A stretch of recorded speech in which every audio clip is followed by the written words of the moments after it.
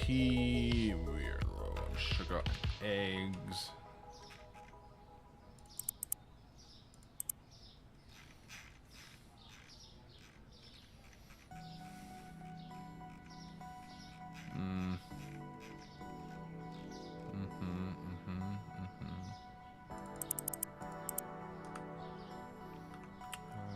One thing that needs to be like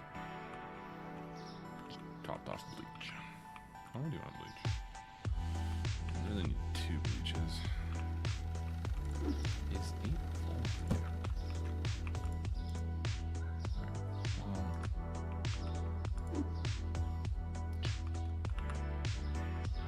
In reality, we could probably just put that there. We can put these chickens over here as well. They just don't stack well.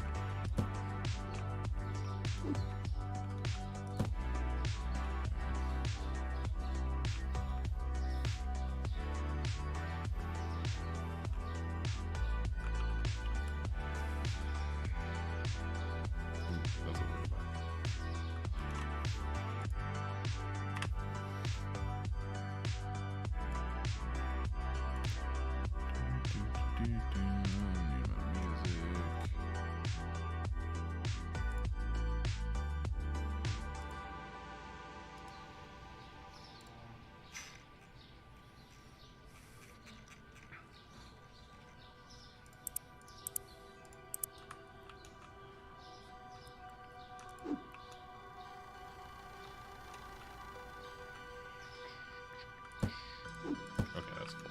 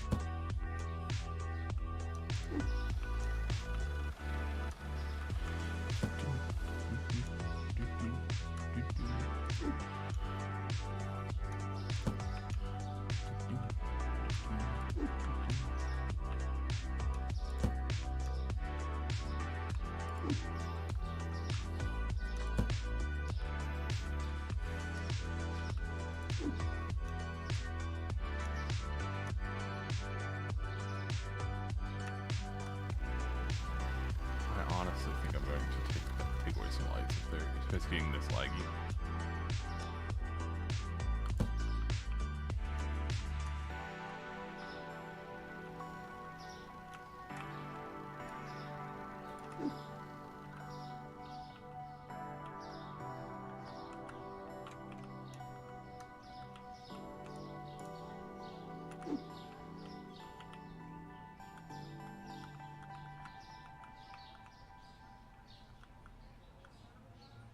I wonder if it has something to do with clashing with the front.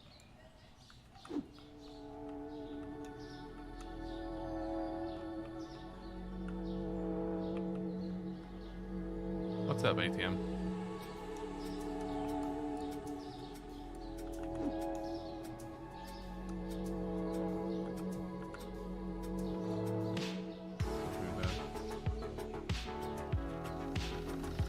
Just like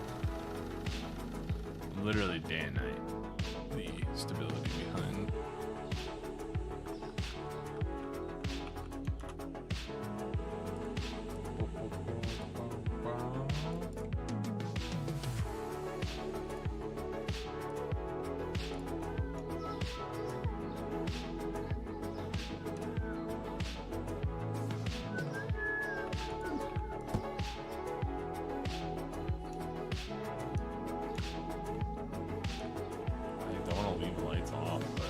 It's probably going to lead to that because it just gets so laggy having all of them on.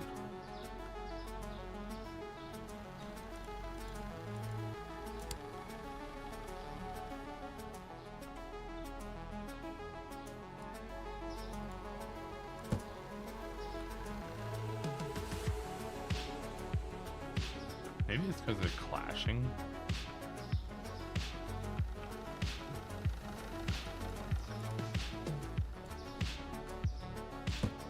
Maybe if I put them far enough away from each other, they won't. I'm still seeing a major drop in FPS. Because when I turn these off, it's like not crystal smooth, but it's smooth. Then I turn them on, and it's like.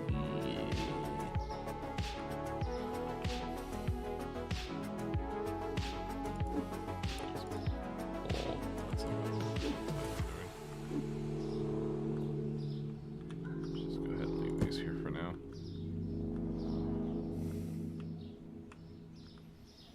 Okay.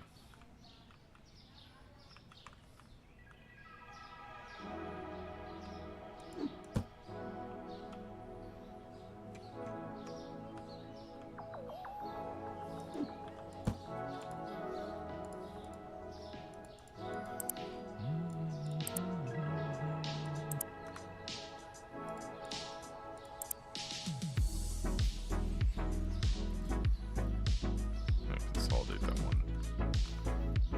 2 flowers.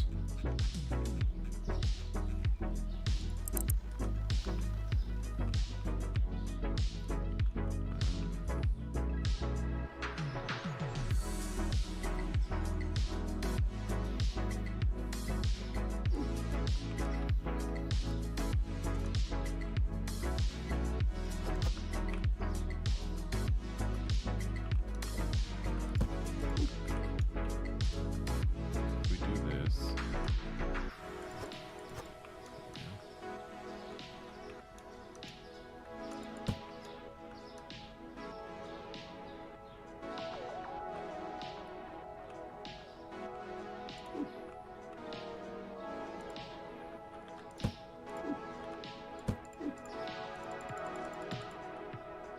The dream is to just drop all this stuff into this and just be happy. What is that, 4? 1, 2, 3, 4.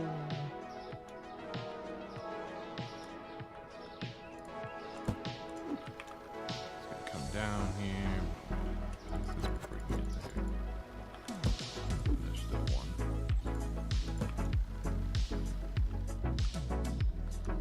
Ow. Mother.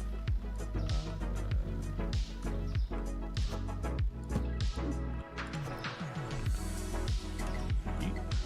Eep. I just want to start that.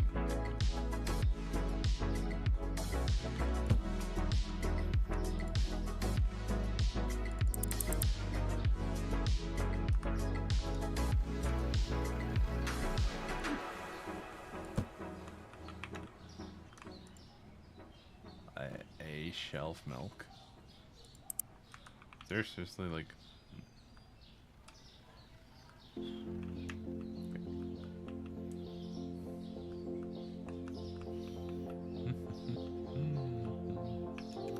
Peanut butter. Rice. What do I need? 1. Oh, peanut butter.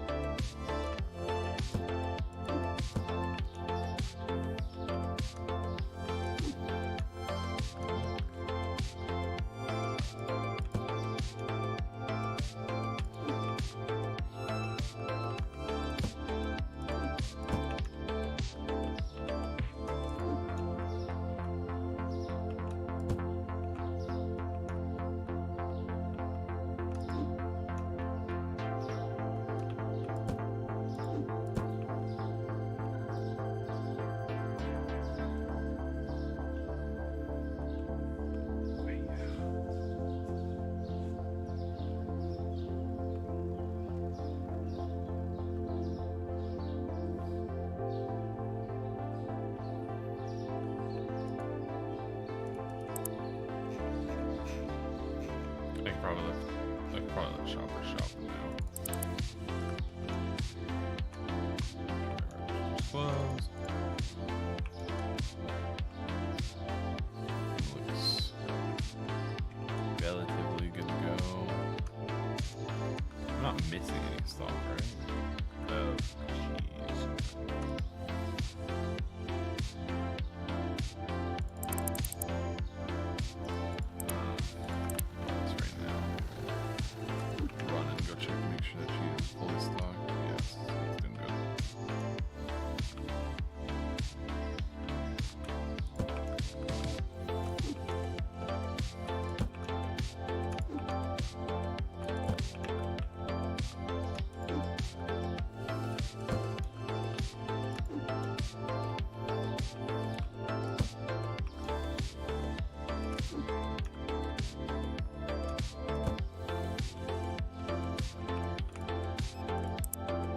Noodles.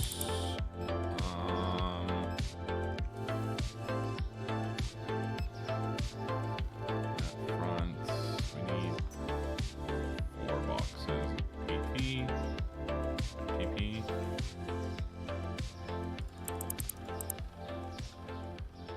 I think I need another tuna, right? No, I need another one of these.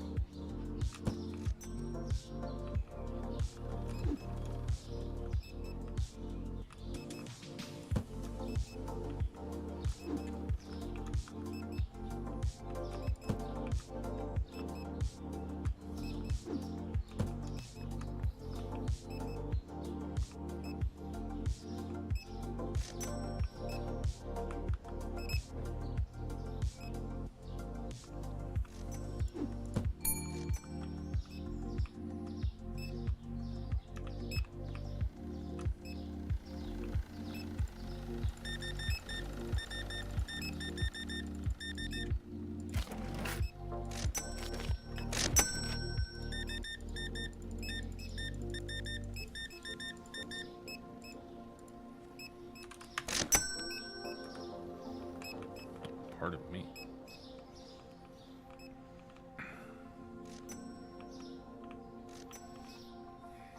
Ooh, fries.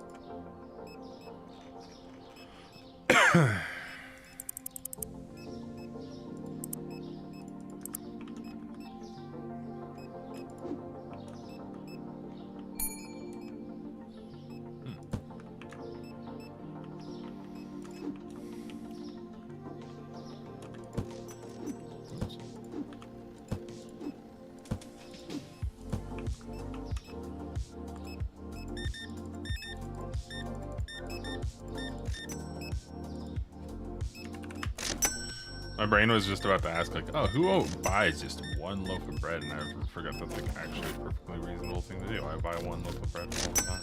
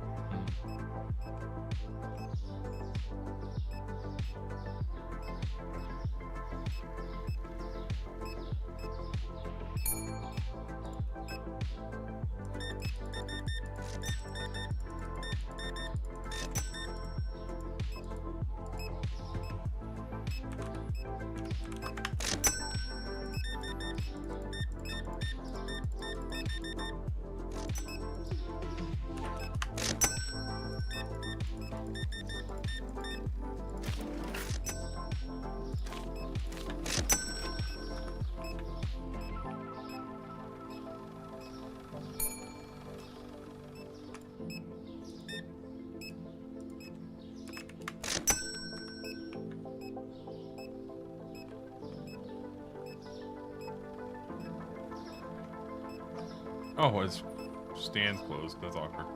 I was wondering why people were kind of ignoring him.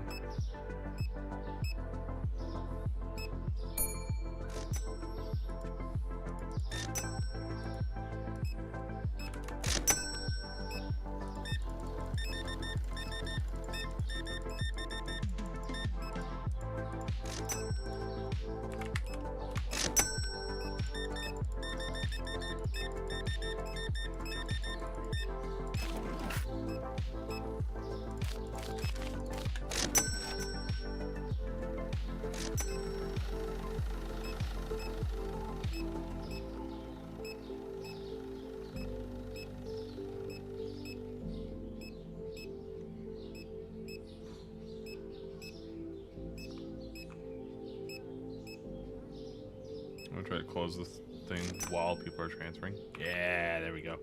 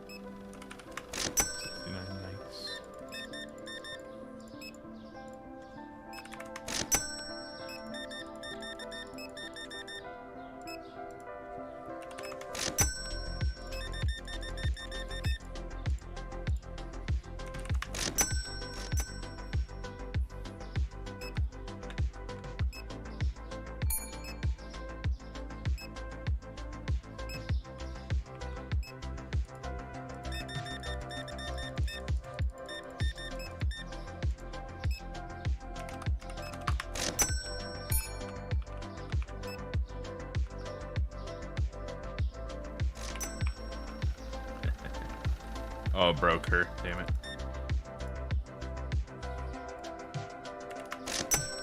Oh, no, it didn't break her. She just lost. Didn't know where to go. I'm a lot faster than these guys are.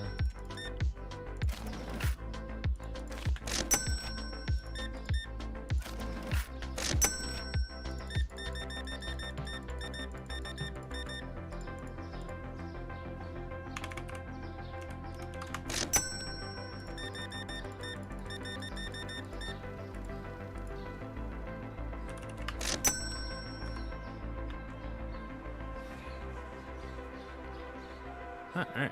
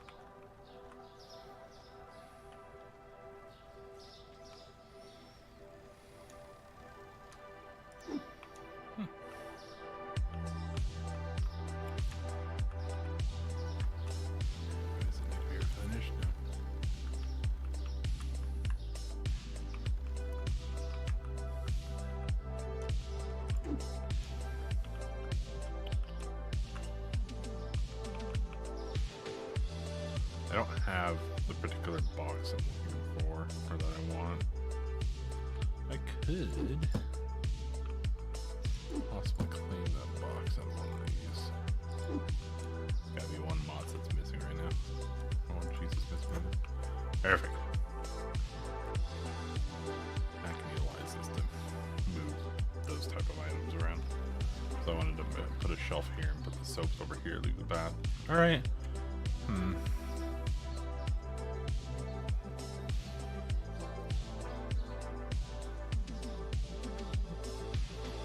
think the potatoes need their own stack or their own shelf because they're in danger of being used up really quickly. And I think these guys need their own shelf. Toilet paper.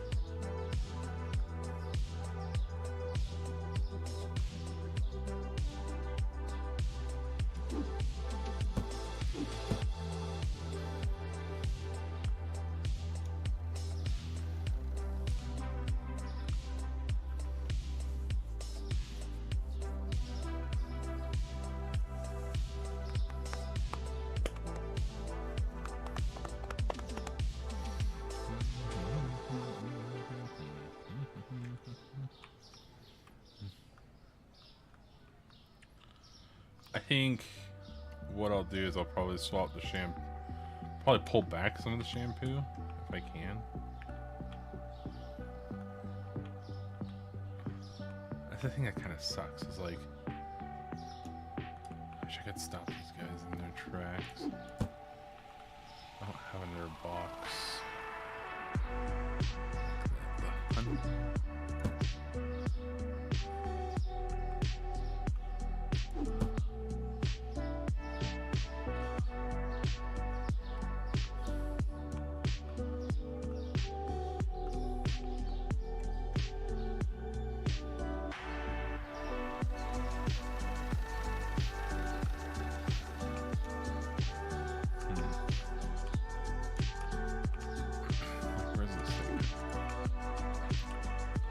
Probably only one per box, right?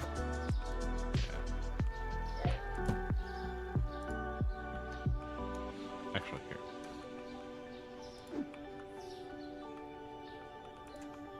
Now.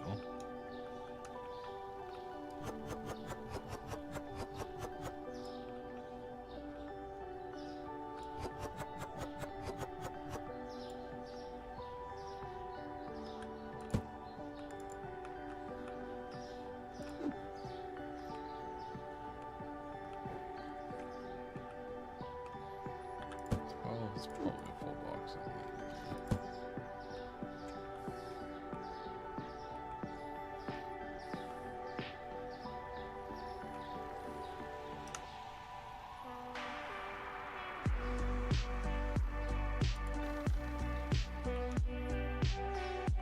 Shampoo in it?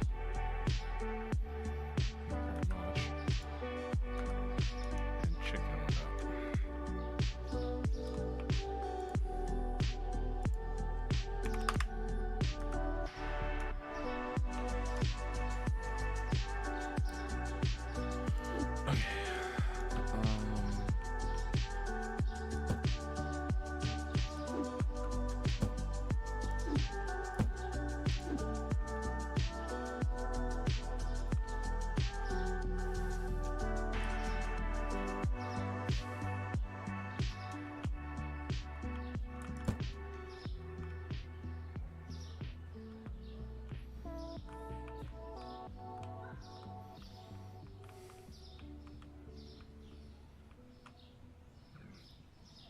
Excuse me.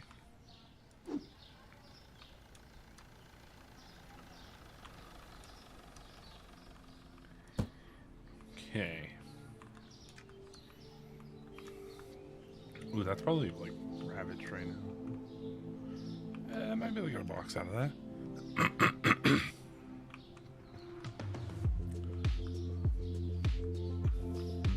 Ooh, I could definitely get a box out of that.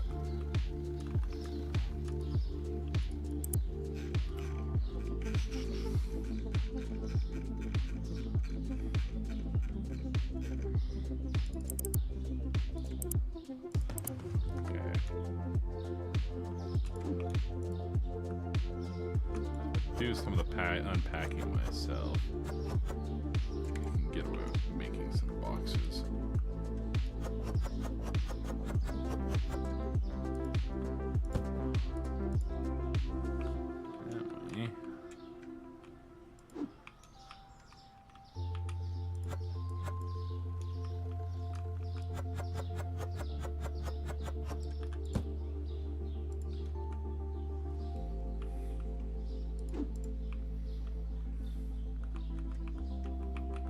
See, this is the problem.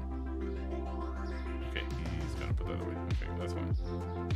And my big problem is that he would have just thrown that box away. I would have really loved that box. Okay, so this is good now. I just need to fix these. I doubt I have enough empty cheese to empty this box out.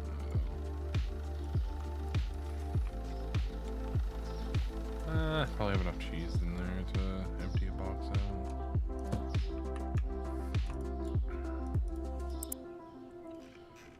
Really, it's just the cheeses that pack so poorly that it's actually kind of nice. I can empty boxes pretty easily with them.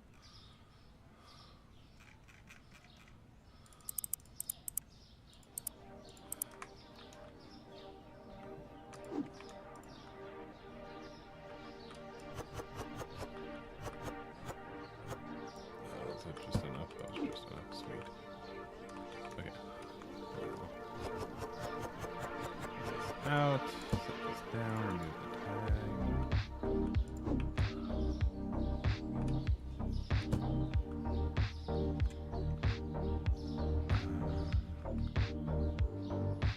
What else is that style?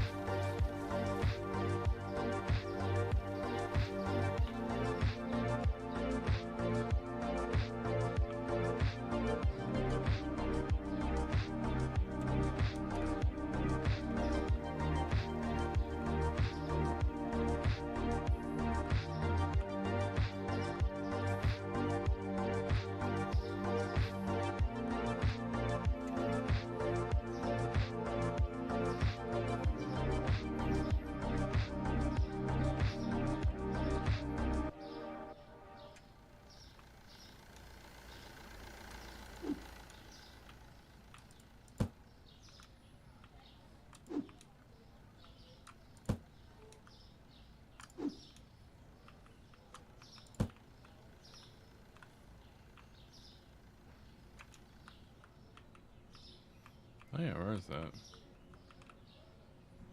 Pasta, or the rice.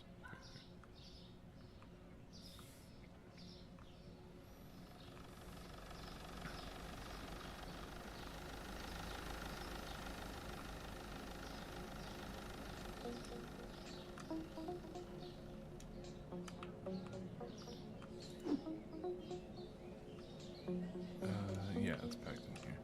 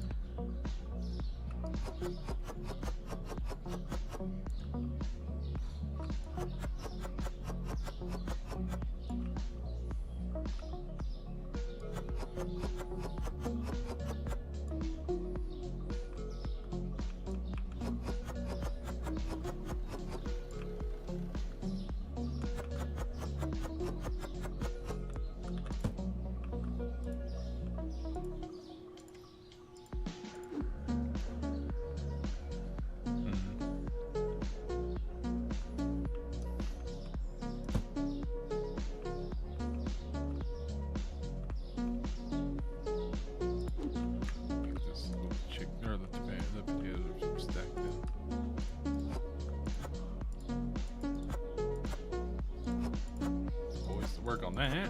And then I would like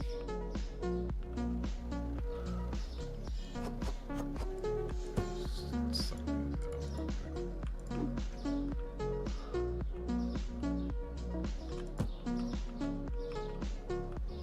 empty your large bolts.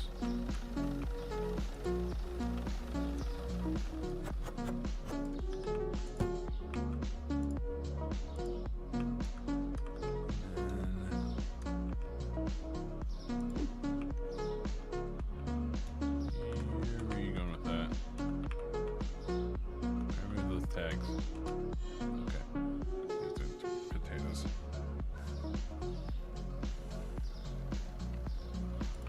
Alright. So we're gonna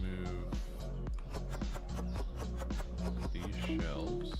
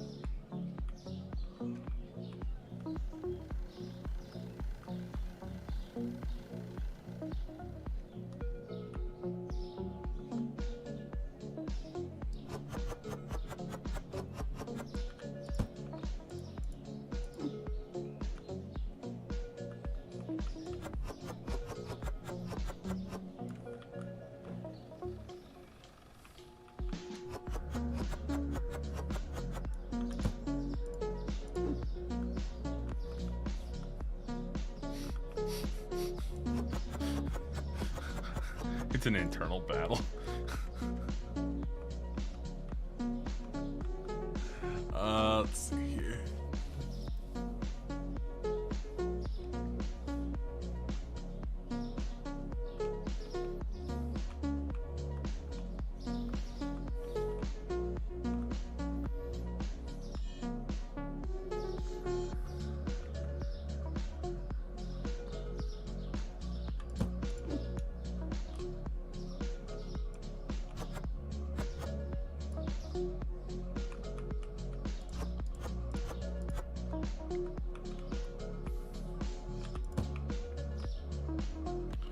See, I wish I could just get a box. Or like order boxes. Just blank boxes. Because I'm hitting a hard struggle here and I shouldn't need to fight for boxes.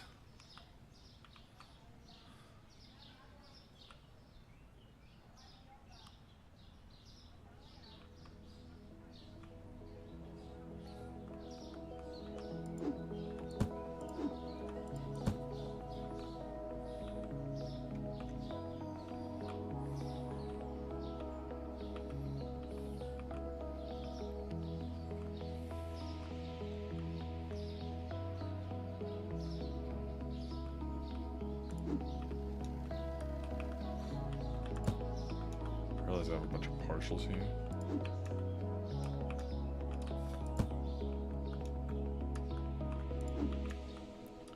What might need to happen here is I might just need a chaos day where I like purposely let stock run low on certain things.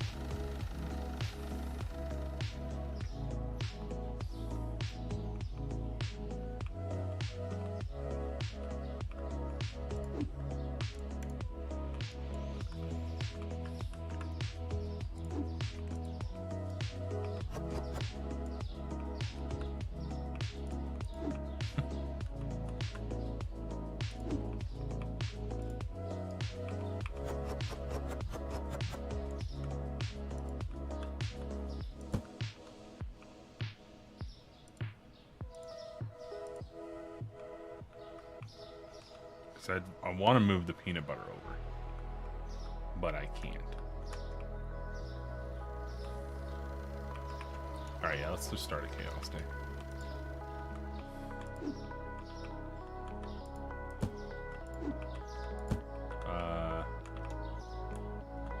I do want to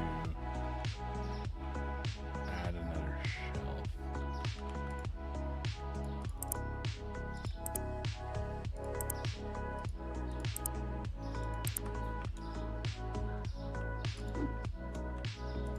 Yeah, I'll help with my chaos day.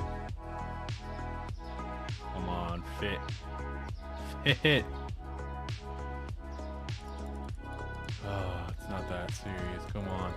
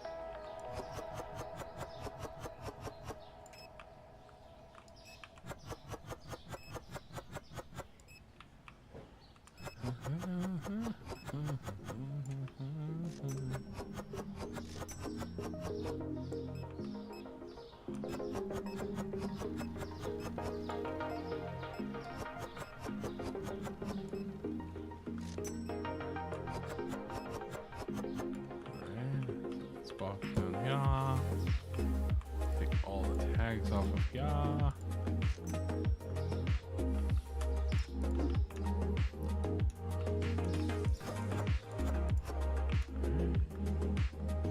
That back there because we don't need it.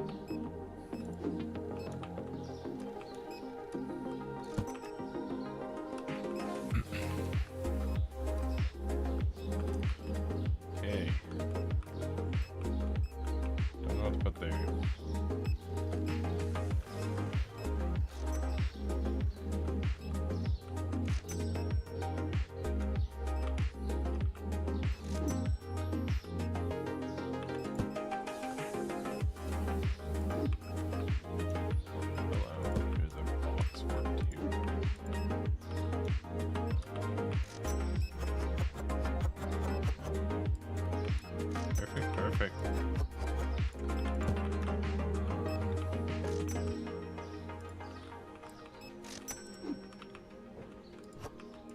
Up there.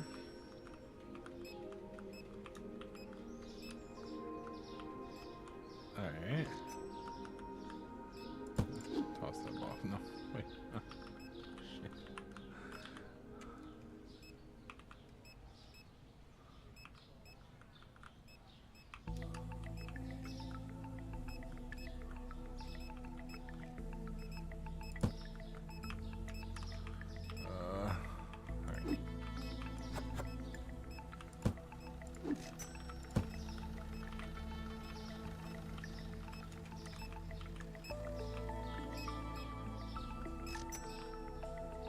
Seeing that giant empty spot there freaks me out a little bit, I'm not gonna lie.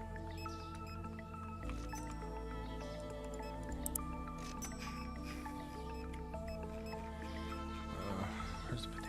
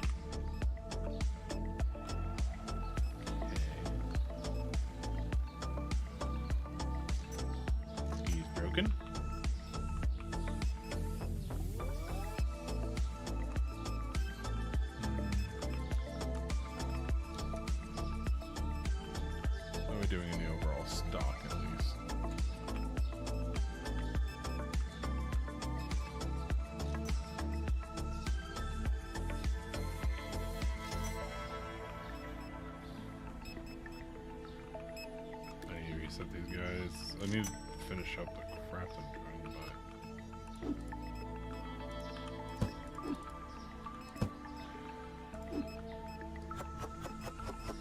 pop this off. Put this down.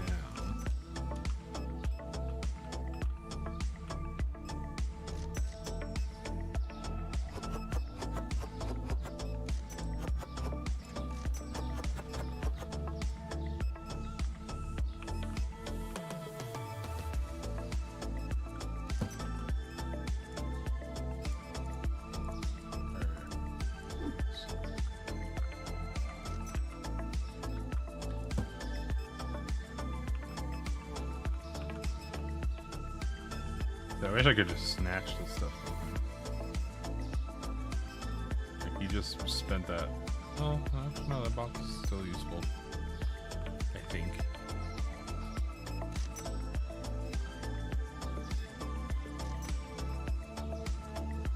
Yes, this box is useful. There's bound to be one person that takes some butter. Or peanut butter. Yes. So.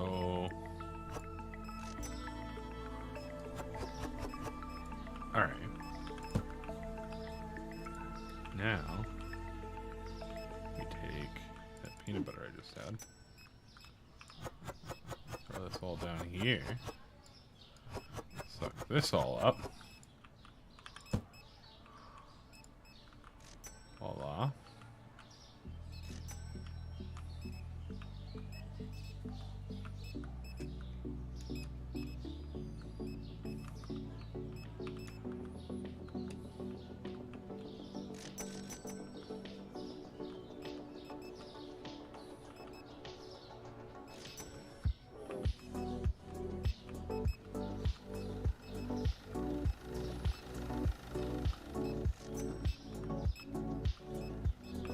Yeah, chaos mode's actually working out pretty well.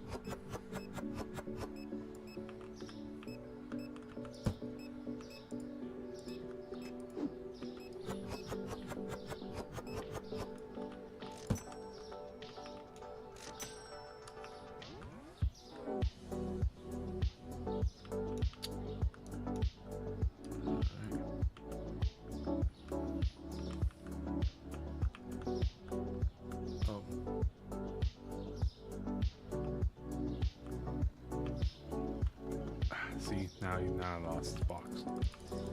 Now the box is gone forever. Oh well. Chill shopping and chill vibes. Relaxing the night away to the smooth sounds of the audio source that I don't remember or I don't remember that you use.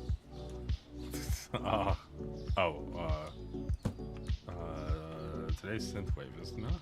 I think so. Sounds about right. Was the expletive just that the stuff fell over? No, I accidentally packed something onto the wrong shelf. It really doesn't mean anything because the packers don't know how to pack the shelves, like the stock shelves yet, so it's fine. I just irritated in my own incompetency.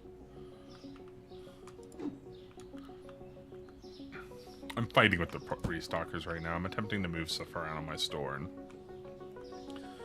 it could be going as soon better. as you empty the shelf, they restock it, and then you have to empty it. And this guy's been broken here forever. because they're not particularly smart when it comes down to me changing what the actual item is.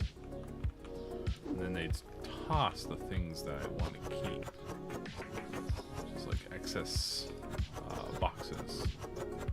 To make my life easier if I had some boxes that are shaped to particular items. Particularly these boxes I'm short on. The little rectangular ones. Mm-hmm. Difficult logistics simulator. Now I have a completely empty shelf, but I'm happy with where things are right now. I'm not dedicating a whole shelf to peanut butter and whole shelf to rice when they stack very nicely. So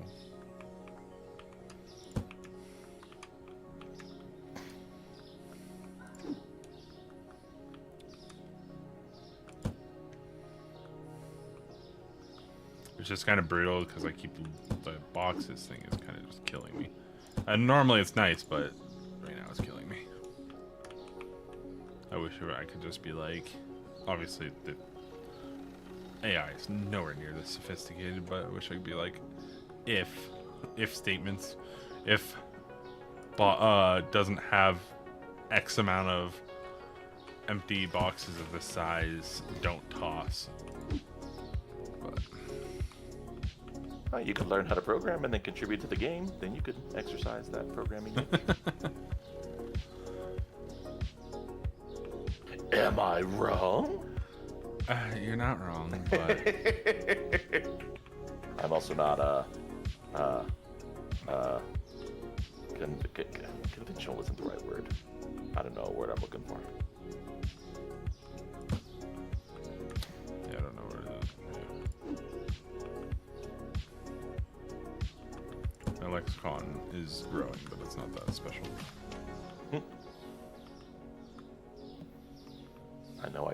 I know the word that I want to use. I just can't recall it right now. It's okay, buddy. I'll save you eventually. He's trying to stock toilet paper on a shelf that doesn't take toilet paper anymore. Oh. Oh yeah, that's what fixes it. Is just stock the shelf fully and he'll go and break off. That's right. Huh. Cool. I do need to still restart it. Because he's gonna just keep doing that until I eventually restart it.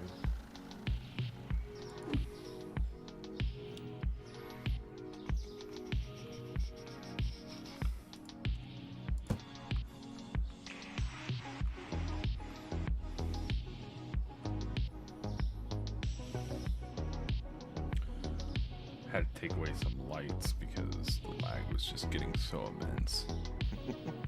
That's actually something I did want to look into.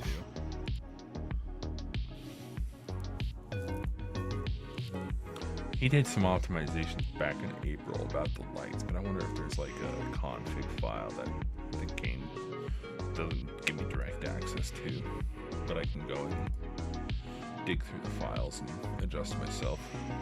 Configuration for what? Just see if I can adjust some of the graphics settings outside of what is given to me, what is very liminally given to me. Right. I know if it's Unity based, I know I've seen something from someone where you just if the game doesn't have like an FOV slider, because it's templatized into Unity, you can just go find the configuration file and change it yourself. That's what was it? It was one of the Fallouts had that where like I can't remember what it was, but one of the Fallouts just didn't have some setting wasn't there or something. It was like a blur setting was messed up or something like that, and Dan was just like, just go into the thing, add this line of code and hit save, and next time you load up the game it'll be fine. And it was like, okay. And sure as hell you pop it into the config file and it was just like, all right, that makes sense, I guess. $3,000.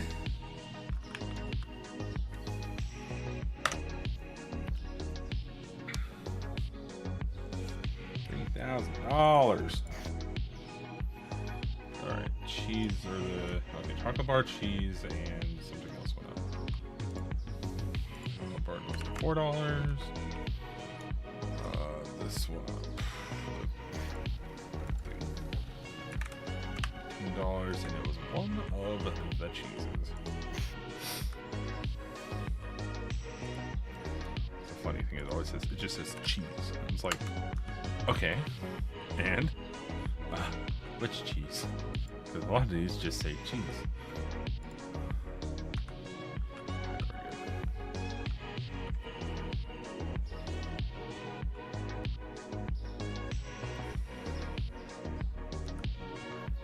My Four Stooges this time.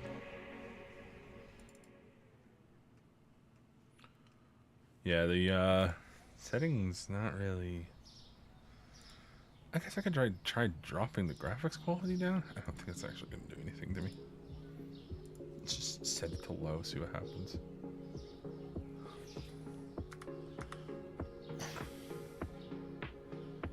Alright. Problem is that as soon as I turn on lights, that's when I usually get frame droppage. But if it wants to stay like that, because I don't really care about the quality of this.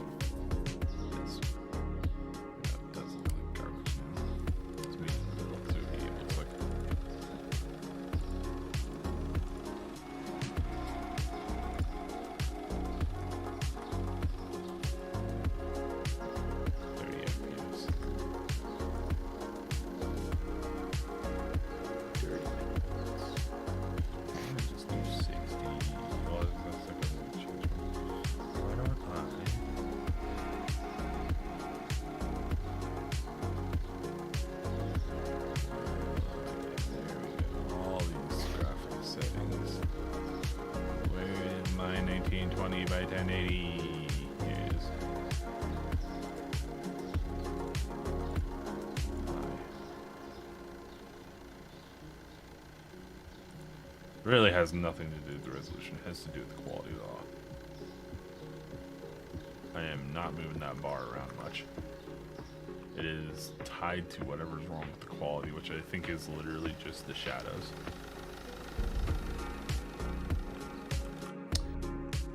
There are indeed many posts about it.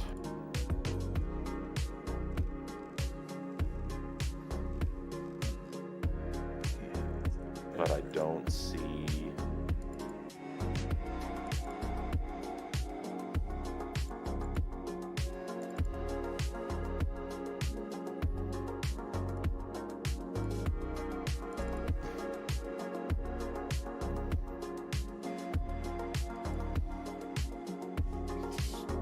Wow. Whether you're experiencing low FPS, stutters, drops, or lag, the following solution should help. Enable full screen, lower the game's resolution, decrease the graphics quality, optimize your PC performance and demanding processes, adjust the PC power options, check and prevent overheating, update your display drivers, enable Windows Game Mode, upgrade Visual C++ redistributables. Like the last half of that, people just should generally have done anyway on their computer. Yeah. Dude, I was actually kind of surprised. The first thing that I thought of when my audio interface kept going out, right? Mm-hmm. The first thing that came to my mind was, does my computer have USB suspend mode on again? And to get to that fucking setting in Windows 11 is like pulling teeth. 2 layers of classic. It's not even the right advanced. It is about 5 layers of the modern, and then finally when you get the classic, you can get through about 2 more layers. It's like it was so bad, and it was just like, oh yeah, and it's just like, you guys you left it here. It's in the operating system. Can you please just leave a button that lets us go to the classic control panel? Like, your thing's shit. That's why the old one's still here. Could you just leave us a gate? Like, I don't have to torture the computer to give me the information I want.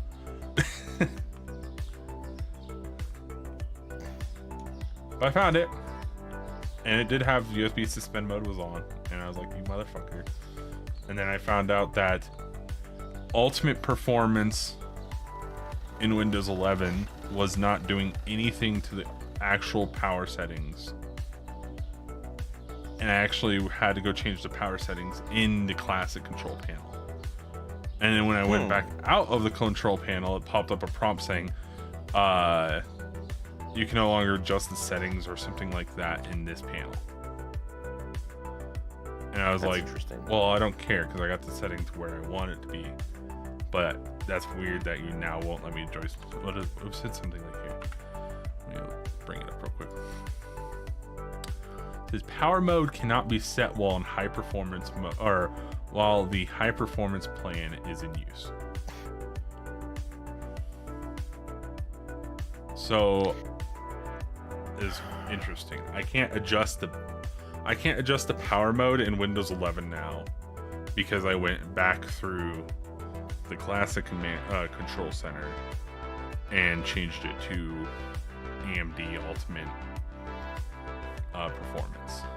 Yeah, I was gonna say that I remember running the command prompt command to do ultra always on max whatever power profile, and I'm pretty sure I've been back to the power profile.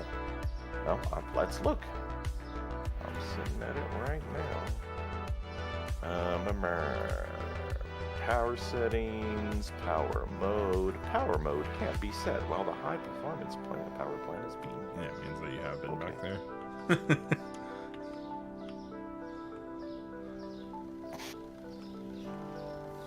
Yeah, I just thought it was the weirdest thing. I was like, isn't that the whole point of the power mode? Like, shouldn't it be working in unison, not adjacent?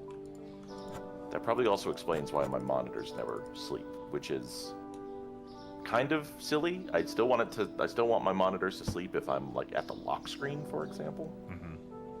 Don't sleep the system, but at least. Yeah, mine do that at least. I've wondered if I've done something else. And you might need to just go back and just run through the power setting area again. Yeah, that's what I was looking at.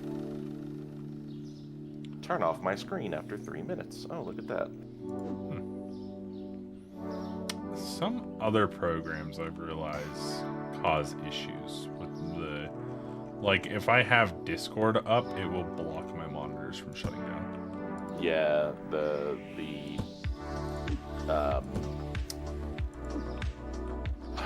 I should take that back. Not when I have... It is when I have Discord up, but it's when Discord has something going on it. It blocks it from going... Like, if I have, like, a GIF or something like that, it'll block my computer from going into this, shut off the monitors. That unfortunately doesn't surprise me. You would think it would only be like voice video streaming. Yeah. Computers and the context and interoperability is...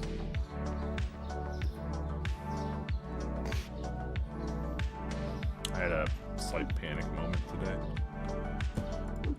The engineer for the truck that we work on, Tennis Channel, texted me and he was like, where is the stub for the other robo head?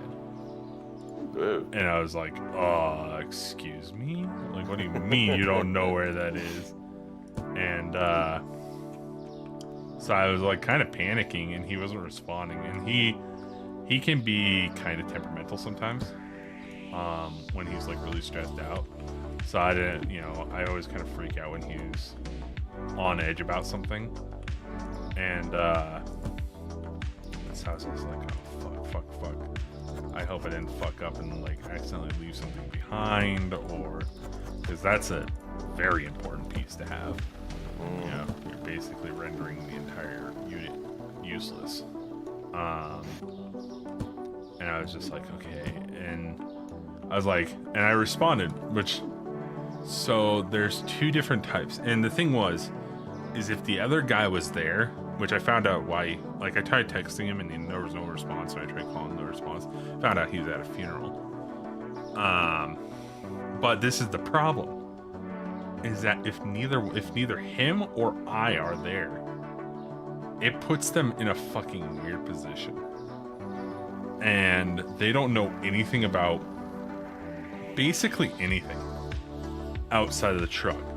That's Ethan and I's like realm, and so they have the hydras and stuff like that. Like they know a lot, but like when it comes down to like the actual like camera gear and shit like that, that kind of gets a little weird. And the robos, they're completely hands off. I realized, like, that's us.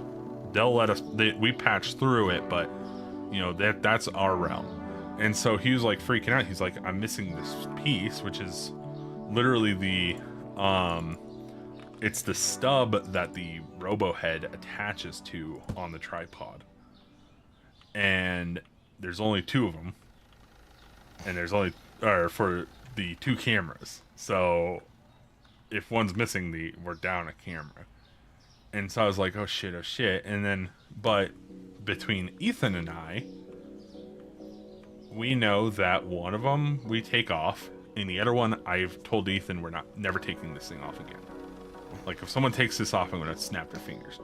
Like, because it's such a bitch to get back on. Because for some reason, the one with the red handle, the bolt is actually welded to the bottom plate, so it's not that hard to actually take on and take off of the tripod. The other one, it's actually a through bolt and goes to a nut, and to get that thing to tighten is a bitch, and you need it as tight as you can because this camera is like 10-15 pounds that's swinging around above it. And so I never take the gray one off, but I always take the, like, once, you know, I'll take out the red one because it's not that hard to put back on. But Josh is like, I don't see the red one, I don't see it, where's it at? And so I responded, I was like, if it's not on the camera bag, it's in the box with the robo heads. And I get no response. And I'm like panicking at this point. I'm like, oh fuck, like they were missing it. It's got left in Texas. That's fucked. It's a huge fuck up that's gonna be on my ass and everything. And I'm like freaking out. I'm like, oh shit, this isn't good. And so I'm like texting and calling Ethan, trying to figure out like answers. You know, have you guys seen it? Has anyone seen this thing? Where's it at? And then I texted Josh, I go, did you find it? And no response. And I was like, oh, here we go. Josh is pissed off. You know, I'm not going to get anywhere. And there's going to be no communication on this. And then he finally responds and he's like, I haven't heard yet. And I was like, what the fuck does it mean? I haven't heard yet. Are you not on site? Like, I go, are you not on site? I'm sorry, I misunderstood this one. And he's just like, no, he's like, I just got so much other shit I got going on. And I'm like, oh, well, is Ethan working with you guys? And he goes, yeah. And I go, well, I'll just talk with him. And he's like, he's at a funeral. I'm like, okay. So you guys are just dead in the water right now. Got it. And then finally, like, around 2 or 3, when I was just like kind of coming down from panicking about it, and finally he just texted me. He's like, yeah, that's exactly where he said it was going to be. And I was like, okay, we could have just checked. We could have just popped open the box and gave me less anxiety throughout the day. Like, I also found something I thought I lost. oh, did you find your power supply? Yeah, it was in the bag that it was supposed to be in, that I swear I scavenged like 5 times. I don't like specifically. I got into the mode where I was rechecking everything. I was pretty damn sure I checked. And you know, I don't remember what I checked every time I checked. I sure thought I did, but sure enough, I went through it one more time earlier today, and oh hey, look at that. So, a lonely power cord here. Plug it in. Things start charging. Oh, hey, look at that! It's the freaking. I literally had that issue just like a day or 2 ago, where it was just I have a Anker like MagSafe charger that attaches to the back of my phone. I haven't been using much lately because ever since I got that snap adapter, it's not been charging correctly through the case. And so I haven't been using it much lately, but I still like it. It's a really nice charger because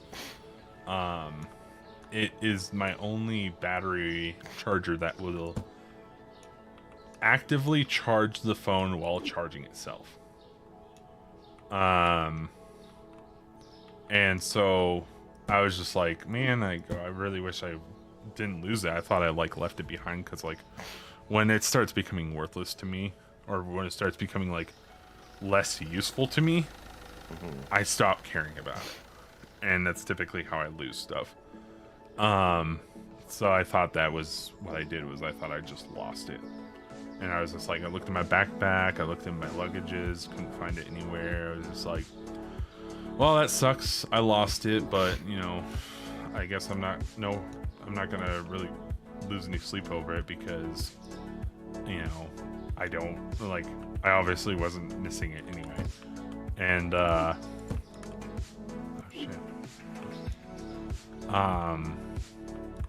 And then just yesterday, I was sitting there and all of a sudden I was just like, oh, there it is. It's sitting in the front pocket of my backpack. I never put it up there. I was like, okay, cool. I guess I found it. The long lost item is back.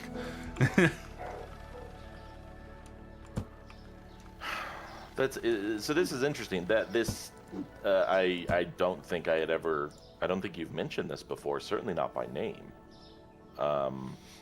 And that's interesting because I certainly have frustration around. Frustration is the wrong word, but like I also, now that I've gone into MagSafe pop sockets, have kind of been just annoyed taking it on and taking it off, leaving it in my pocket. Shockingly, I don't tend to leave it behind and take my phone on, you know, desks and car and all that kind of stuff. So I have wondered about some kind of a solution like this. I'm looking at their site right now. The thing about I have given some honest thought as to if there is a middle ground of MagSafe pop socket plus something else, and it somehow charges through, which is a dumb thing to think about. Because like the whole wireless charging is already problematic in terms of waste, and the more millimeters you add, or the more density you add, the more power waste, the slower the charge, the inconsistency of the land and all that kind of stuff already is. Yeah, and so I assume by the looks of it, these grips are pretty dense. I mean, they're pretty thick, but they're not like... My biggest thing about mine is I think it's... The only reason why I ever really have issues with it is I think the Pelican case just adds that little extra beyond that. That was going to be my next question. Remind me which case. Yeah, because like my Pelican case it's not super thick, but it's just, I think, that extra bit. There is times, and I still think I'm having an issue. Like I think I have a little bit of realignment or a little bit of alignment issues. But if I put it on my charger at night, and it would never bother me if it wasn't for the fact that it overrides the fucking the noise it makes for, even if you have your phone in silent, the noise it makes for MagSafe charging annoys the shit out of me, because if it's not perfectly aligned, it'll keep making that noise. It'll go ding, ding, and then if you have a Bluetooth, I think it's the Bluetooth device that fucks with it, or I'm not sure, but it will override your silent settings and even your do not disturb settings. It'll just play the noise all night long, And it drives me up the wall. Wild. Anywho. Let's see if I can get a good picture of it, like showing how actually thick this thing is.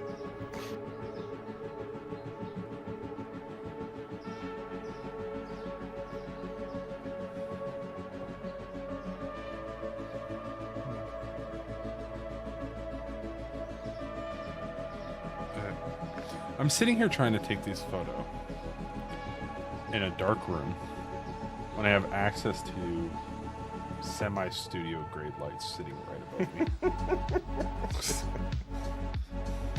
me. The little shit, man. Yeah.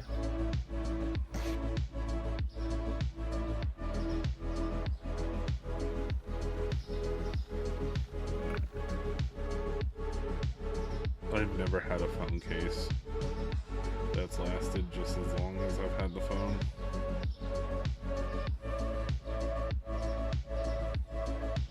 Like, I doubt it was actually Pelican that made this case, but whoever they allowed to use their name definitely did a damn good job.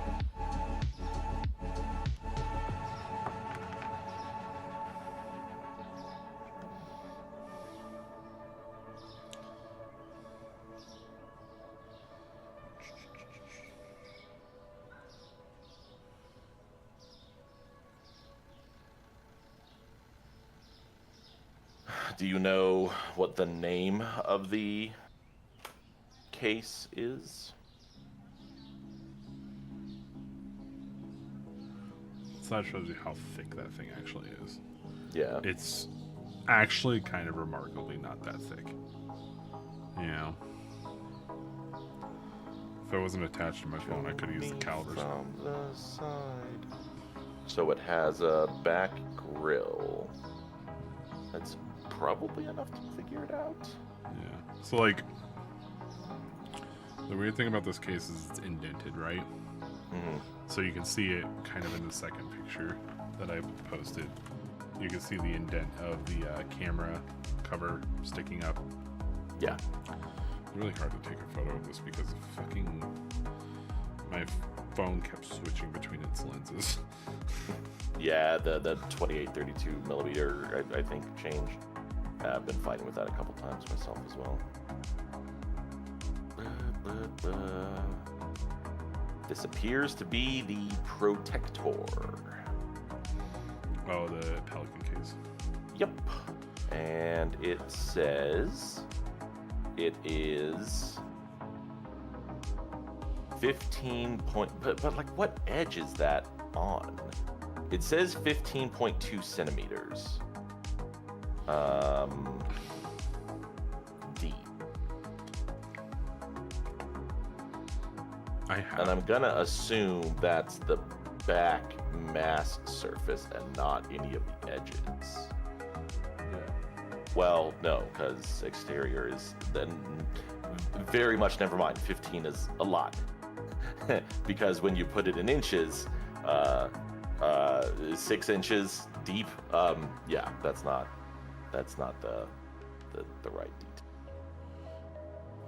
Exterior, it doesn't say how big it is phone to back of the case. Snap's site says that if the case is bigger than 2.2 millimeters, it's known to cause a problem. Ideally, cases are thinner than 2 millimeters. I don't know where my calipers are. Normally on my shelf, but they've ventured off.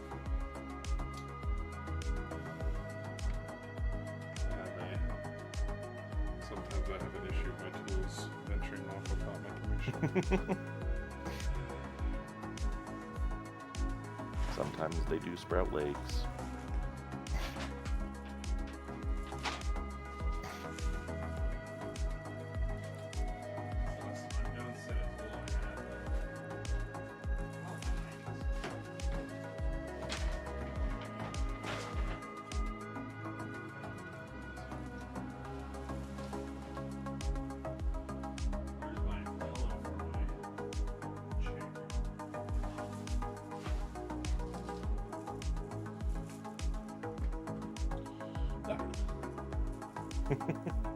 Your calipers are my my adapter for my battery.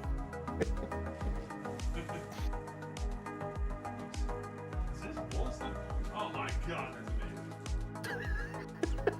I just found a stash of candy canes.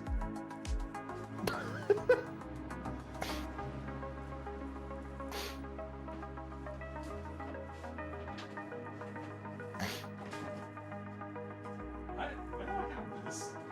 Oh no, I have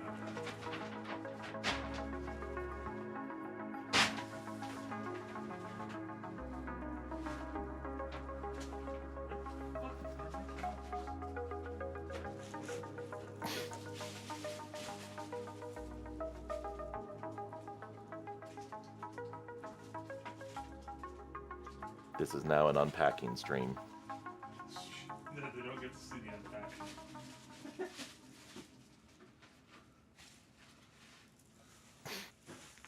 Keep getting excited. I see my iPad because they're in a hard case.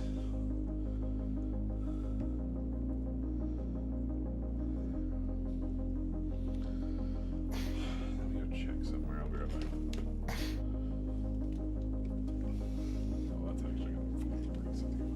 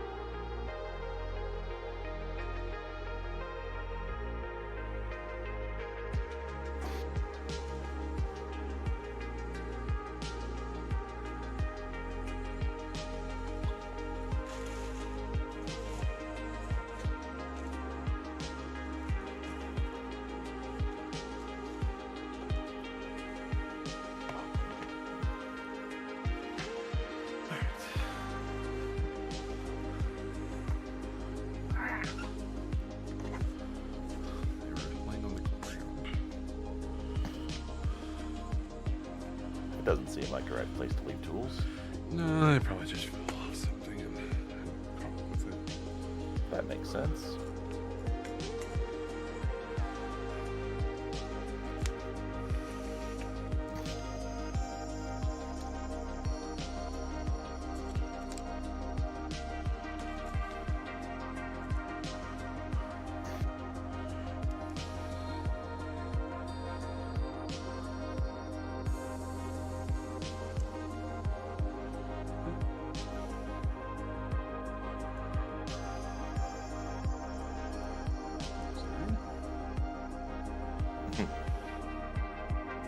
Pretty sure it's thicker than 0 mm. No, it was having 0. Collage.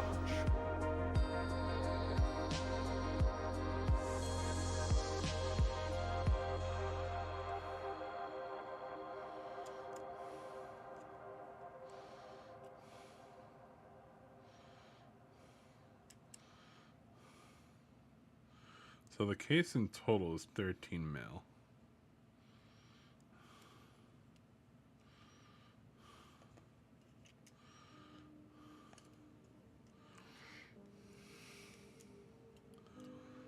And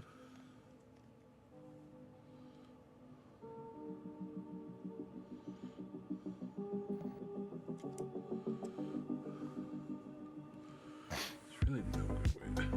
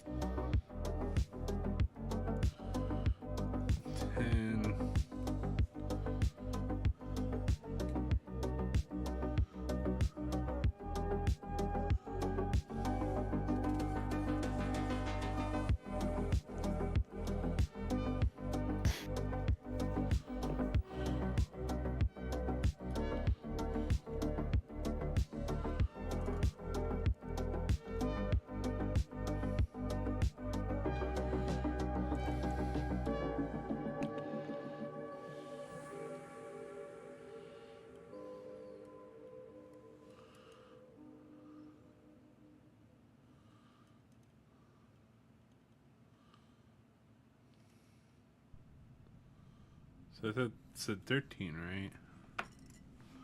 It's 13, 10, 2.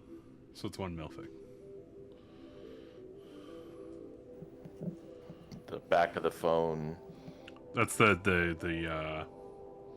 how thick the back of the case is between the phone. Yeah.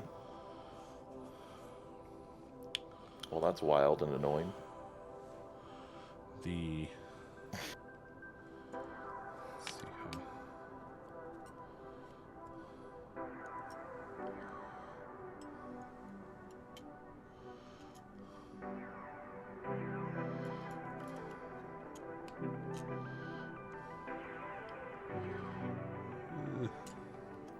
What does it say on the site? The Snaps 3 mil?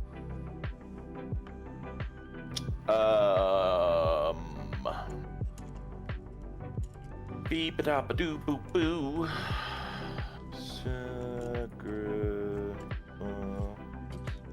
Assuming you have the 4. Yeah. It says it is 2.5.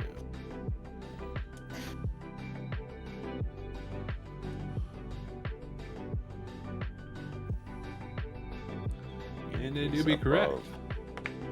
Any case above 2.2 may present issues. I was asking almost about all the cases actual are under 2. snap. Yeah. The thickness of the OSNAP itself is 2.5. Okay. I keep doing this. I keep zeroing out when it's like at some sort of weird ass spot.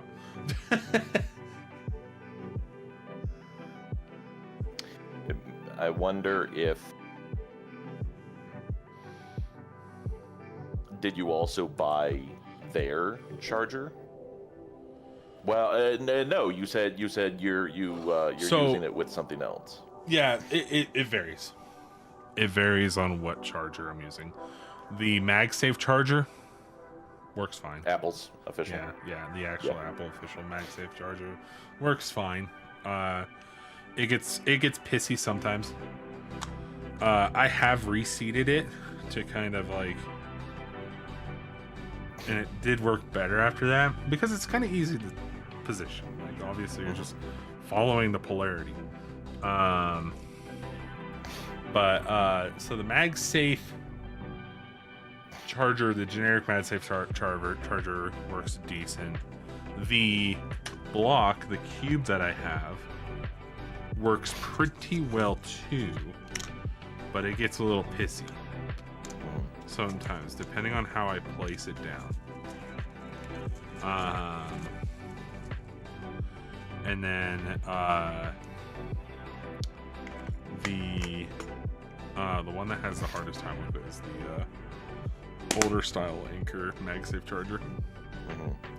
And I don't know if it's the MagSafe charger because it charges, but the charger itself shuts off after a while.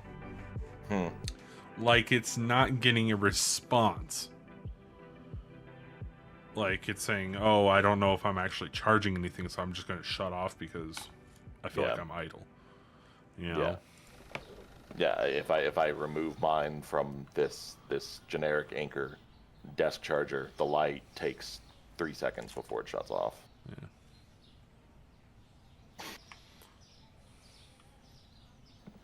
But yeah, so I kind of missed that charger a bit because, like I said, it was the only charger that I've had that will charge the phone while actually charging itself. So it made travel pretty awesome because it had a kickstand. This is my problem. I don't know why I do the things I do. Where do you think I just put that caliper? Under your desk. Correct, but what do you think I put it in? In a desk drawer. No, I threw it in my backpack. I don't know why I needed my backpack, but I threw it in my backpack. It's now in my backpack. So, right. in like 3 months from now, standard tools. Yeah. Gotcha. It's not my pro kit. It's not. I don't need my calipers all the time. You're not building a truck. You're unloading a truck and cabling. Even at that, if I need something that sophisticated, usually what they have is a lot better than what I have.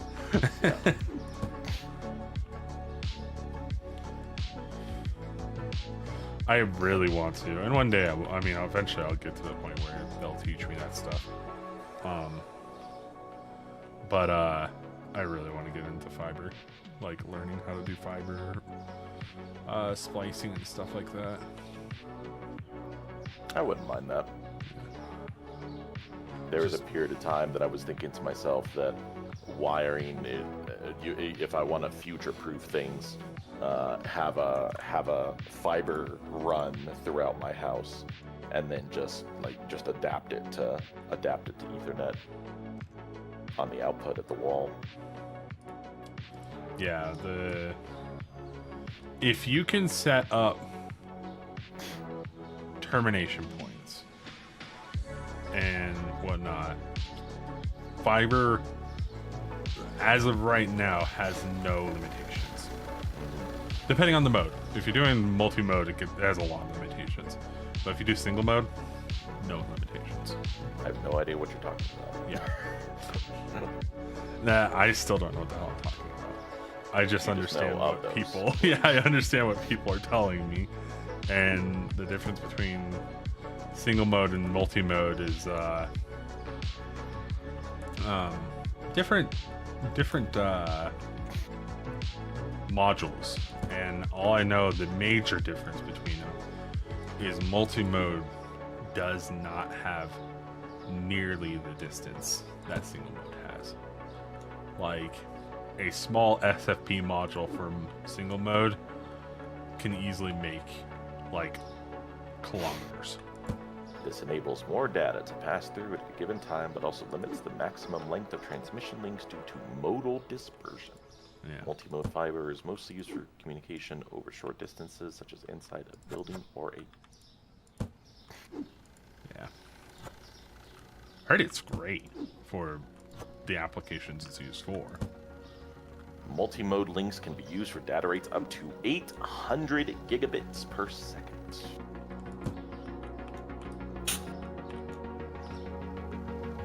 But like, effective range is nothing when you start doing that stuff. The effective range of single mode is insane. Wavelengths, core size, science. Minimum reach of Ethernet variants over multiple phone. No, that's not what I want.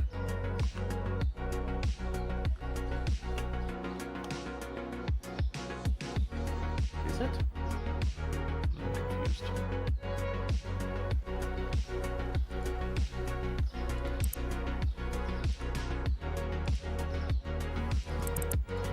Huh. I think it is. No, I don't think it is. I don't understand what it's. Maybe it is. I don't know. But no, these are longer because this says 400 meters. But what I assume to be, I think this is all multi-mode and not multi-mode versus single mode. Distance.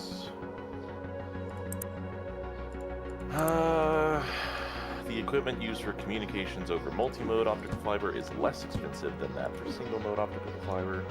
Typical transmission speed and distance limits are 100 megabits up to 2 kilometers. 1 gigabit up to 1 kilometer. 10 gigabits up to 550 meters. Less expensive than single mode. Sounds alright. Really?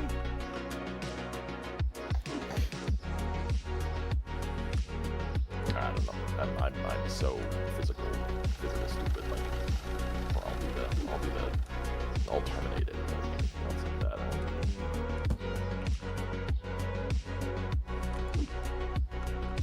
Yeah, that's why I really want to get into it. I mean, and the thing is it's not like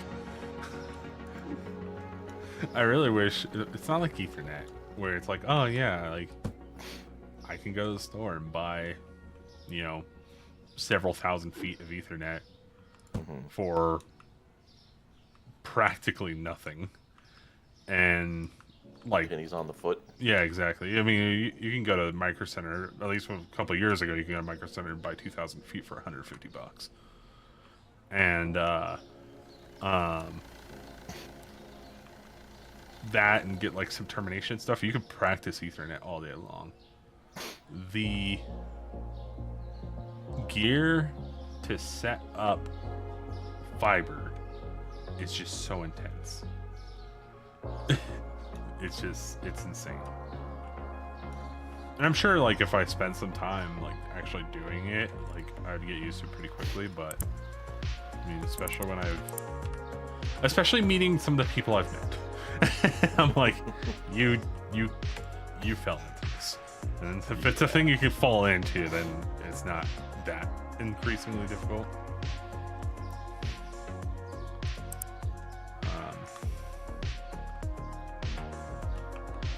But yeah, I mean, it's just I was very fortunate to have Boxcar's paid or checkbook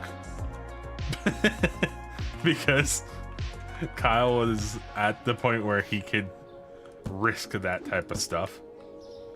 And I got to have like a little introduction to that thing, and I don't have that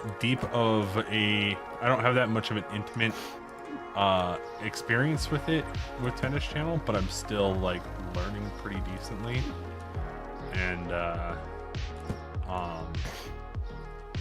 eventually I will find the day when I have to like actually, because Josh was telling me, because we were working on some stuff and we were having a hell of a time for some reason, and we still are having a hell of a time with some of the equipment, where the cameras just sometimes don't want to work, like and luckily these cameras are designed. They're very they're very centric around people that they want to know what the fuck's going on. They don't want to just like have some sort of weird ass now call it a day. yeah, exactly, because the thing is that like you can plug in these cameras and it'll be like on the other side of the camera, it'll power up, show you image and everything, and the day is good, right? Yep. And then all of a sudden you get a phone call from the engineer saying, I have no control or visual on that camera. And then you just sit there going, that's weird because I see everything perfectly fine right here. But then you learn there's a switch on the left side that'll tell you everything about the fiber connection from the camera to the CCU unit. And it is, I just did the ATM machine thing. Sorry, the CCU. And it'll pop up like information like, hey, here's the camera's connection, here's the CCU connection, like here's your DB you got going on, like here's what your loss is and everything. So it'll give you a bunch of stuff, and then for some reason you just start unplugging, plugging, unplug, plug, and as soon as all the lines go green, then you're happy. It's like it's still back to unplug it, plug it back in. But you know, at least you have a certain thing that will tell you. But then we had random issues in Dallas, and I could not wrap my head around what the hell was going on. Josh would just randomly go, I lost iris control. And we were like, and then we'd be like, how? It was working 2 minutes ago and nobody's touched the camera. Like, nobody's physically touched the camera. Nothing's changed. The gremlins got to it. Well, that was the one thing I was kind of questioning when I was in Atlanta, and we literally never unplugged the camera. Like, the only thing we did was power cycle the system because we had shut everything off at night. And I kind of was wondering, there was one possibility that Josh was saying, like, that's 100% a thing that could happen. But I was kind of wondering, was we had that really severe aurora borealis where it was actually showing up in like the southern states. And while they look pretty, that's like solar radiation. Yeah, radiation hitting their planet, and like it fucks up a lot of things. It causes surges and shit. And I was kind of like wondering, I'm like, did that fuck up our camera? Because like the camera was working fine up until that night. And then Josh is like, well, sometimes what happens is like they'll have dust in them, and the connectors, they still heat up, like from the light passing through them and stuff like that. And I was just like, yeah, but still kind of weird. Like, I don't want to ping it too much on coincidence, but kind of an interesting time period for that to start acting up. Because it wasn't even just one camera. It was like a few of our cameras just started randomly acting up. And I was like, okay, well, shit's getting weird.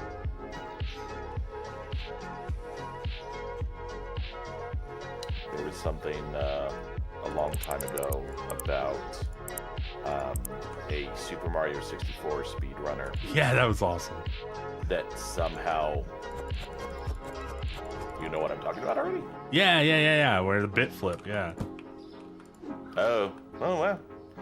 Yeah, he all of a sudden elevated to the very top of the TikTok clock tower. But it inevitably was just memory corruption for heat, physical, solar flare, whatever reasons. Well, it was actually I think Veritasium brought it up during one of his videos. I don't remember him talking about it, I don't think. Well, so it was he was talking about alpha particles, and it was during the video where he was talking about how the plane that randomly dropped, I think it was like 10,000 feet because of a bit flip.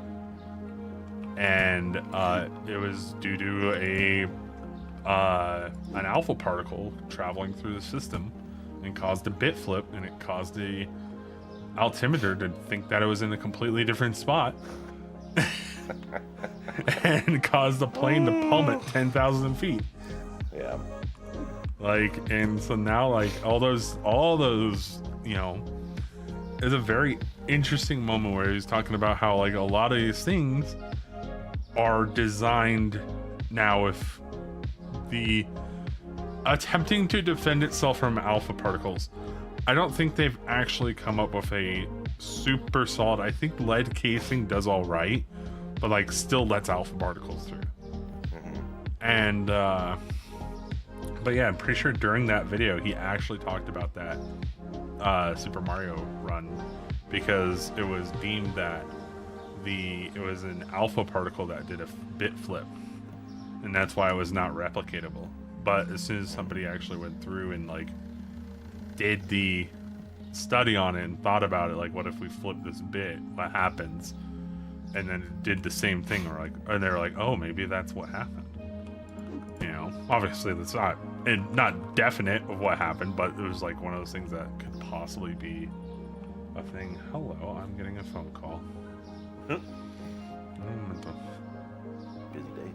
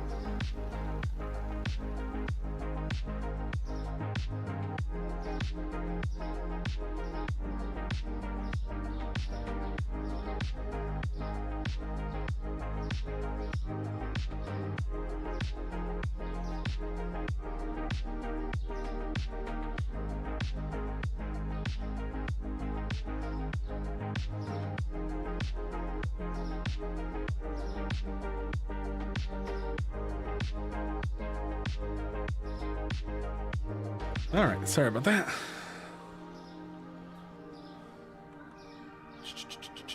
What was I doing?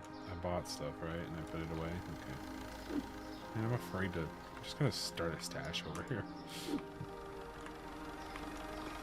My backup boxes. Alright, Silver Shadow, what's up? Hopefully you're still here. Alright. Sorry about that. Start's going well. Everything is chill today. A little bit of a hiccup this morning, but for the most part, everything's been pretty laid back.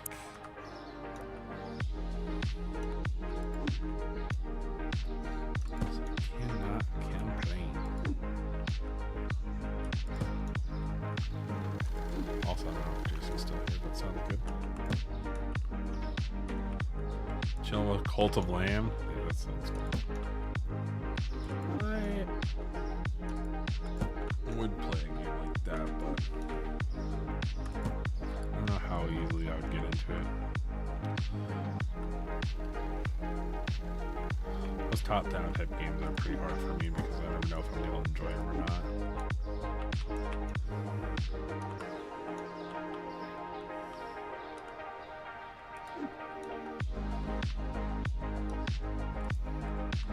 I think it was just a 3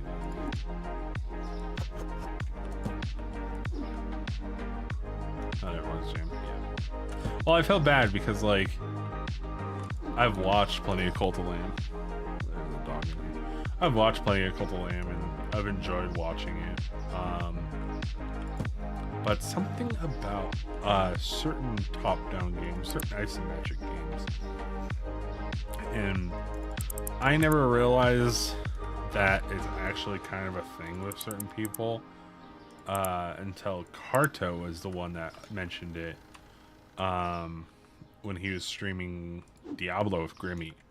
And he's like, sometimes these isometric games, man, they just make me exhausted for no reason. And I was just like, oh, like that's that's interesting because I'm the same way. Like I just get exhausted when I play them, and I'm like, interesting. And so I've realized that is a thing that happens. It's just like Hades. I love Hades. Can only play it for like an hour tops at a time, or else I just completely get burned out.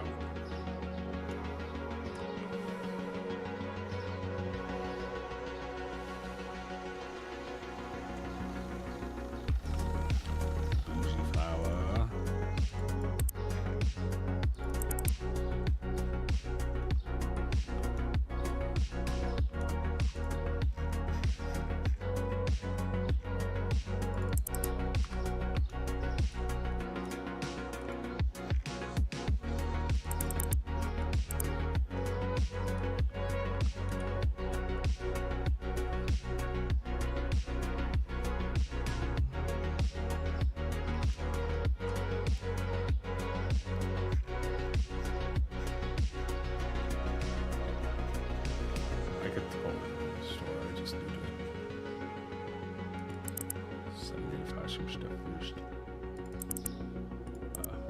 Space.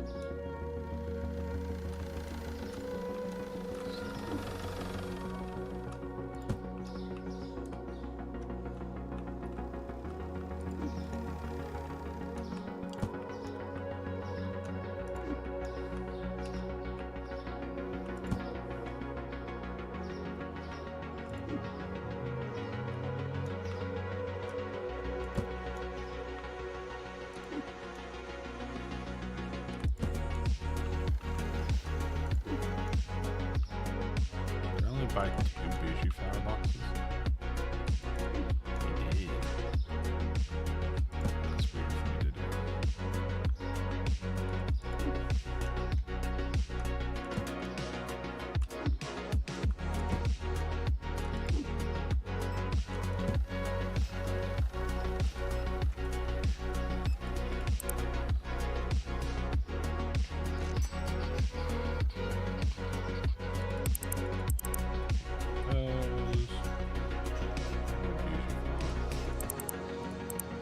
Buy 3 just in case.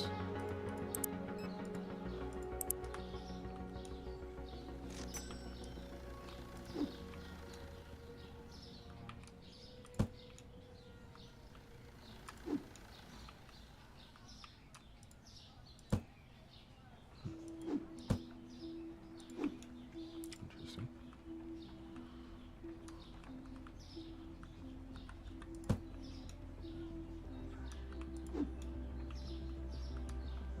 Oh, I realized I never reset my games. There might be some weird glitches.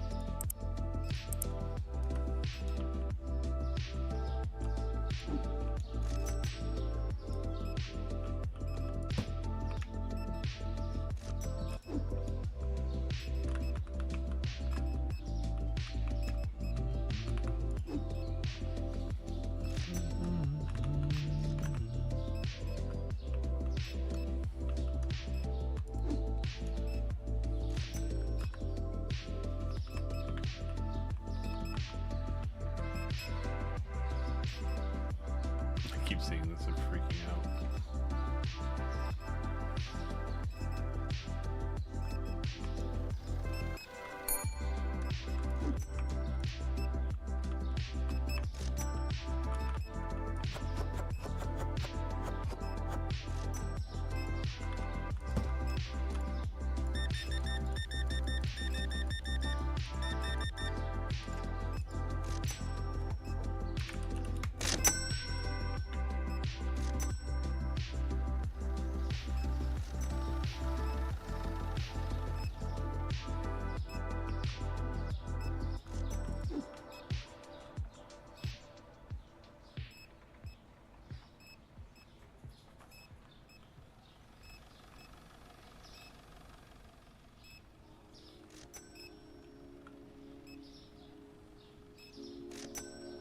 Come on, anyone got a hankering for honey?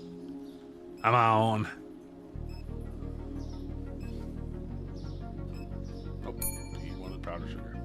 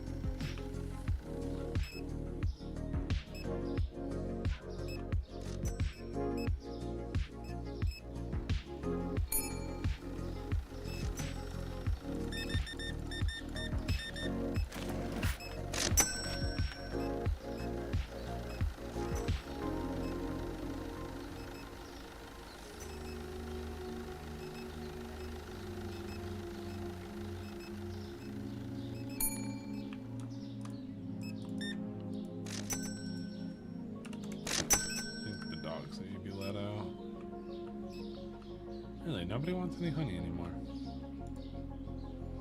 Too expensive? No, it's cheaper than market price.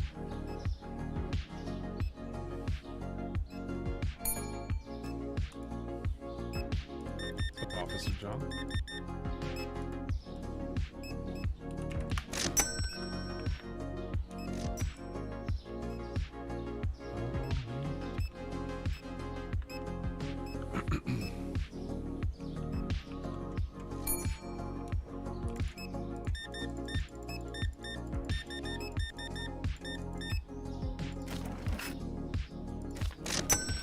Thanks, John.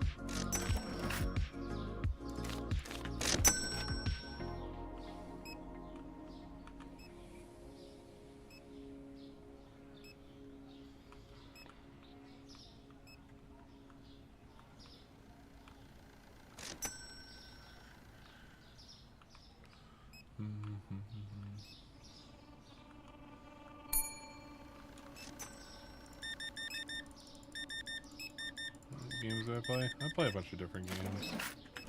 Hard to keep track of anymore. Really, nobody wants honey. I was just trying to free up a box. Anyone want honey? Please.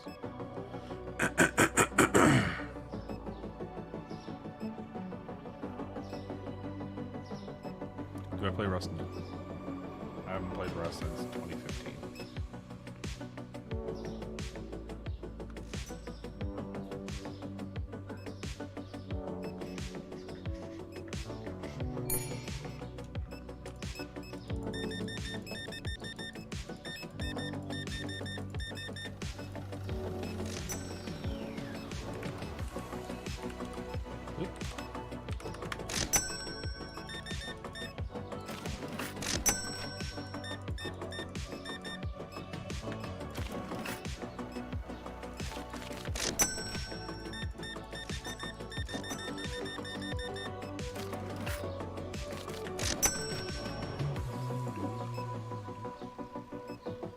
Really?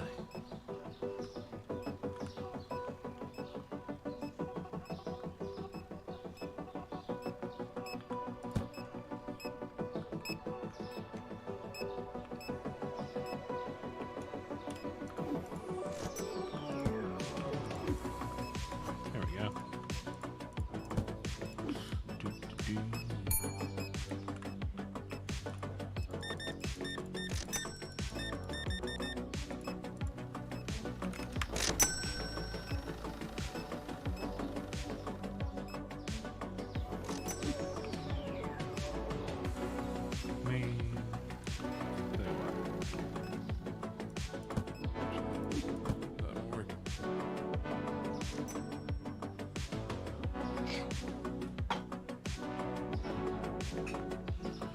Yeah, the Rust I used to play was completely different from the Rust that is now today.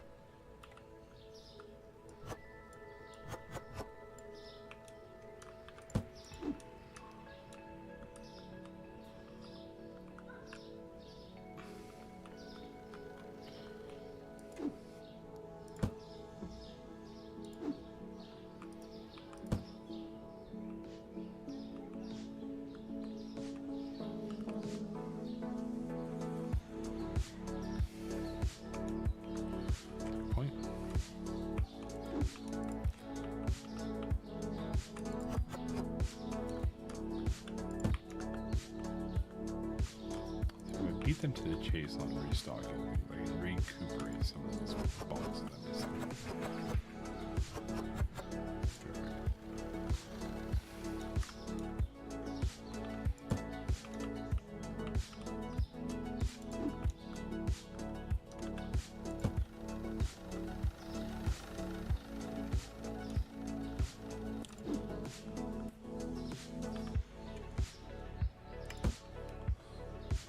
One of the dogs needed to be let out. Let me Let me go check on him real quick. I'll be right back.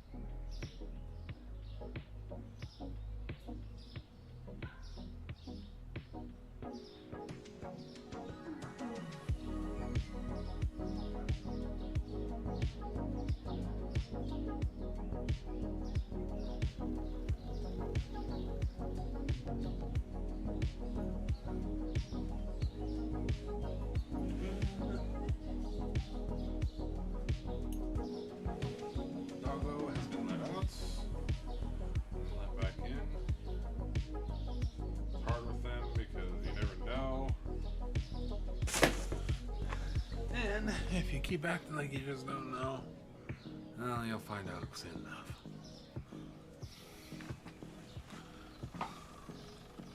Hey.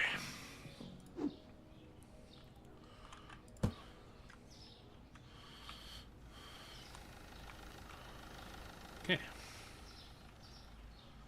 Everyone's good.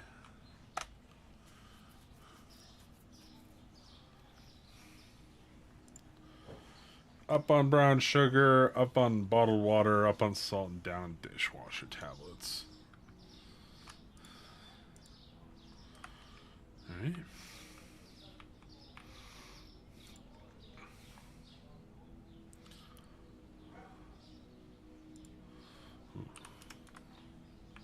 I don't know which bottled water went up, but yeah.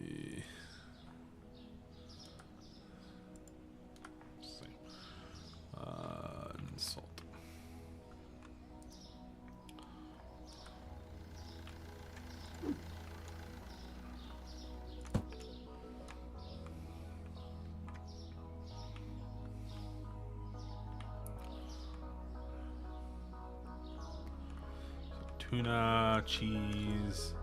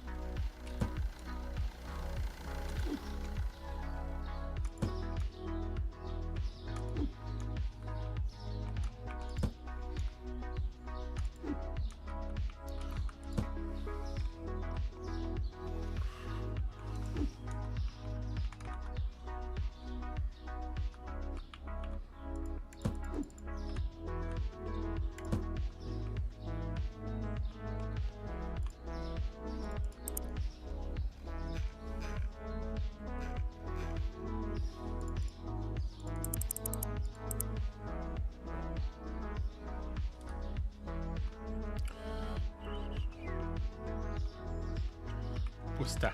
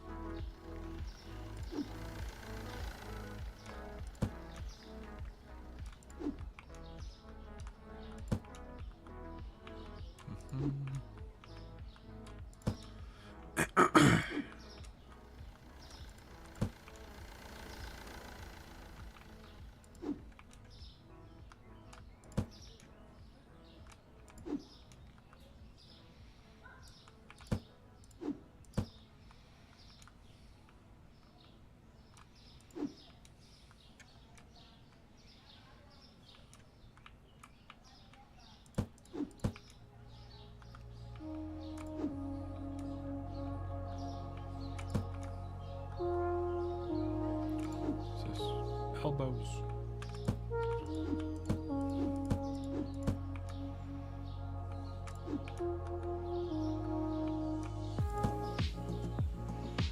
We're out of bread.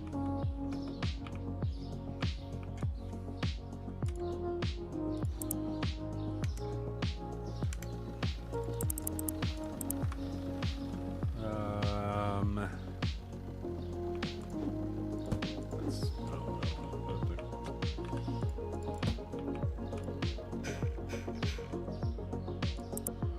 potato. We need some. These, one of these.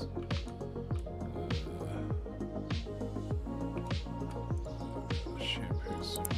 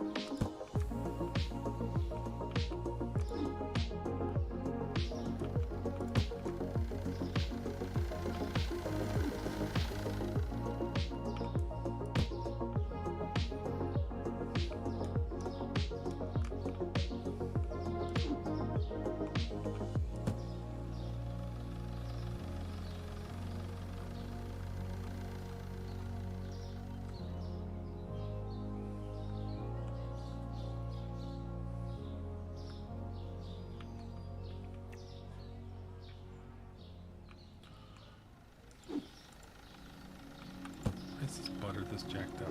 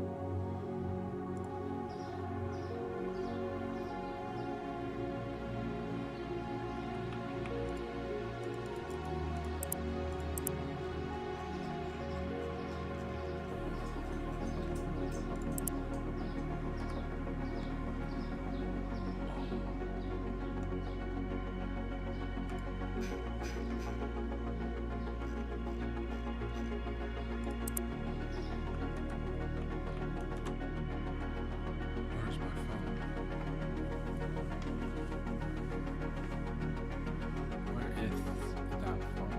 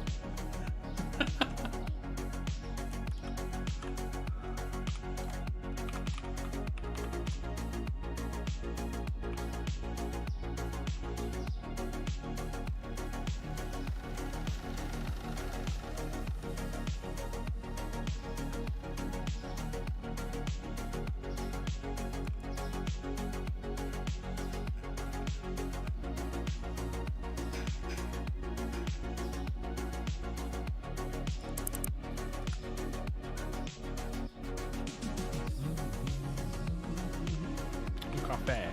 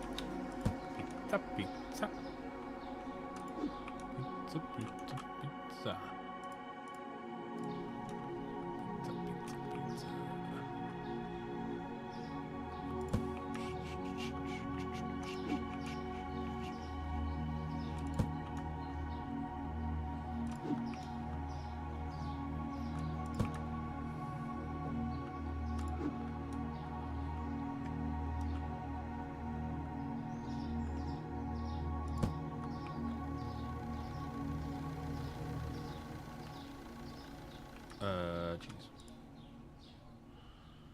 Cheese.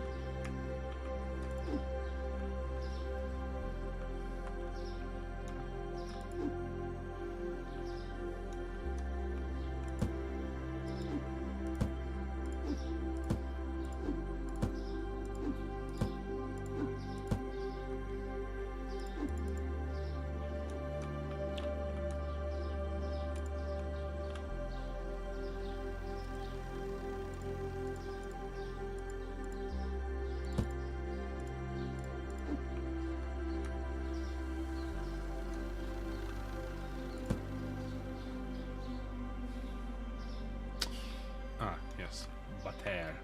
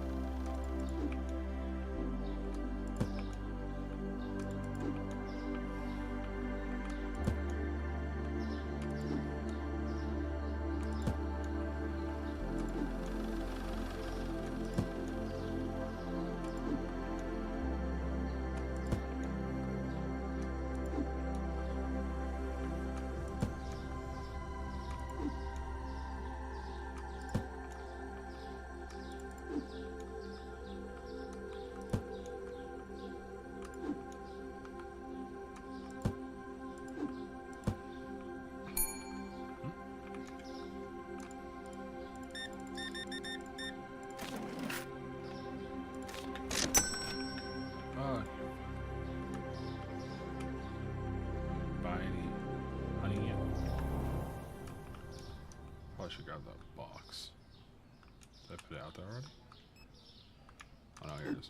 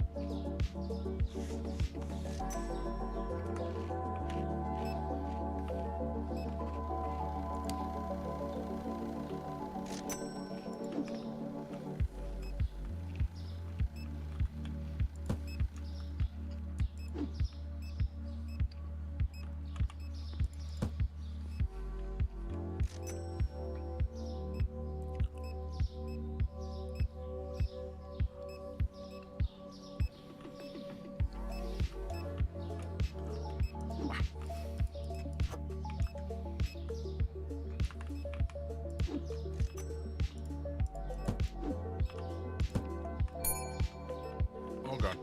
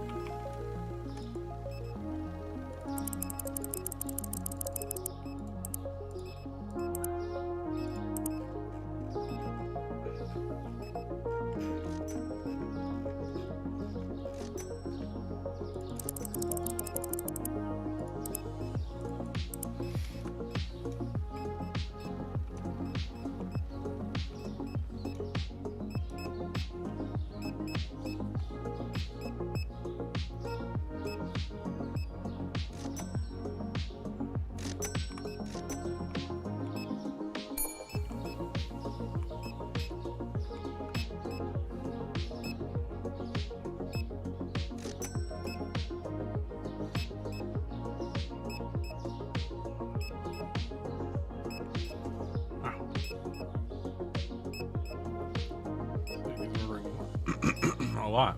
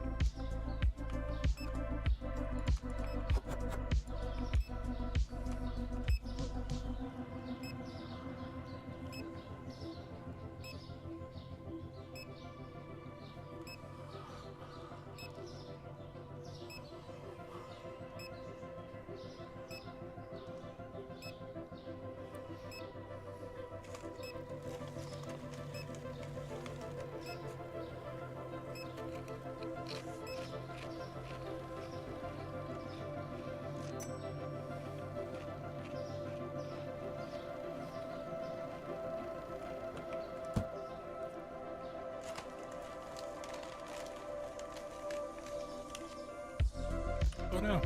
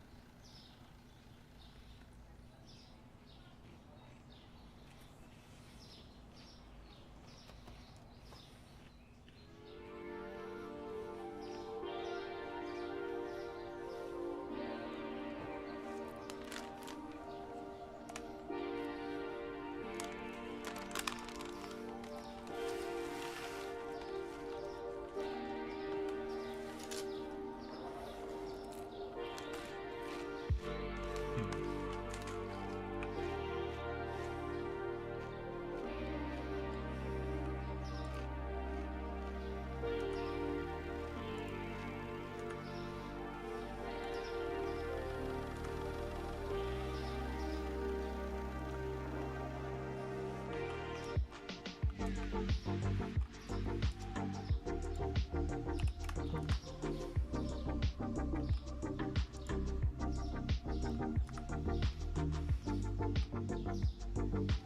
missed what the last one was.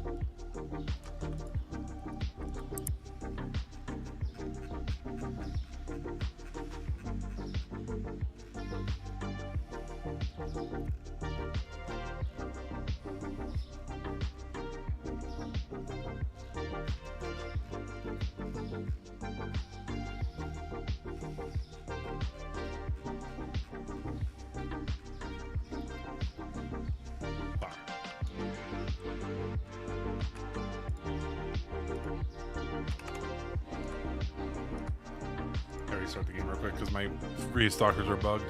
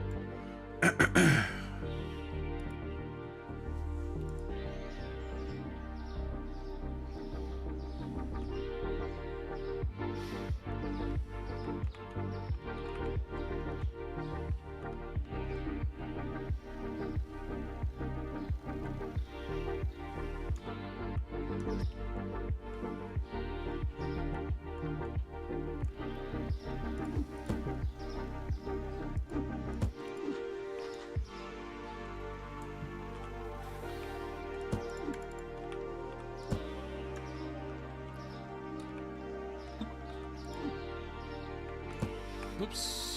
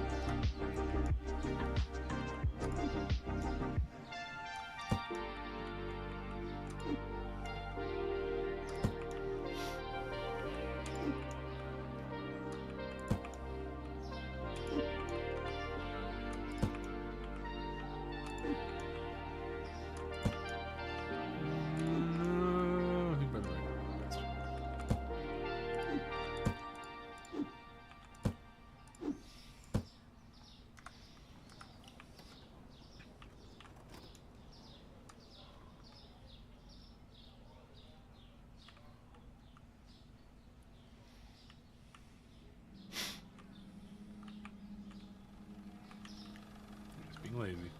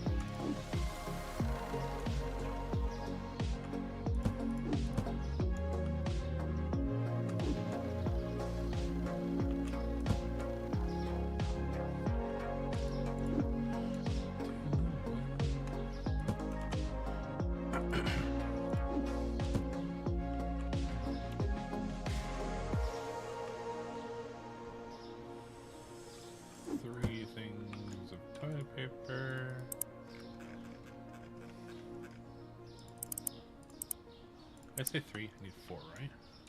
Yeah. 4, and then 2 of that cereal. What else? Bread. 2 bread.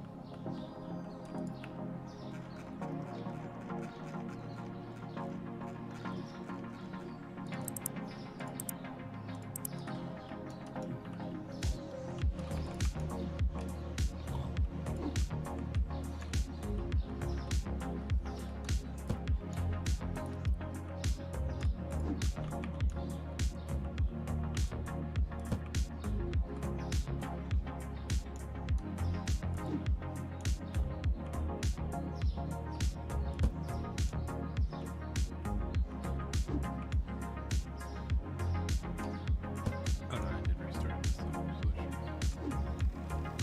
Brain's like, oh no, I forgot to restart the game again. Restart it.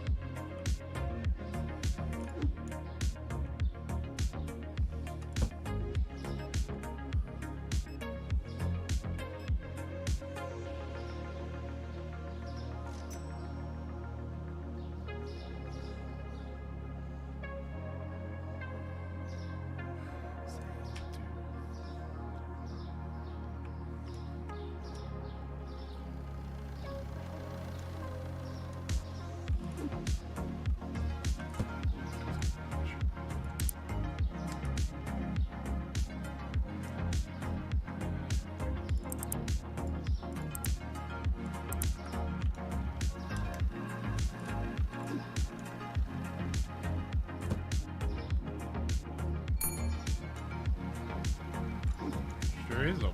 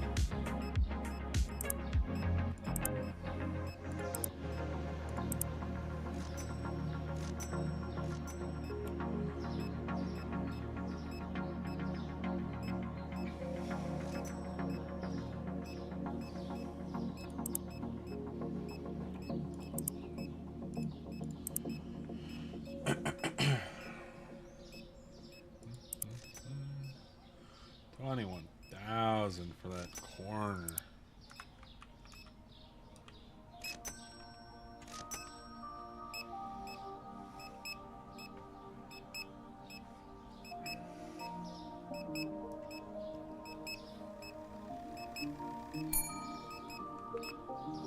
Oh, I did it again. Oops.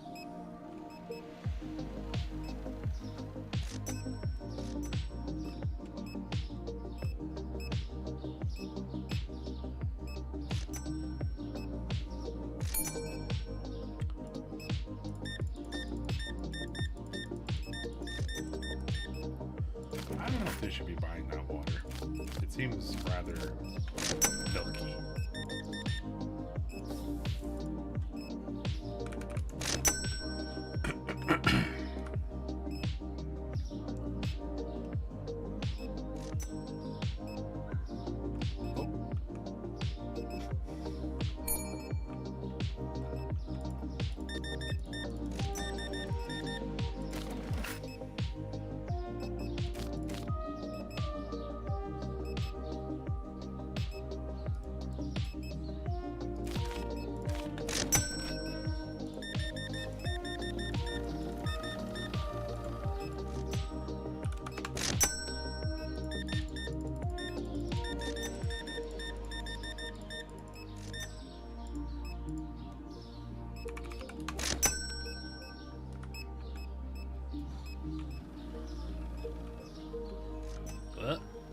going on here? Oh, that's out.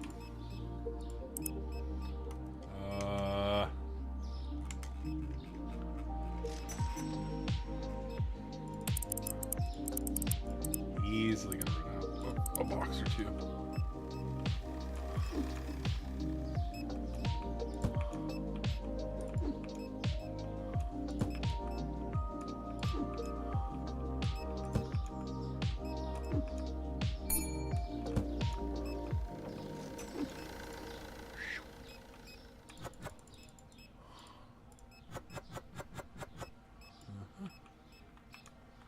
Awesome. Oh, wow. That's a lot of stuff there, sir.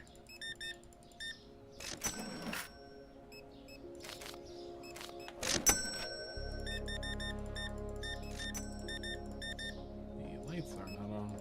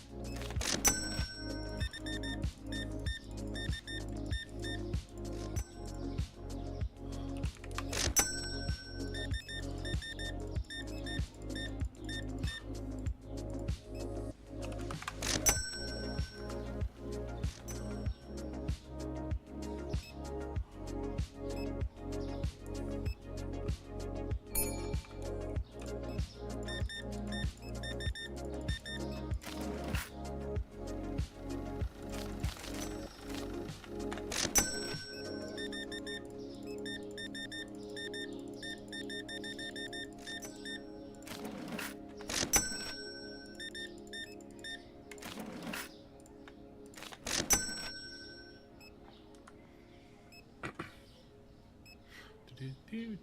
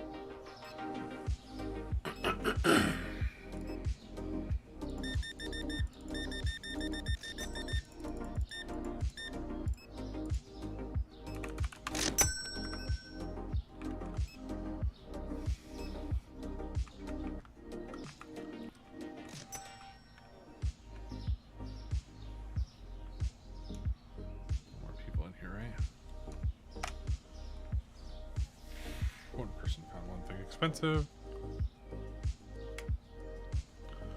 Milk and flour.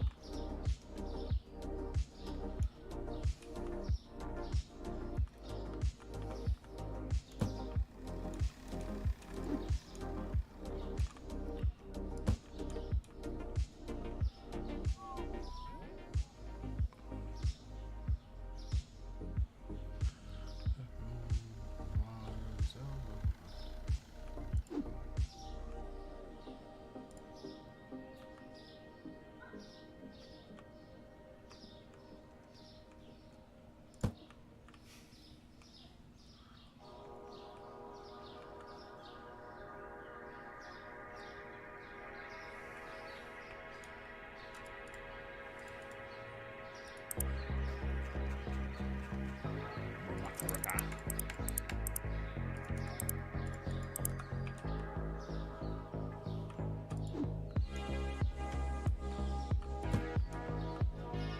Oh, I saved a box from getting thrown away by ending the turn.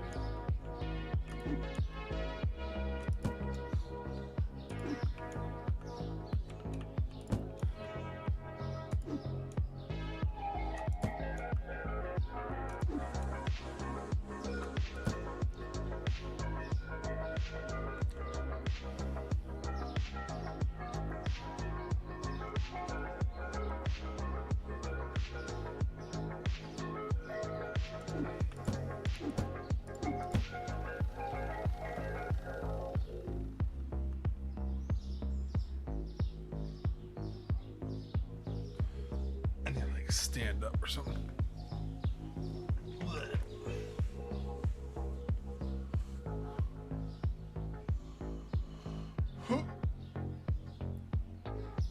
Oh, stretch.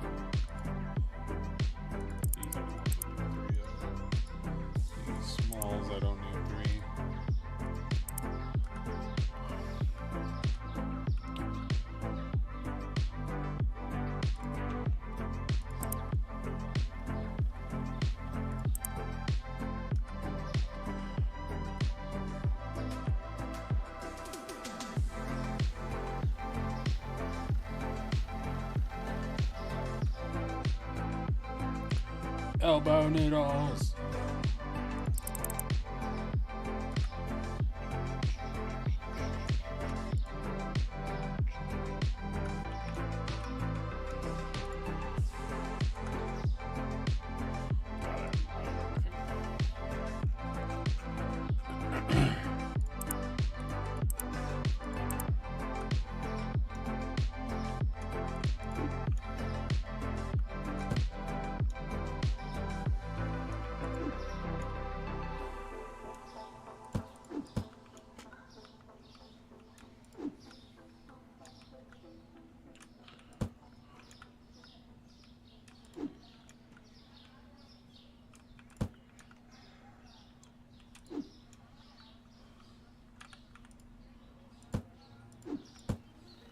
Oh, I think we better.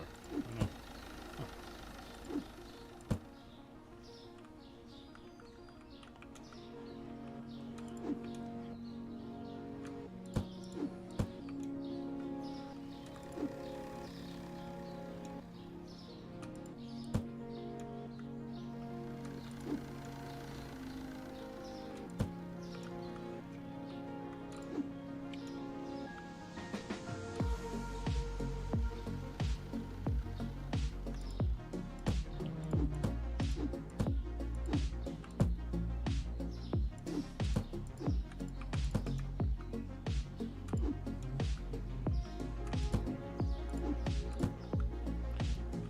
Okay, so we need supplies. Very big financial setback. I don't know if we're gonna be able to recover from this restock day. But I don't think we're gonna. We might end up like positive by like 200 numbers.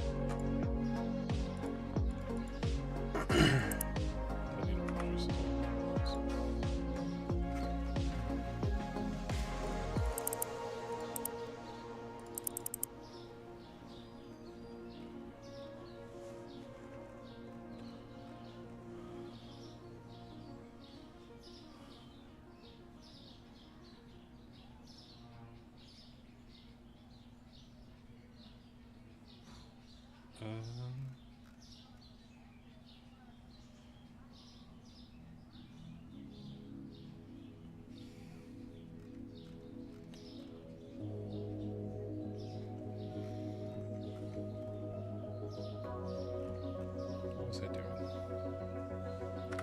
Brain, what were we doing? Run that back. Let's do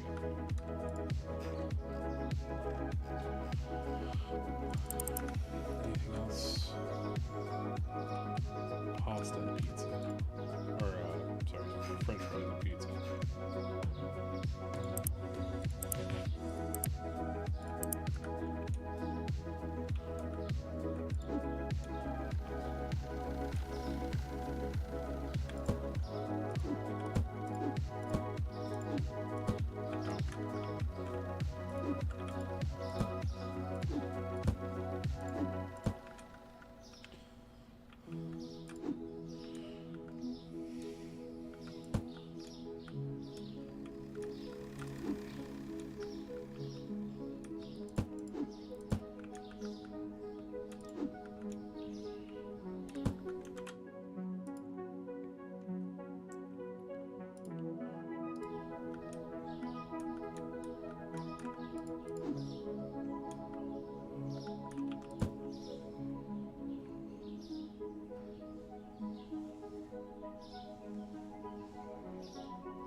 Oh, my back.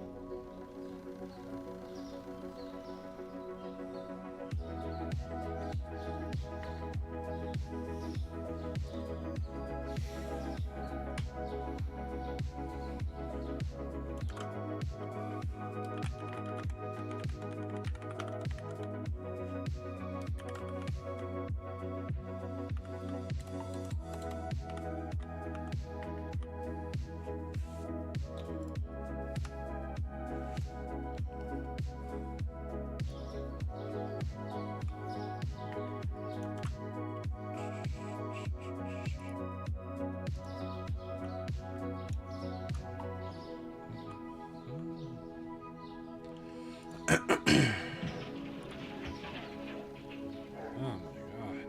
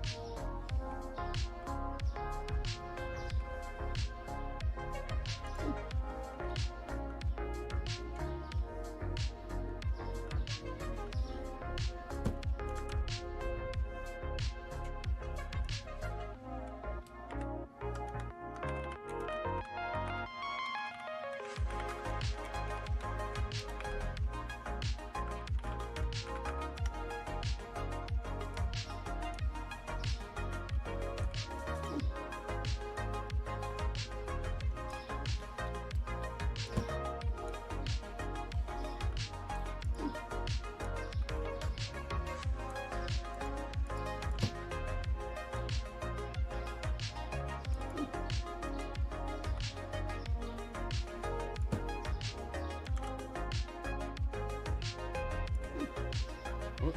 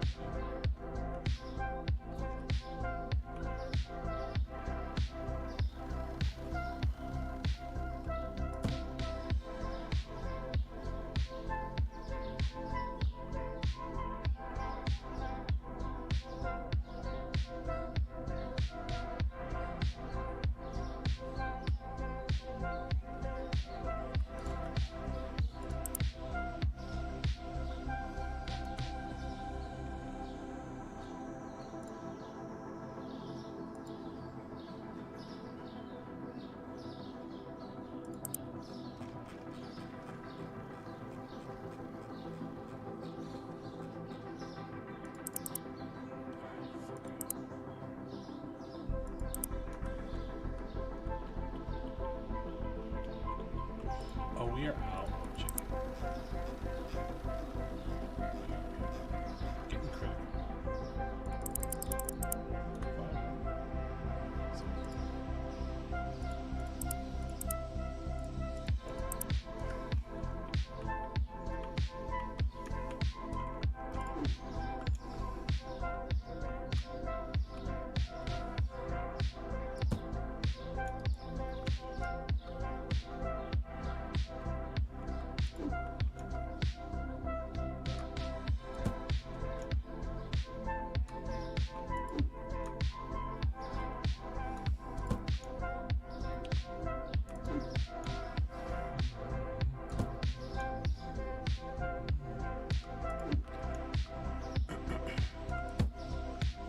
Actually, 70 I needed.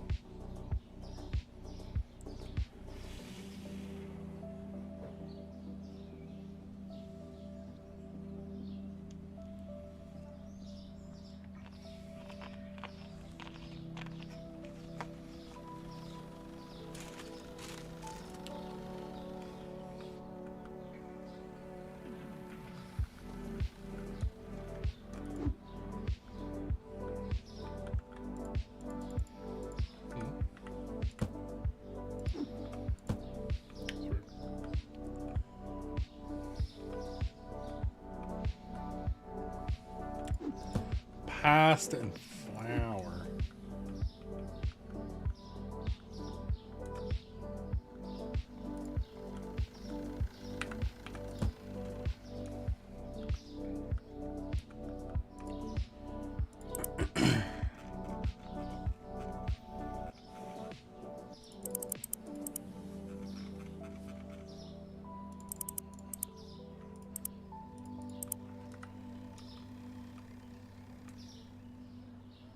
Oh, it's Dan.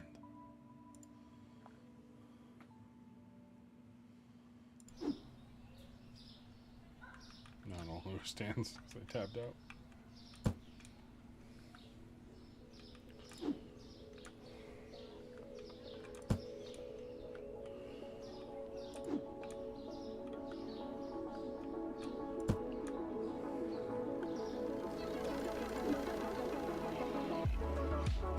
Excuse me.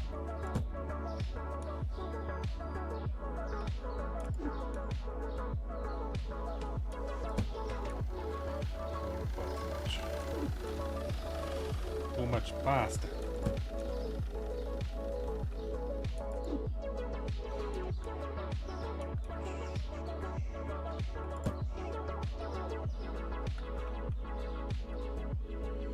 Is that a cake? Is that a coffee? So let's solve that. Buy 3 of these.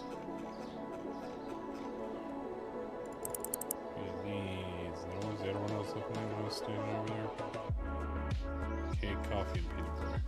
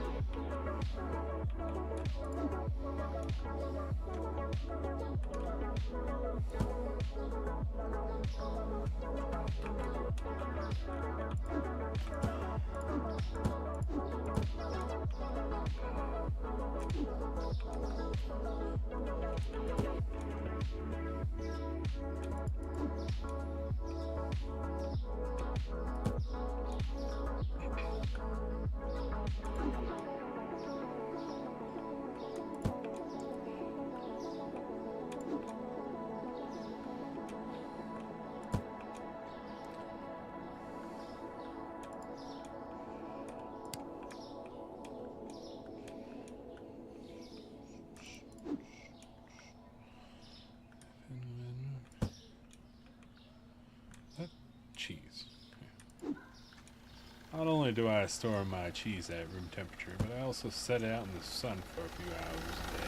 Make sure we really cultivate some weird shit on there.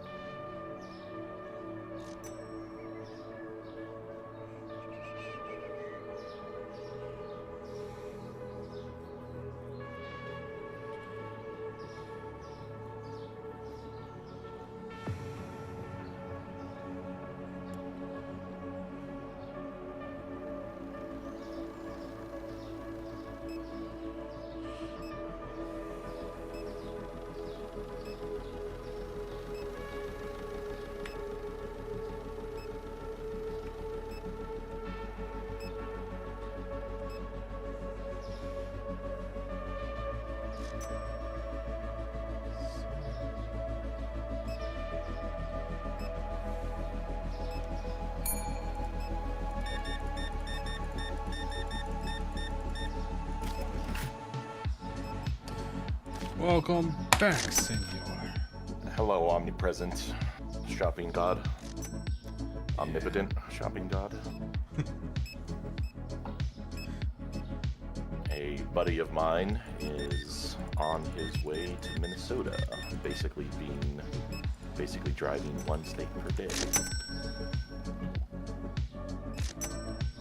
And he just pulled into his first stopping point.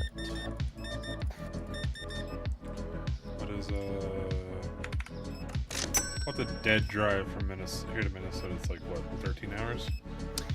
Non-EV, yes. Yeah. I've never heard the term dead drive. Me neither. Oh, so you just made it up? Yeah, I probably just threw that one out there. I believe the term is a door-to-door.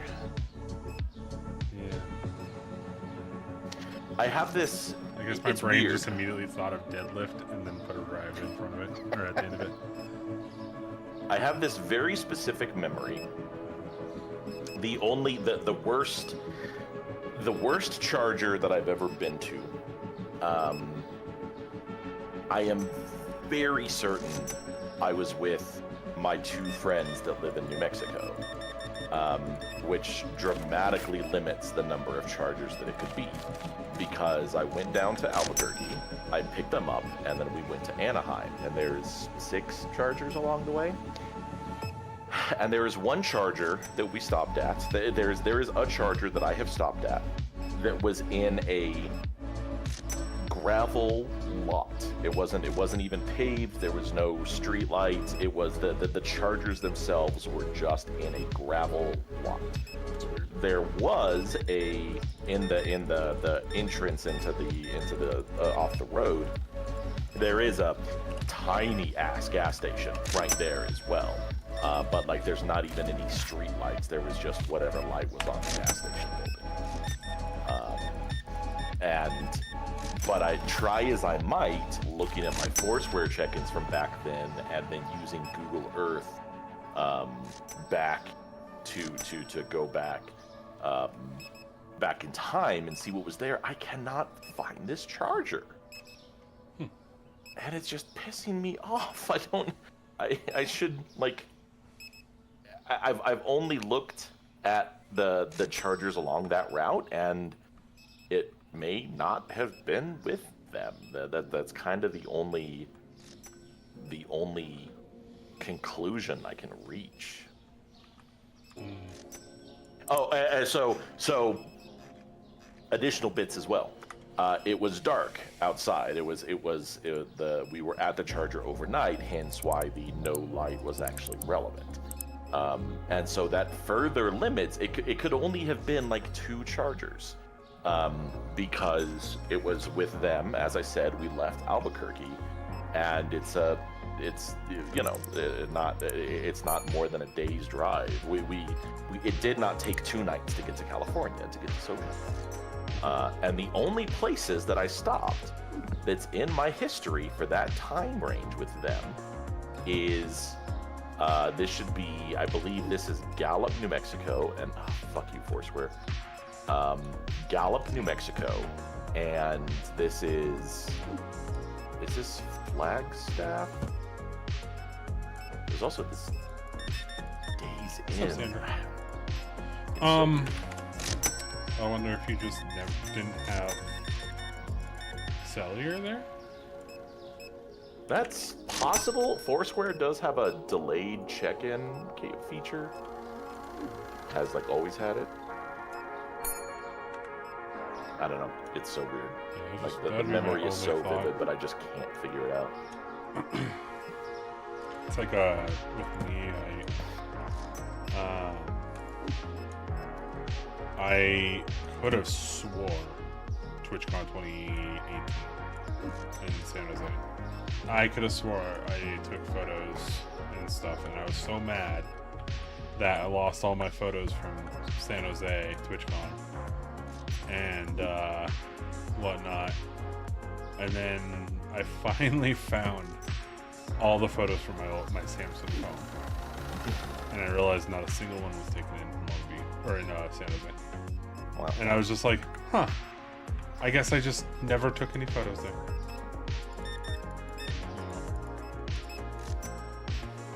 It's kind of weird how memory works that way. It's like, you could have swore something happened or whatever, but then, like, you finally get, what the, alright, kind of potatoes, my friend.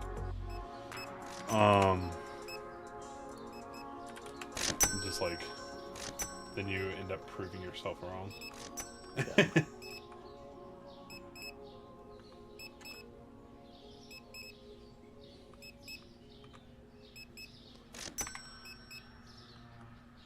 Sorry, The other thing about this, oh god. Street View just went into a room in the hotel. That's not what I wanted.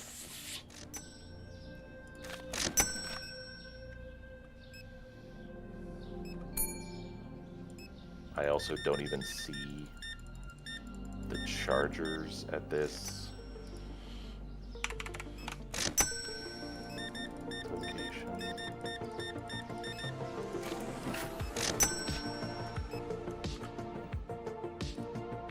Oh, that might be before.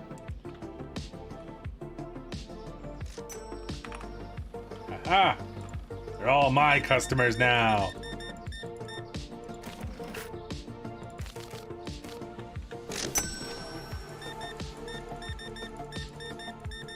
Brains are weird. Brains are weird.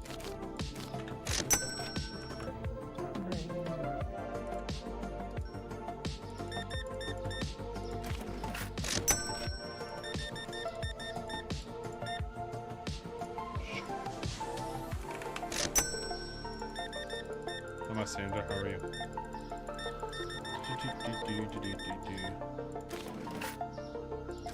Naming your customers. No, I kicked Shadow actually. Oh, right. That's a thing. It's not gonna be a thing for much longer. Oh. I don't see any use in the platform.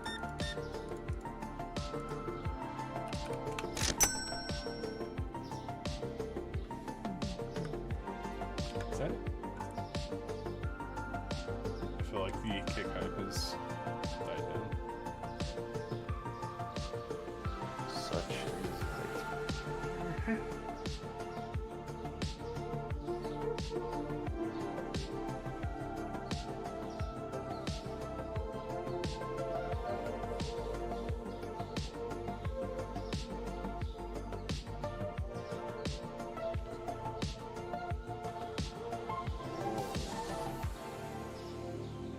Feels good to stretch out a little bit. Stand up. Haven't stood up at my desk in a hot minute.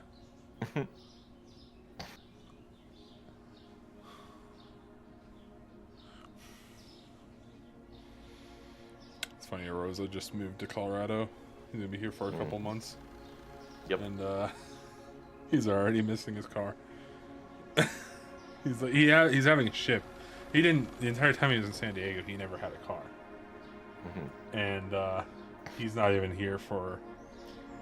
He's not even here for what? It's today's Tuesday. Not even here for three days, and it's like I was talking to him earlier. He's like, "I'm dying for my car." And I go, "Yeah, just to think you thought you were thinking about not shipping it."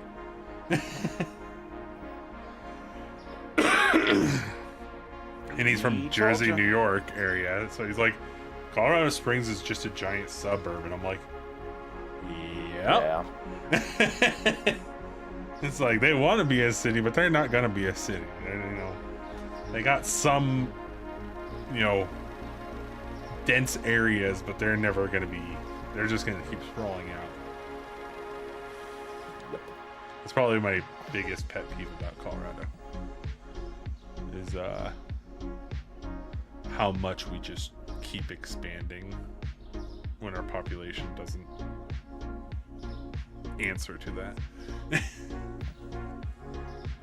It made sense back in like 2016 when we were pulling in like 30k people a month, or I can't. It was something insane number they were talking about, but now we're not pulling in nearly as much people.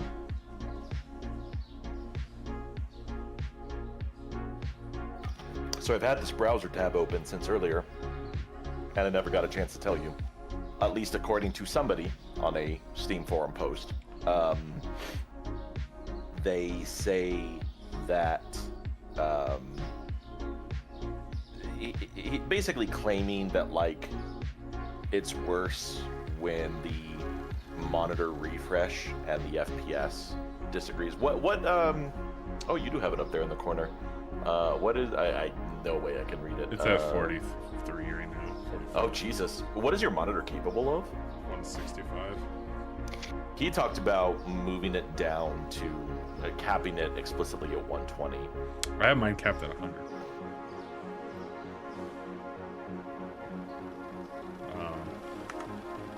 Some other people have said just turn it down to low. Yeah, that's what has mostly stabilized it for me. Is like turned it down to low. I have it on 1080p, but the 1080p does nothing. Like the resolution doesn't affect it at all. I could try 1440p 60. What just happened there? Oh, 1920 by 1440. I was like, there we go. Somebody posted a while back in another Discord a local marketplace. I think it's LG made a monitor that is nearly 1:1. I think it's 18 by 16. It is essentially two 16:9s stacked. And the cool feature about it is that you can even plug in two different sources into it. Oh yeah. And it KVMs for you. Oh yeah. I know what you mean. That which is neat. Yeah, I mean, there's been this monitor that's done that for a while. The one for like the longest time, which was kind of useful for certain people, um, in certain situations. I know when like the 8K monitors were kind of picking up, in order to achieve 8K, you had to send 4 HDMI signals into it. Jesus Christ. Which was interesting because then you're telling your computer you're on the computer or on the monitor, you have quadrants, and then no.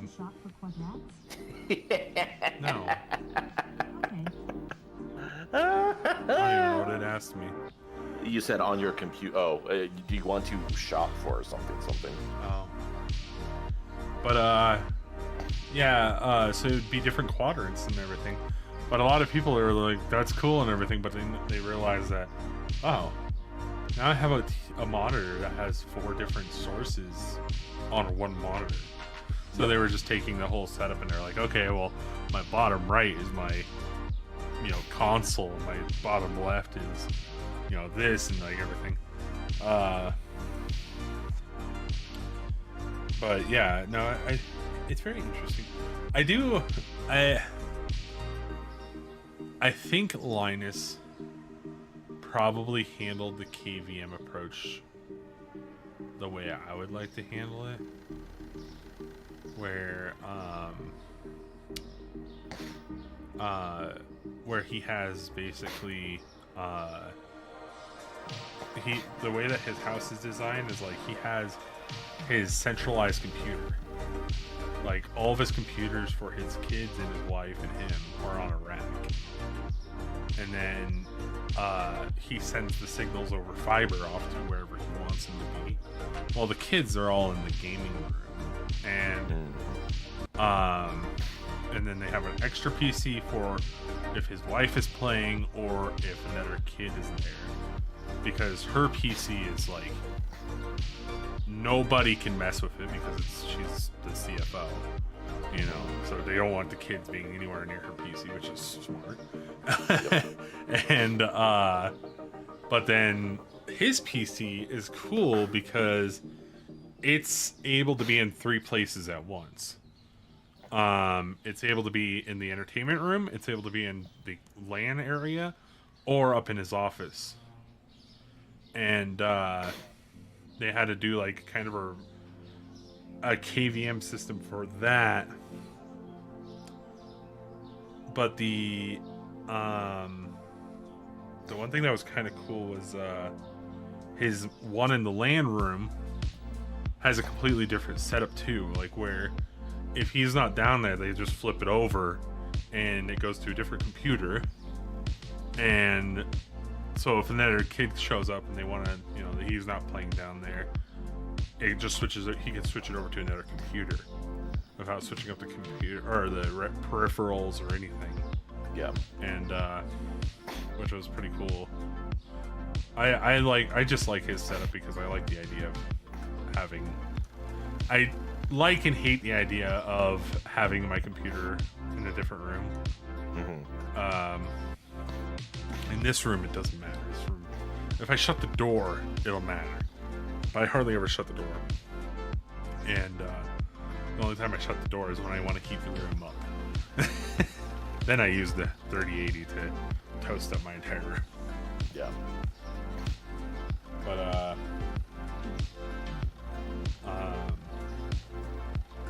I've always had a weird fascination with hidden technology. As in like physically hidden technology. And I guess it's just a family thing where we all just like the idea of like, it kind of being a mystery of where it comes from, right? Yeah, just out of the way in general. Just doesn't, occupy, where doesn't become a set piece or anything. Yeah, it's like my brother. I like his setup because my oldest brother, at his house, they have their TV mounted on the wall, and they have a nice fireplace and everything. It's very nice, all flat, not a single device in sight. All of it, there's a little like small 2-foot by 2-foot closet off to the right that has all the stuff inside of it. And the only thing that was a pain in the ass was getting that thing to cool off. It got toasty in there for a while. And, gear closets are that is the downside to gear closets, unless you just bore a hole in the ceiling and. Well, was already done. It was just getting a fan correctly to do the ventilation on it.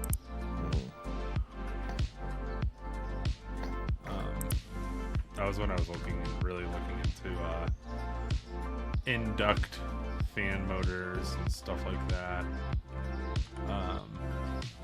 Somehow to exhaust that type of thing. What did I see? But then it just became his problem, not my problem. After a while, I was like, this looks cool. All right, good luck, man. If it burns down, I guess film it.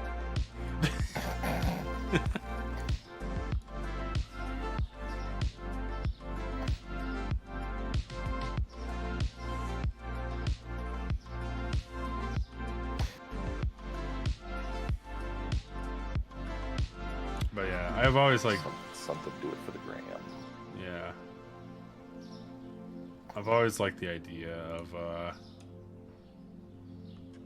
just having I've always one of my dream setups that I've always wanted to have is like a living room that a rec room that just has like a normal setup, a normal like couch, coffee table and everything, but none of the devices are visible until you need them. And I guess like the best thing to do that with would be a projector. And just like have a projection screen that comes down and either hide the projector in a wall nearby or have it as well come down. All of this is like a great fascination, but then also I always think about the reality of moving parts. Moving parts suck. I hate moving parts. Well, in the eventual future, the at least the display can go away, and all the core pieces will just be on our faces. I do like I very much any technology you install will be outdated in a year. I mean, yeah, that's just anything not even a year. Every device that you buy that's brand new, the device is being built to replace that device has been in development for 2 years, and the device to replace that device has been in development, just started development. So it's just like there's all the iPhone. What are we on now? 15? 15. iPhone 18 is already in development. Yep. It's like that was the old Intel mantra when they were relevant, more relevant than they are now. Evolution optimization, pendulum swing. Oh yeah. What was it? They bounced between thread and core count or something like that. Or I don't know about that. I just know the more fundamental.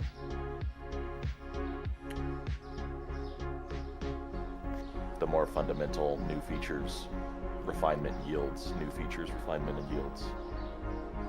It's like I can't remember what it was. It was like on the surface what that exact example was. It was like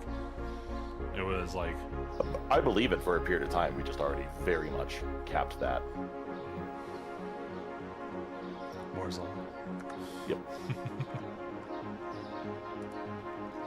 capped the number of cores that. The one thing I've always hated about the idea of like the fact that they're always building the next big technology, and it's because they're like their mentality is they're like we've got to be always making a brand new thing. We always got to be making a brand new thing. Where if Apple slowed down production of the iPhone and went from a yearly base or release to like a 2 or 3 year release, the value of the phone would stay the same, if not greater. It's just like, I don't like the idea of the fact that we have to like constantly just be replace. That's not a technology problem. That's a hype problem. That's very much not. I did not replace every year. The iPhone upgrade plan is a marketing incentive. It's not a necessity. Well, that's what I'm saying. I went from 10 to 12 to 15. Yeah, I'm probably gonna get to 16, so I'll be jumping from the 13 to the 16. But I did tell myself the next time I upgrade my phone, I'm gonna go on the upgrade plan. So I'm gonna be going yearly now. I don't know. That's all. Everything you said is true, and I'm similarly annoyed with hype cycles as well. More fundamentally, at least like Apple, especially now, is doing significant leaps and bounds with the A and M series processors. Those are very significant, and that took many years. And thankfully, they were still doing iterative stuff in between. But now that the M series can be whatever they want it to be, it's absolutely nuts. Yeah, I'm wondering if whatchamacallit's gonna be getting any grounds on it soon. If Intel or AMD is going, or Microsoft. Qualcomm. Yeah, Qualcomm. Yeah, but Microsoft, like Windows, is gonna be able to get behind that. 'Cause that's reality. You're gonna get anywhere to ARM. Getting something with like backwards compatibility for fucking ever in Microsoft is a much harder thing. You have to be kind of ruthless to go into the future. Yeah, what is it? Also, what's up for I didn't mean to pass by this thing high.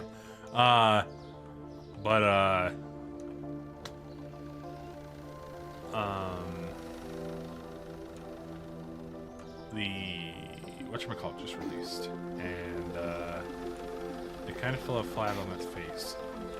I'm kind of sad about that. I wasn't expecting a big splash. The Snapdragon, Qualcomm just came out with their ARM processor. And the first laptop just released, but they released the low or mid-tier laptop or the processor, which is very Microsoft or just general fashion of like, let's release the low end. It's like, how are you gonna show up against Apple when you're releasing something that's not gonna be able to keep up with it, even in like paperwork? Like, because it drove the reviewers crazy. It's like, you guys released the what? Like, what's the point of reviewing this right now? It's not gonna, like, the whole idea was you guys are supposed to release this, competitor against the M series, and then you guys gave us the competitor against the iPhone. It's like, they brought out the M series, the mobile version of the chip. yes.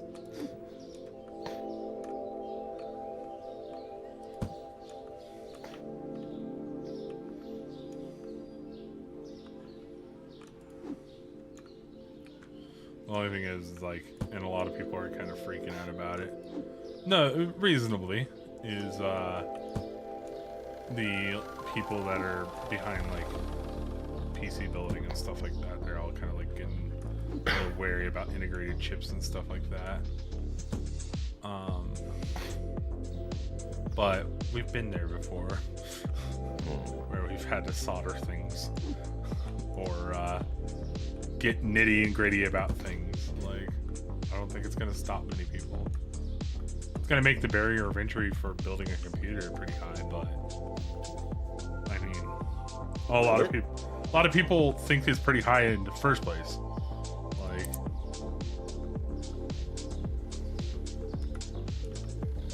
will that be the case, or will they just start soldering? Will manufacturers just start selling a CPU on a motherboard and just kind of trimming that out of the equation of interchangeable? Yeah, I mean, but that's just gonna. It's gonna just end up falling back to you're buying a computer and putting accessories on it at that point. Yeah, which is still relevant. Plus, also you know the elitist. I obviously know the point you're making. Well, I must be able to wire all the traces on the motherboard myself. I mean, I won't care as long as the computer runs well. Everything has a line, and everybody has a different opinion of where that line is. I just want to sit there and think about. I want to buy my next laptop, and I want to just generally have a thought that maybe a Windows laptop would be my next laptop. Like, and the biggest issue is the processors. Yep. It's like the fact that my laptop's plugged in right now. If I unplug my laptop right now, put it in my backpack, and I go to use it tomorrow morning, it's gonna be dead. It's not even powered on. It's just gonna die. And that's like, when you have a mobile computer, the big part about it is the mobility. That was the funniest thing when Kyle was like, I want to buy a laptop for you so you have something that would help you out with work. What type of laptop you want?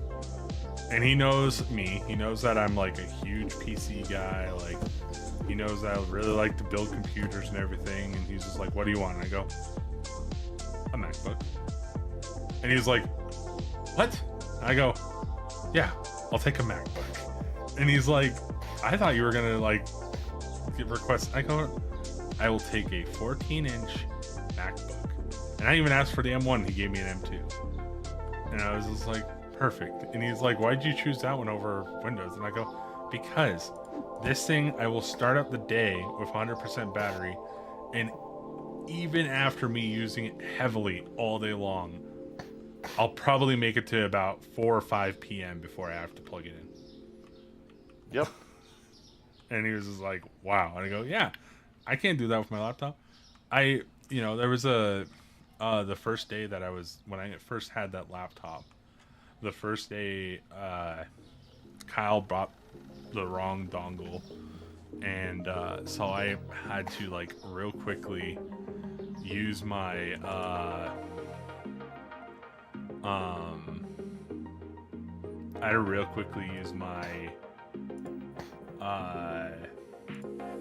Windows laptop to check Ethernet port. Got halfway down the building and it died. And I was like, sweet, this is awesome. Thanks. Yeah, and then there's me that when I was at the service center last week, I never took the charger out of my backpack, and I was there from 11 a.m. to I stopped for lunch at like 2 something, went back, and I was there until like 4 or 5 o'clock or something like that. That's the other thing is I wish I had, if I had a MacBook, and I've actually, when the ball starts rolling again on work and I feel financially comfortable about doing it, I've actually thought about messaging Kyle being like, you want to sell me that laptop? Like, because I want a MacBook. Because I could be in an airport and just pull the computer out and work on it right there. I don't have to pull out my power brick. I don't have to pull out this shit and that shit. I could just pull the laptop out and be good. Yep. Pull it out, open it up, get to work.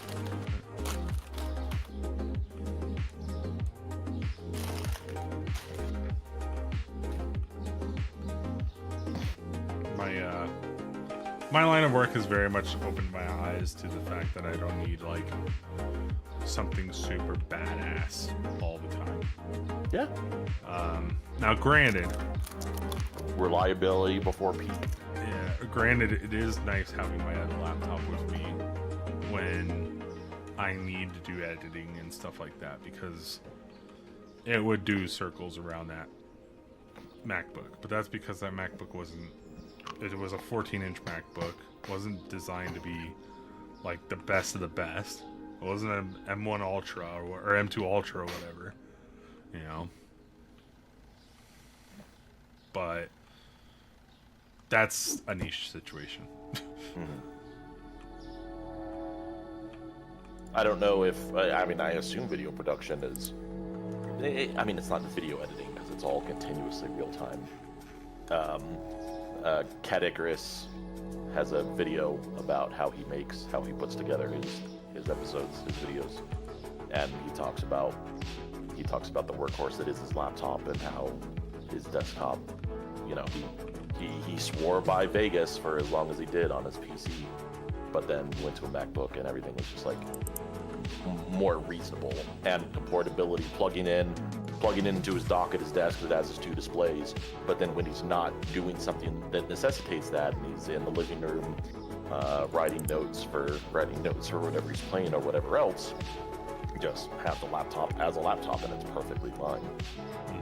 Bolstered by online services and a bunch of other things as well. But principally the fact that he can just unplug and be there. I do what was my flop? I do miss Final Cut a little bit. I don't miss it too much though. That was the nice thing about Mac was Final Cut, and it was a buy once software. Shit, I think they're still on Final Cut 10. Like, they update the shit out of the software. You have to buy it once. It's like $300. It's probably gone up since last time I checked, which was like almost a decade ago. But, you know, still, like, the barrier of entry for using Final Cut was having a Mac. I mean, I bought Final Cut when I thought I was going to get into video production. Granted, that was actually also about a decade ago.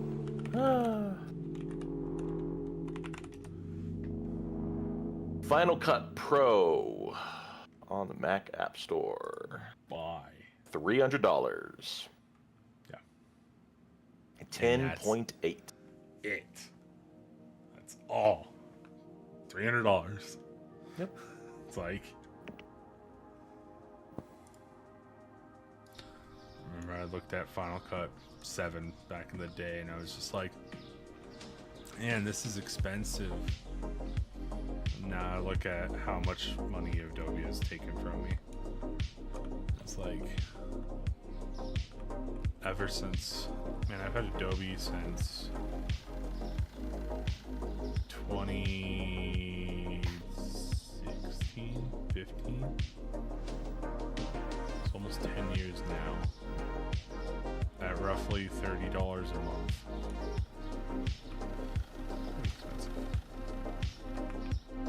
Easier. I remember full price Adobe, and so everybody would go for the, you know, education and other sorts of discounts. A lower barrier to entry, but bigger wound over time. So what I do with Adobe is I play a little game with them every year. I haven't finished my game this year. I need to finish it. Every year, it costs $60 a month, and what I really have to switch over to doing a yearly plan, which is cheaper, but I just don't want to. But it was $60 a month. And then what I would do is that when I started this subscription, I would go to cancel it. And before you go to cancel, it's like, hey, you know, what if we give you a deal? I hate when attention games so badly. So I would switch it off to $30 a month. That's how much I would save, is a whole $30 a month. And then, so it would be $30 a month for a year. And then about a month in, I'll be like, man, this is too expensive. I'm going to cancel it. And it's like, but hey, what if we give you 2 months free? So cut another 2 months, or another $60 out. And so I only paid $30 a month for 10 months. Wow. And then once in a while, when it comes to an end, I do have to pay full price to clean my slate, clean my palette, and then I jump back into going back. And I used to always say I'm scamming them, but then I realized they're scams, so I'm actually just getting money back. I'm very interested to see how this whole FTC showdown goes. But they're doing stuff with Adobe. Oh yeah, that was just this last week they announced that they're. Is that what I heard? I remember something with the FTC, but I don't remember who it was FTC and against. the DOJ are going after Adobe right now. Maybe I did read that article. Predatory practices, where apparently I never knew this was a thing, but a lot of people have been talking about it. But apparently when you go to cancel it, they would charge you a cancellation fee that would be like in the several hundreds of dollars. Yeah. And then there's no speaking about it whatsoever on the front pages or anything. And it was always like somewhere deep in the ELA saying that like, oh yeah, if you cancel, we're gonna charge you this much money and everything. And I didn't realize there's also some other stuff, like Linus was talking about it when he was like, when we were a younger team, he goes, we hired someone on, and then like a few months later he's like, I don't remember if they got fired or they quit, but I went to go adjust the seat back down one because we weren't paying, or we didn't have that person, so we didn't want to pay for that extra seat. And he couldn't do it. He had to cancel the subscription to decrease the seat. And at that time when he did it, he got hit with that fee, and on a corporate account that'd have been expensive. And so but he was, luckily at the time, he was just like, oh, we're a growing company, we'll hire someone soon, so I guess I'll just keep the seat. And he goes, but that's the complacency that they want you to have. It's like, oh, it's not going to bother us because we'll be fine.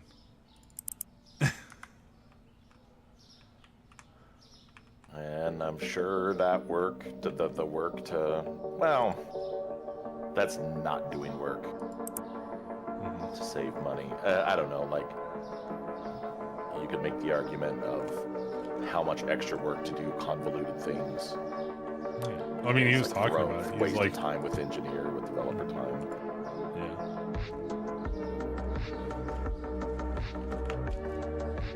Yeah, it's kind of crazy listening to like some of the people talking about. Like, I always thought the biggest thing, and I'm surprised the FTC didn't go after them back then. But the government at the time didn't know what the fuck they were doing. They were just all of a sudden getting hit by this huge tech wave of people, and then that's how Amazon got so powerful, and Facebook and all that shit. They didn't know what the hell they were doing. And now they're finally coming back at them, and it's like, yeah, the damage is already done, dude. What the hell are you gonna do? Like, it was when Adobe switched over to the subscription base and fucked everyone that had Creative Suite over.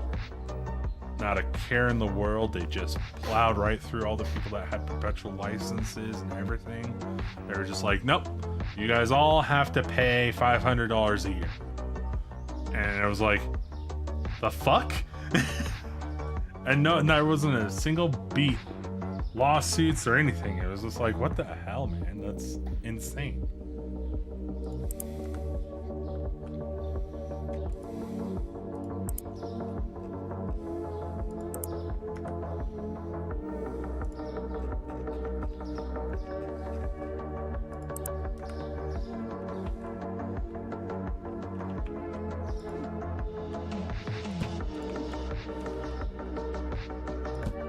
It was worth it.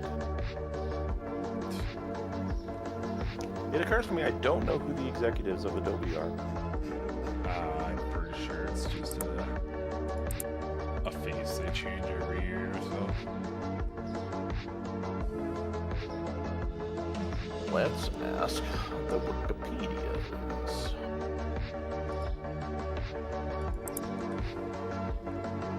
Oh, hey, look at that. I didn't have to change screens. Oh, right, because I have your stream open. I didn't even need to diff. Oh, Jason.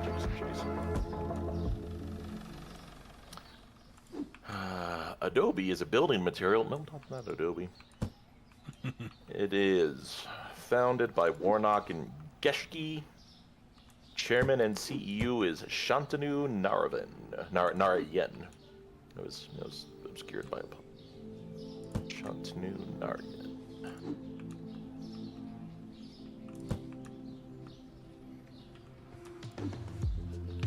In 2005, Shantanu was appointed president and chief operating officer.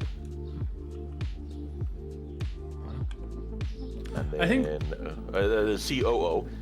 In 2007, Bruce Chizen would step down as CEO effective December 1, 2007, to be replaced by Narayan. And yeah, it's been Narayan since 07, functionally 08.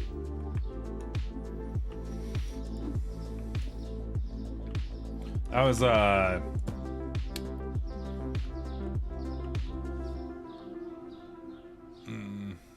brain just left. Hey, what's up? I feel like with a lot of tech companies, you're the CEO until people find out your name is. Like, because if you find out your name, it's basically because you're in news stories all the time. No, that was what I was gonna say. It was part of the FTC and DOJ thing. Is they actually are going after not just Adobe but the executives directly. And I don't know how common that is, but a lot of people have been talking about that. Like, they're not just like, you know, attacking the entity; they're also attacking the people in charge. Yep. Which is a nice rebuke on the limitations of an LLC. Can't just flippantly pull this bullshit and remain protected. It is your decisions.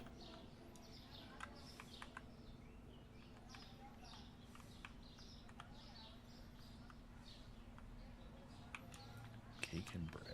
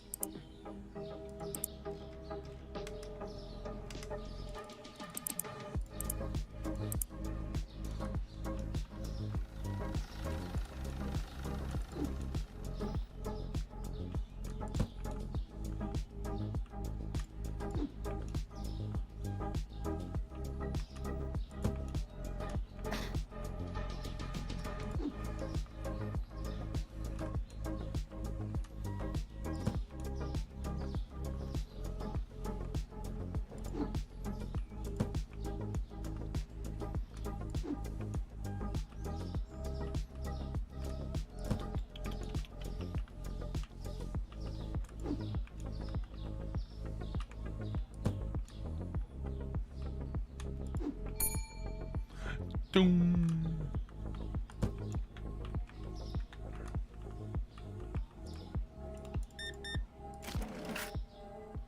The fuck?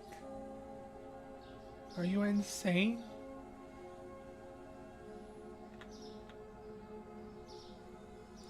You're lucky I have very little patience to deal with you right now. Otherwise, I would give you a mountain of pennies.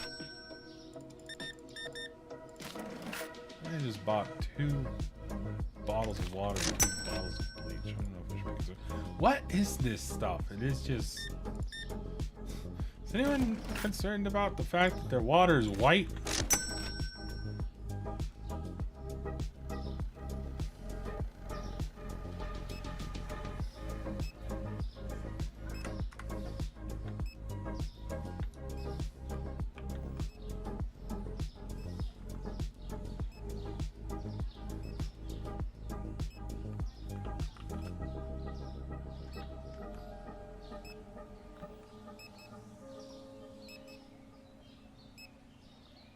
Boo.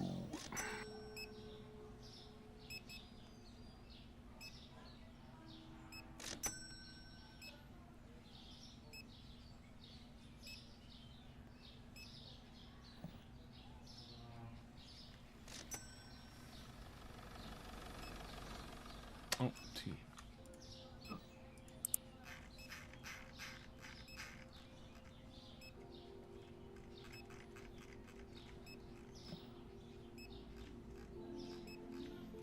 Tea? There it is.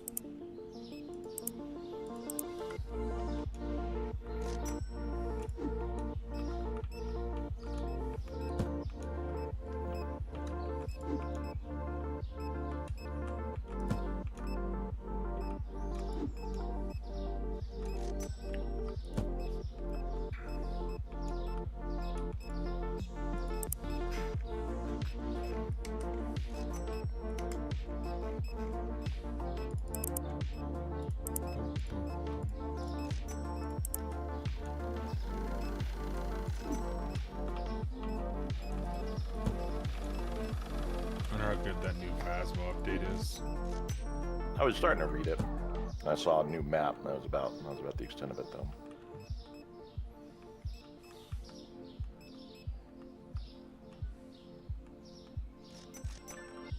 Or an updated map, because I don't think I've done that one before. I think it was new since I stopped playing. I don't know.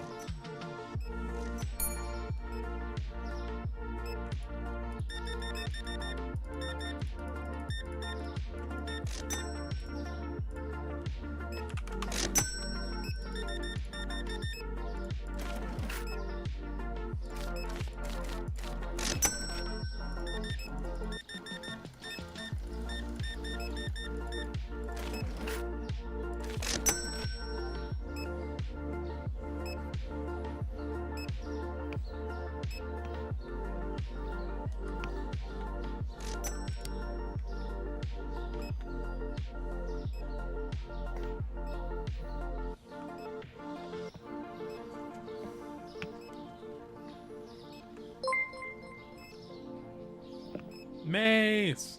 Converted their Prime sub to a tier 1 sub. Whew. Thanks for the sub. Hope you're doing well, bud.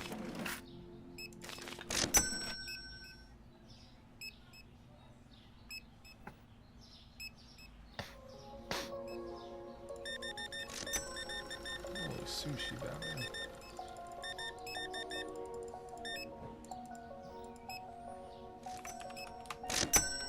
You like fish? I don't mind it. I used to be not a very or okay, yeah. Fish is fine. Matt's the one that doesn't like fish. Confusing yourself for your brother? Yeah, he's the one that doesn't like quote unquote water meat. Yeah. I love shrimp. I will. Shrimp doesn't count. Shrimp's Yeah. shellfish, not fish. Yeah, but still fish. Yeah. I like salmon. I don't go out of my way too much to eat it. Yeah.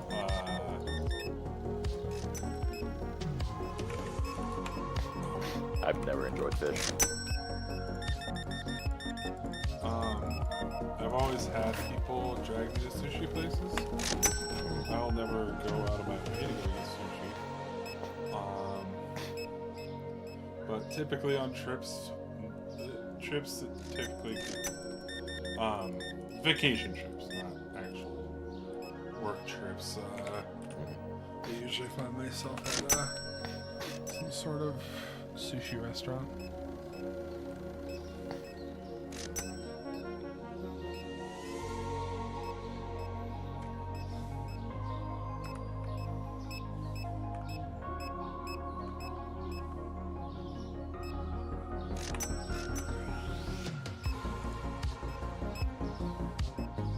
It's like I tell people whenever I go out with people, I will go to a sushi place. I won't get sushi, but if they like it, more power to them. But, you know, the restaurant will inevitably have something else that I do like. Even conveyor belt sushi places have, like, teriyaki dishes and whatnot. Yeah. I had to play, I was doing work before the pandemic. I was doing work with advertising group, and I had to pretend like I didn't like sushi. Because why is that? My friend that I was working with, they were about to sign like a massive deal with Planet Honda, and obviously I don't know where I got out to, because that was literally the day that we went into the lockdown. But they, she's like, I need you to pretend that you don't like sushi. I was like, what? She's like, yeah, I'm not telling my company because I don't want them to freak out, but I'm pregnant right now. And I don't want them to think that I'm just gonna, like, not be able to follow through with this deal. I was like, are you not supposed to eat fish when you're pregnant? I guess not. I'm not sure. I don't know that I've ever heard that before. Yeah. I didn't question it. I just went on with my day. I was like, okay, cool. Sounds good. I'll be the fall guy. There's plenty of other nummy nums to eat.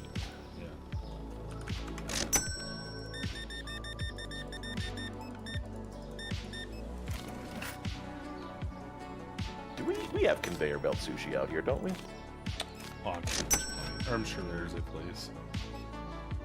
I've only been to a place in Arizona, maybe 2 places. It varies from But I've doctor only to done that doctor. One of those highly contested things. Tons of Asian villagers live off a high fish, or live off a high fish diet. So yeah. Yeah. I mean, I don't know what It could also be something specific to her. yeah. I didn't question it. I was like, yeah, sounds good. Yep. I'm in to be a buddy, whatever that means.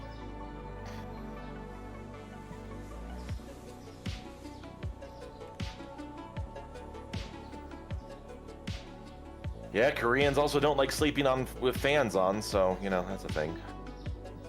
Korean fan death. You haven't heard of that?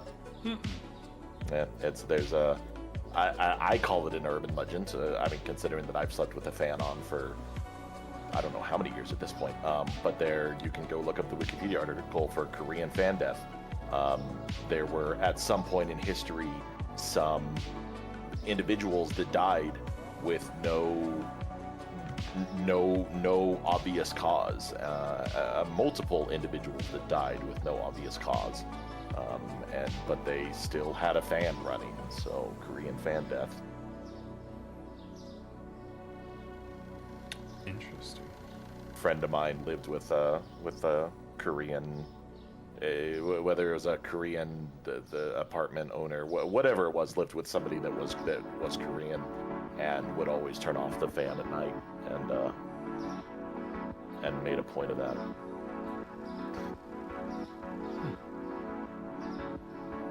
I take the risk and sleep with a fan. I never needed it. I don't remember exactly what I did, exactly why I stopped, exactly why I started doing it, but yeah. Fans dispel problems. So.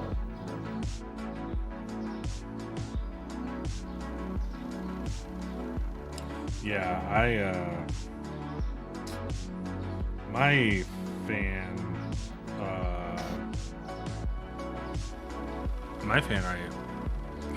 I've fallen in love with the smart plugs. Like, well, this is long-term love. I've always had smart plugs. I live in the future that I want. The only thing is that I don't have a way to shut my door automatically easily. But I was sitting there and I was like, I always remember when I was a kid, I hated when I got comfortable in bed and the lights were still on. So I'd have to get out of bed, I'd have to turn off the lights. Now I have smart bulbs for that, or smart switches, whatever I need. And I always hated the fan, not hated the fan, but like sometimes I wake up and the fan gets a little too cold. I don't need a fan on, and I'm just making myself cold. And I have a smart plug for that. Same. But now what I do is I figure I sleep so well with the white noise of the fan. I do some weird things because of the fan. It really just depends on what time of the year it is and what I need to do the next morning.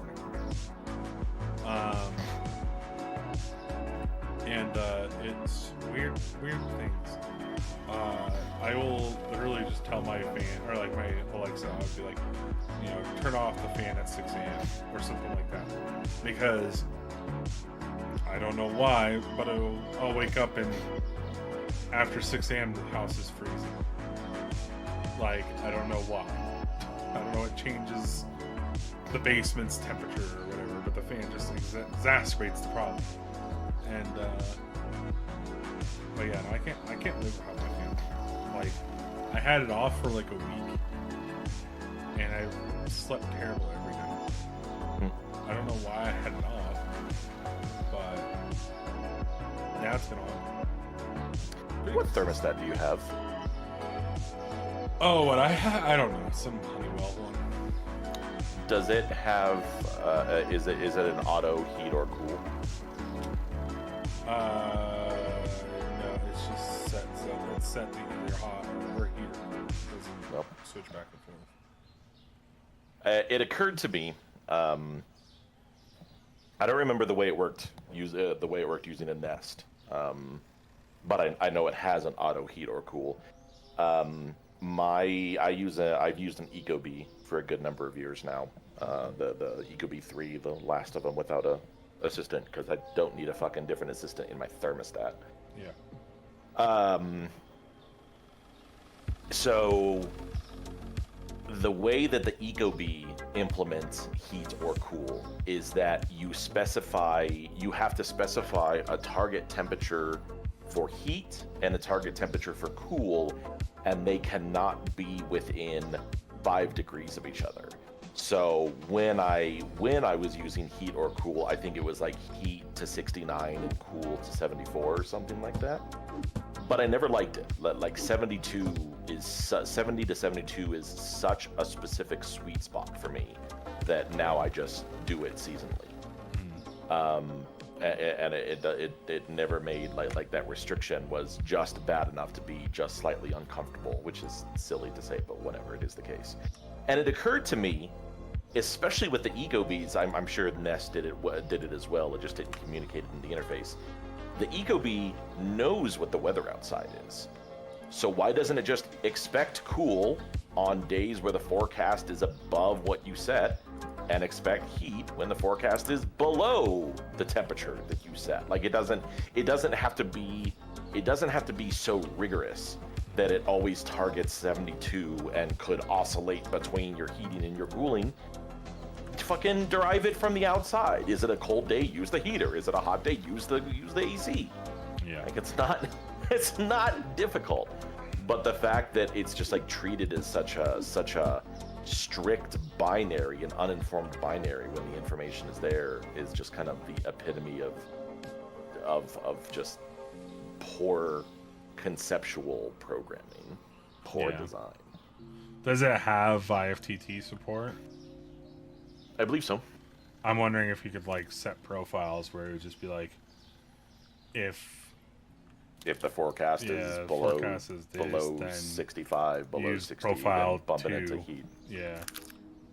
That's an interesting idea. Wonder if it does HomeKit. I might be able to just do it in HomeKit. Maybe. Wonder to avoid risk of failure. Imagine if that fucks up in the wrong locations. Yeah, that's a valid. That's a valid concern. And ideally, it just doesn't. Ideally, it just doesn't do anything. Like it fails off. Going to the wrong location is weird.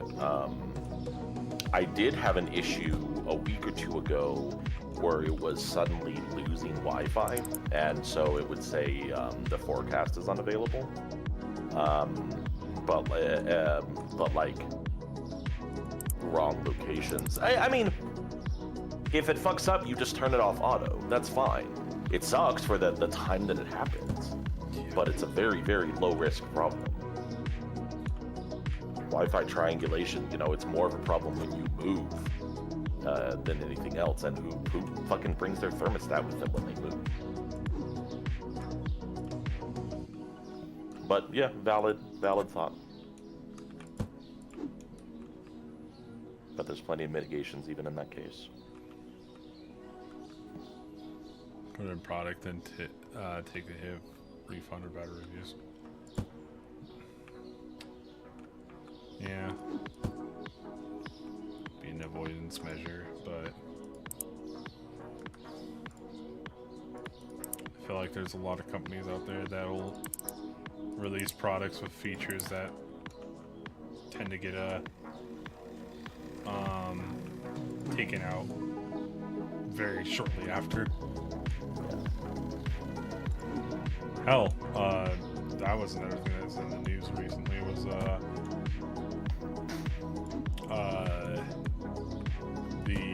I don't know if it was actually called Car Thing. I think it was actually called Car Thing, the Spotify thing.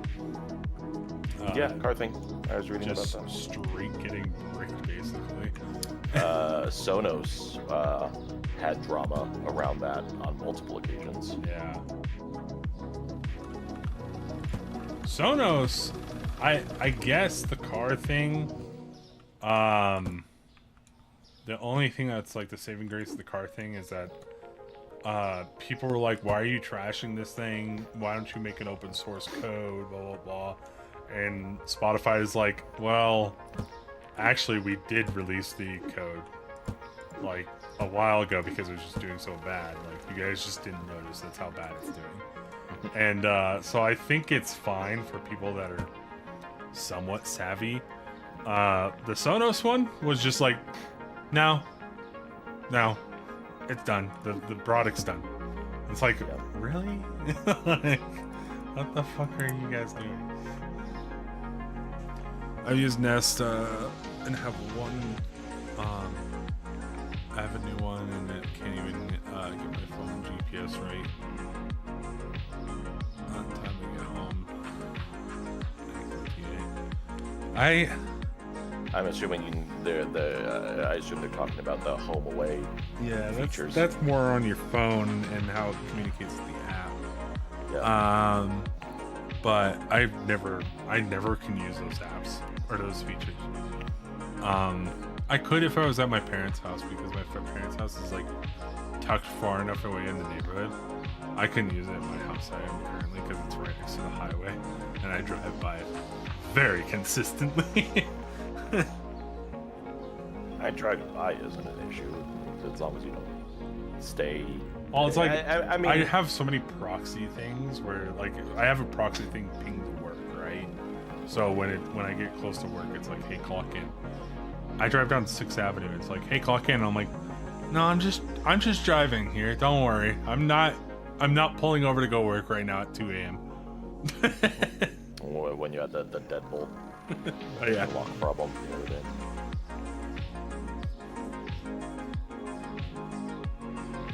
Oh yeah, 30 minutes from work. So perfect when it works. Yeah. I have that problem because I work from home. Yeah.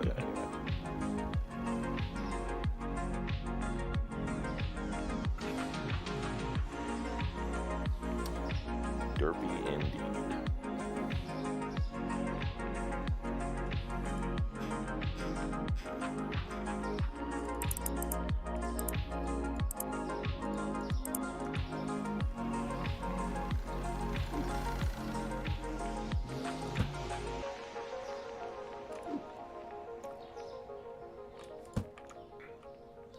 Yeah, I wish there was, there's so many devices that integrated into homes and stuff like that just don't work that well. The one thing I don't like I don't like, and it's actually just has to do with the wiring between the thermostat and the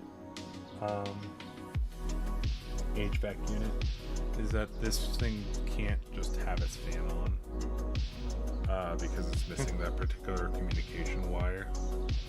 That's well, that's annoying. Yeah, and so like the fan has to be triggered by the heater or the cooler. And I feel like that's kind of the downfall for this thing pretty frequently, is the fact that I feel like that's why it's so fucking cold down here half the time, is because it's not properly cycling the air. It's just trying to do that burst to cool off the upstairs, and then it shuts off. Burst to cool off the upstairs, shuts off. But yeah. I run my fan at all times, even if the rest of the system isn't. I mean, I like the idea of running it all the time too, because I feel like it's just getting that air movement is just so nice. Exactly. But yeah, that's kind of the big thing that I've always not liked about this. It was just because they didn't swap out the wire when we did the remodel many years ago, because we didn't think we would need that. Because with the older thermostat, we didn't need that.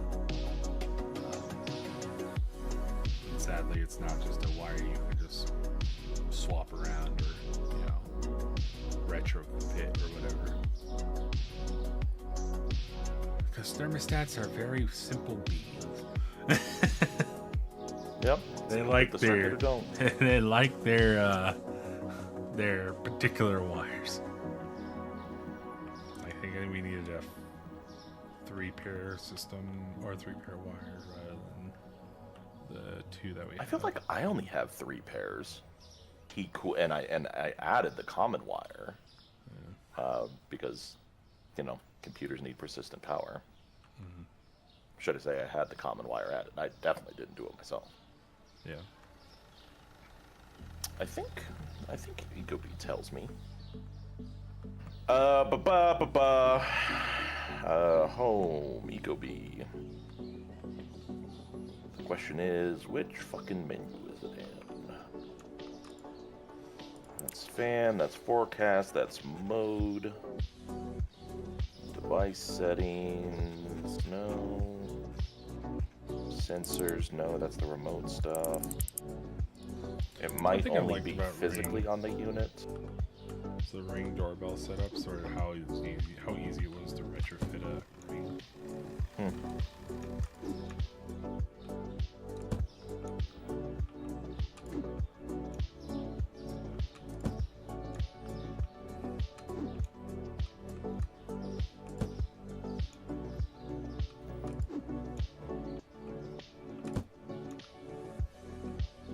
Yeah, it might only be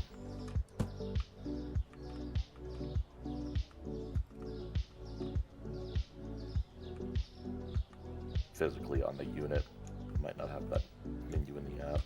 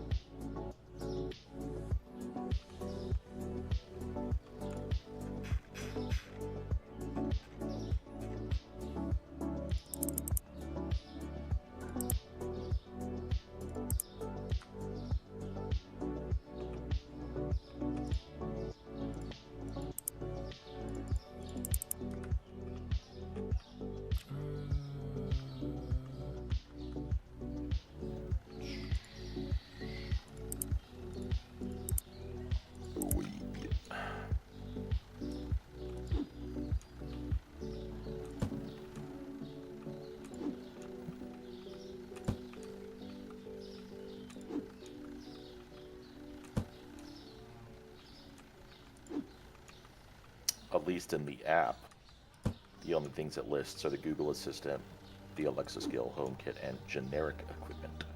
Mobile Link Gen. Why did it request my location and then shunt me to the App Store? Good design. Good design.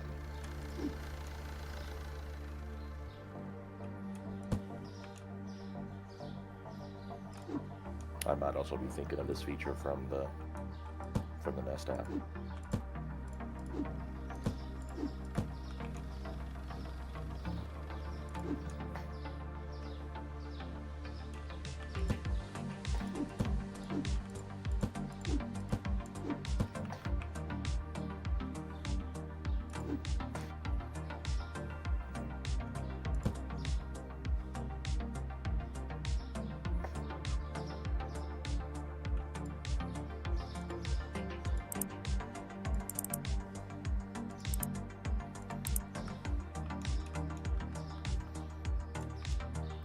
Will he make enough money to buy the next expansion? Hi, onegaishimasu. Boo. Moosh? Wait, what? That's not your name. Moosh! My alter ego is indeed Mako Moosh. How did you know? Makamoosh. Mako Moosh. It's a long story, but I did have a time 4 years ago, and people would be like, "Oh my gosh, it's Mako Moosh," and I'd be like, "Yeah, it's me." And my name almost changed. I was like, "No, I really am Mish. Please, please don't change it." No. Loki, what you streaming? What you playing? Playing the Supermarket Sim? Probably playing something on Switch. This says Jason. Yep. What you actually playing though? Red Dead Redemption 1. Hey, there you go. On Switch? Yep. Yeah, I had the same like. Okay. Yes, they released it a year and a half ago. You released it. Question mark. Oh my gosh. Okay, so I have enjoyed watching Muffins' stream. How did you enjoy that? Oh my gosh, this is the funniest thing. Like, it's great when we're both there too. Like, don't get me wrong, that's hilarious too. But having her, The slight chaos that ensued was pretty great. yes, it's just I love her little oh no, oh no, and then her like, oh wait, what did she say? What did she say?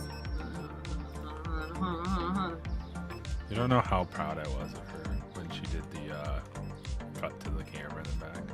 I was like, I need to find that. I need to find that because I didn't find that. I skipped it for someone. Listen, I'm almost out of shampoo. If only you could watch Twitch VODs on That's not 1.5x shampoo. I just Oh, bought a ton of she gave you guys bleach. car stream or chair stream. Yeah, I was pretty proud of the chair stream too. She knew what to do. She got you guys, what do you call him? Frog G? Everyone in the chat was calling him Frog G. Oh no, yeah. I don't know if you have a different name for him. Where she goes, whoa. Whoa, hey. Whoa, hey. Whoa, hey. I told Carly I was gonna make that into a sound clip, so. New alert sound. Whoa, hey, whoa. Yeah, well, either it's an alert sound or it's a just a quick for my stream deck that I can click every time someone donates an insane amount like that ever again. I just Alert go, sound. okay, click, and it's just the Muffin's going, whoa, hey.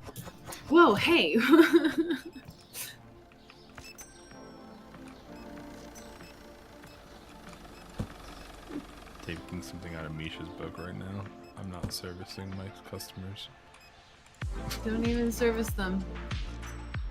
Who needs them? Oh no, I didn't even check this one shelf and it's actually turning into quite a terror.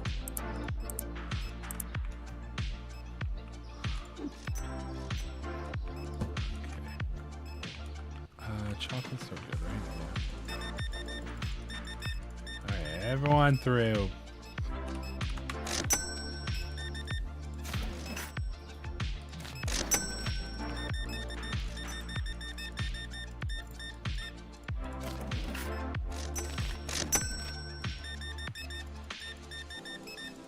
When did Red Dead Redemption come out on the Switch? Yeah, I have when the Elgato Capture card, or when the Elgato Capture app is open, I have that pinned, that app renamed in the Discord game status. That's where that comes from. BAMO, August 17th, 2023. I said a year and a half ago, just a year ago. Ish. Give or take. Close enough, it's damn near July.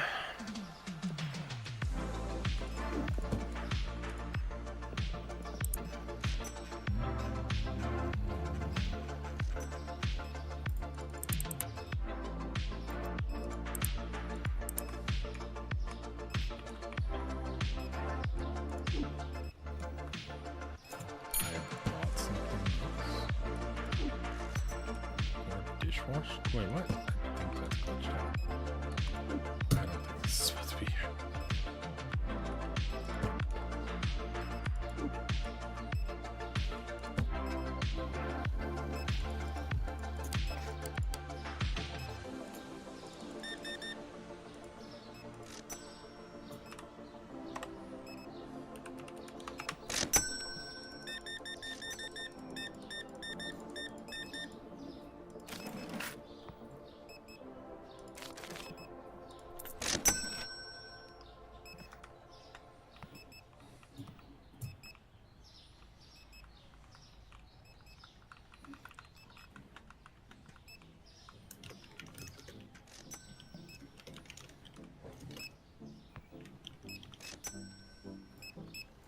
That's a dress. Duh. It's a very purple. It's the most color I've seen on a character in this game in ever.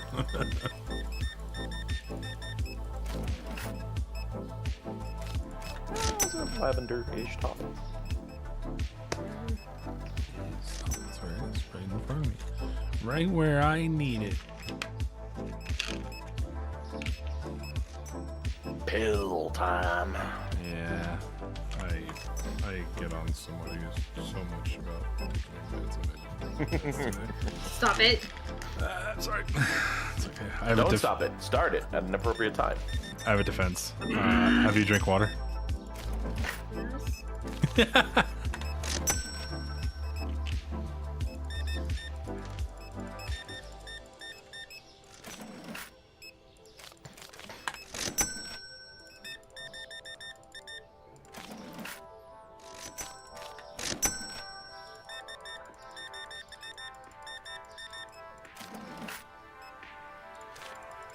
That's not a defense, it's a deflection.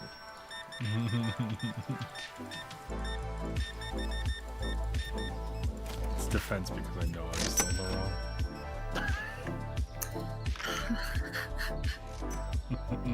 I never said that. I actually said nothing this whole time.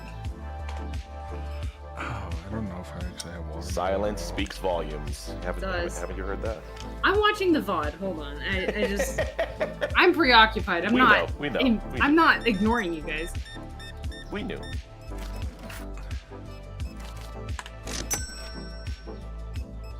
I need to get water real quick. I'll be right back.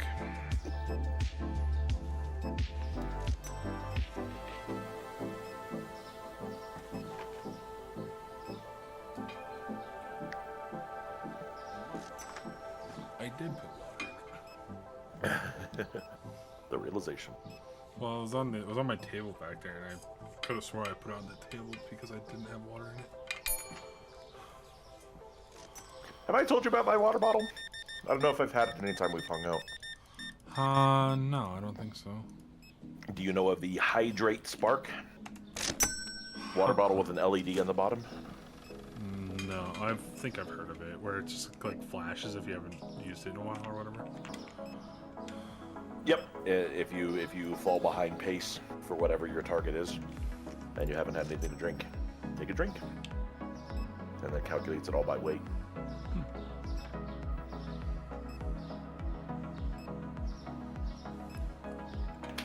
So you still have to manually manage anything that doesn't go through that, but it's something.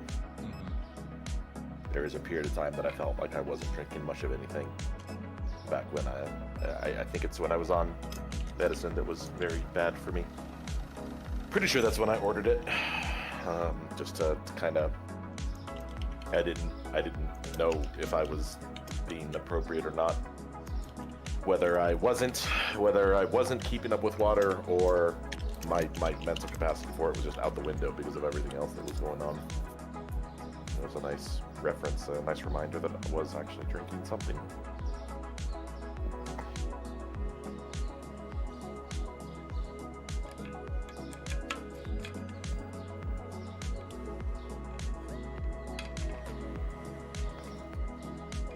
I have 2 different bottles and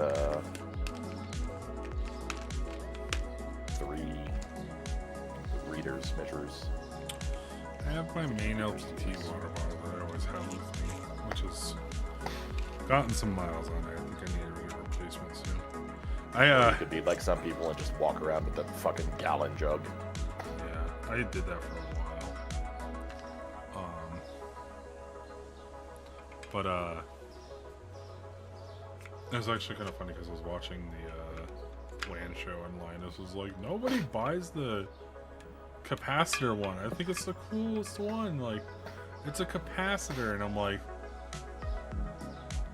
you're comparing 3 arrows to the circuit board design, which is actually a legitimate design. It looks like a freaking circuit board. Like, I don't know what you're talking about, man. The circuit board's obviously the better design. Why it's the one that's always selling it. You know, some people just have different opinions about style, about art. And that's how we came up with the Cybertron.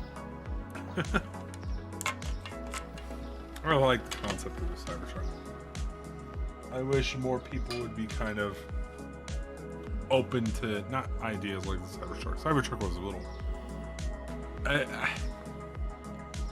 I hate it, but I love it because it's so far out right field that it like opens up the possibility of having a truck that doesn't look like a normal truck, right?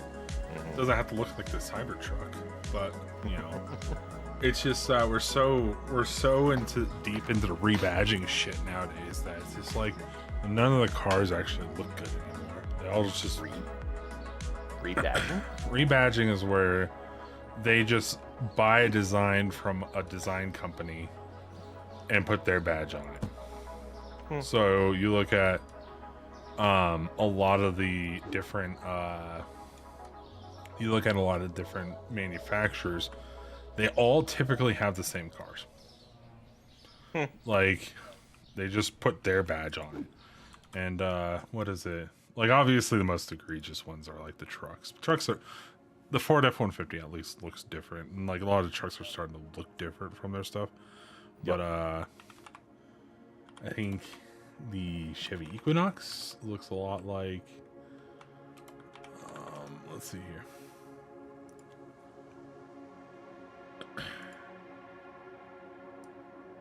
I'll just pay attention to any of this stuff for so long. I'm just gonna. All right, I have a new favorite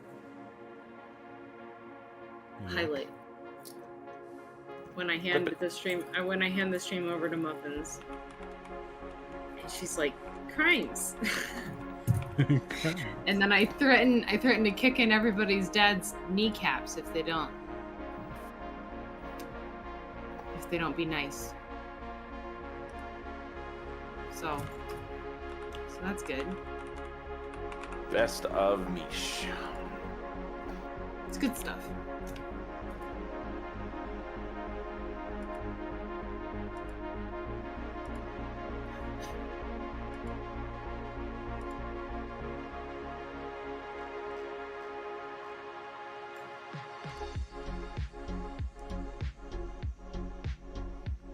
So this is the Ford Explorer. Right. Ford Explorer. Okay. Wait, what Ford Explorer? This Oh, is the Chevy Equinox. Chevy's prettier. Chevy's prettier, always. Chevy over Ford every day. All day, every day. Don't ask me why, it's just true. Duh. Blah. The bottom half of that picture is Yeah, transparent. sorry, I And grabbed that off of their website and it definitely. that was fucking wild. It's weird, I yeah. clicked the picture. I clicked the empty space, and it Yeah. didn't go away. I was like, Here, does this make you guys feel Yeah, better? transparent. That's funky. Is that better? No, I like the other one. Do more. Do more I like that transparent shade of blue. videos. Yeah, it's pretty blue. It's But not you that see how they awful, like- look like, right? oh yeah. Oh, They're yeah. basically the same Oh. design. They just changed the Luke. front. What's up? Look, do you need a Honda CRV? Do I need a Honda CRV? Why? Or do you know a friend who's looking for a Honda CRV? Are you guys trying to sell one? My boss is. No. I mean, I'm not looking for a Honda CRV right now. nor do I. Okay, no problem. No problem. I'll find another one. Thank you. Bye. Okay. How much are they selling it for? Like 3,000. How old is They it? just want to get rid of it. I don't know. It's not that old though. They just bought new cars and they want to get rid of the old cars. It's like, okay. Let me ask around. See what they say. Before I bought my car, I was thinking of buying a electric Smart, the little 2-seaters. Oh. But I really didn't want to manage 2 cars myself. It just felt really dumb. Yeah. People said that those things are probably not great in snowy weather, and that's probably true. That, and I sat in one. There was a rideshare service. They wouldn't know it wasn't a rideshare service. It was a rental service called Get Around that was out in Colorado for a little while, and I sat in one of the gas Smarts, and oh god, they were no frills. They were awful. They just felt bad to sit in. Mm-hmm. I just remember that for a while they had smart car tipping. I don't know if it's still an egregious thing, but a few years back there was some serious smart car tipping situations. Car tipping. Like cow tipping. Yeah, like they would Jesus. in Denver. They would just literally like a bunch of kids would get up to a smart car, and the smart cars they weigh like 1,000 pounds. Right, Yeah, right. And they would just tip them over. That's funny. It's something. I find that funny. Because if your car is tippable, then maybe it's not a car anymore. Just a thought. Just a thought. It doesn't I have just to be love like the one where Ford F-150, but you know, no Ford Tough. Sorry. You were saying? I just love the what was it? The guy that painted a smart car that looked like the little Tykes car.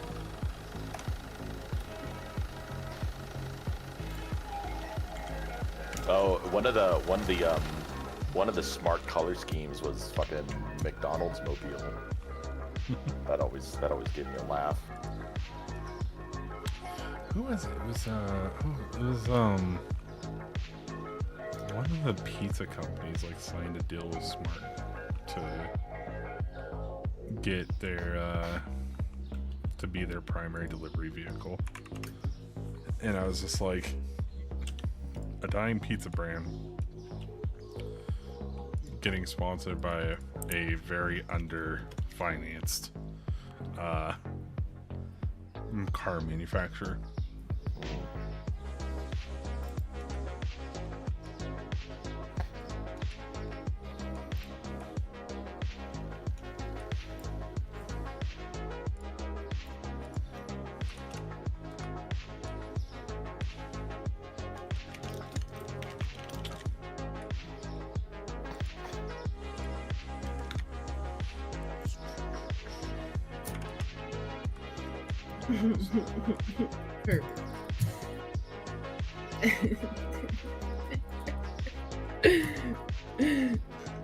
I'm almost there. It's almost happening. For, Okay. oh, No, close. don't worry about it. Okay. Don't you worry about it.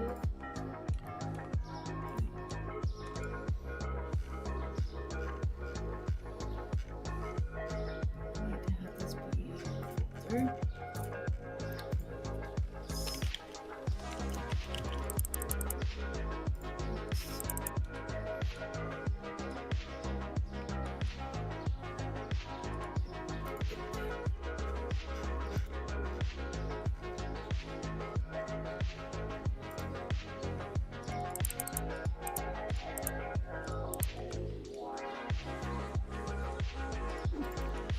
All this money's gonna be gone.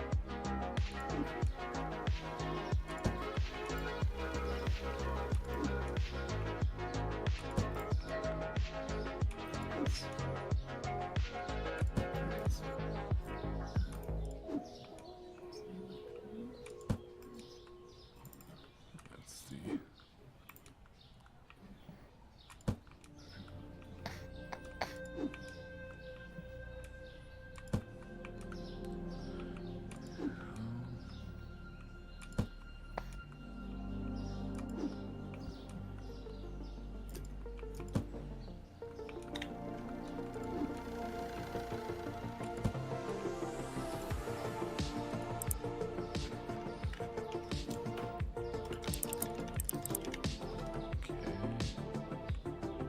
Tuna. I'm out of tuna.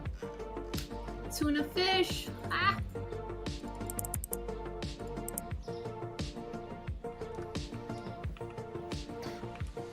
I thought this very funny. This is very great.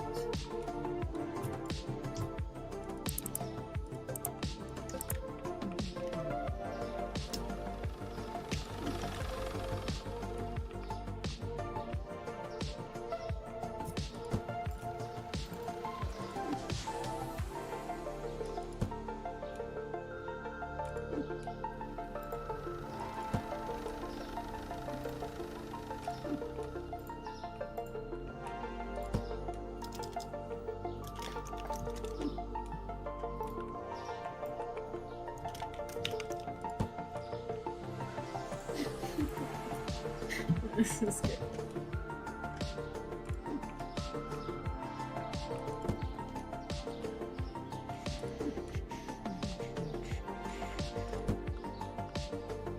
What sugar were we out of?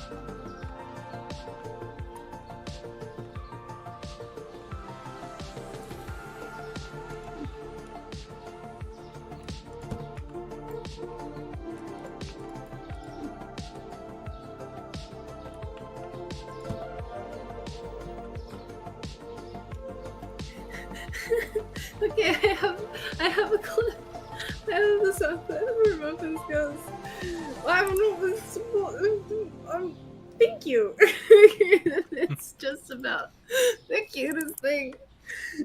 I'm just gonna.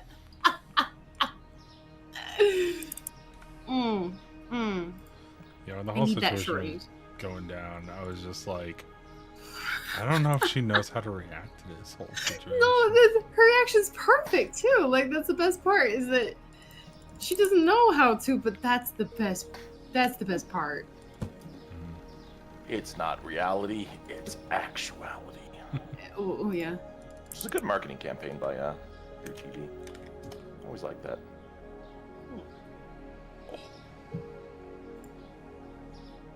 I wish you did not hurt back. Could you do that for me?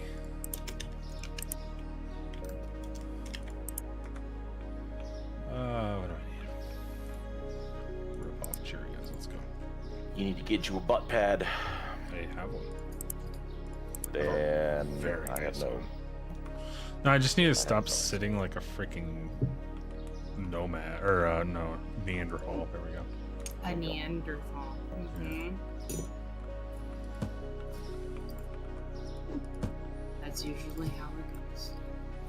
Because I very much often hunch over for no reason. Oh yeah, same. I used to have, except for it broke.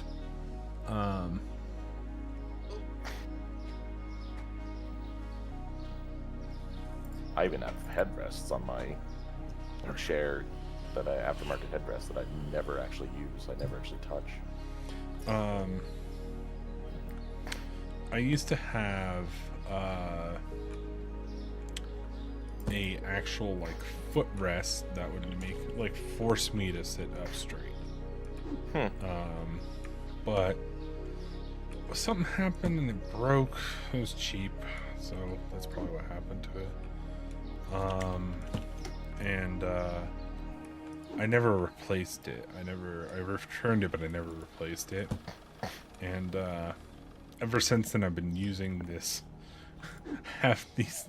this little like dumbbell weight underneath my desk that I literally just prop my feet up on and like push myself into the back of my chair. Probably not the most ergonomic solution, but when I remember to do it, my back doesn't hurt. So that's a positive note. That's a plus, yeah.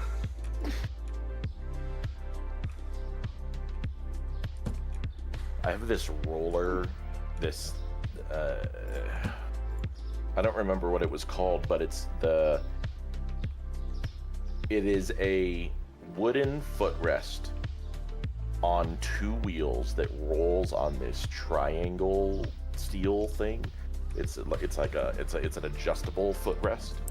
And it has the ability you can raise and lower the angle.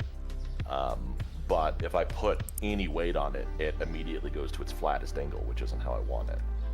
So I haven't made continual use of it. Yeah, things that just randomly give way suck.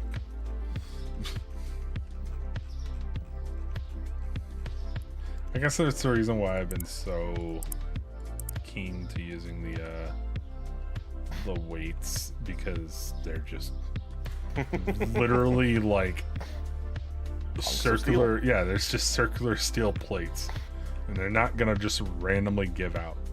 I got to try. PS1 era circular, maybe.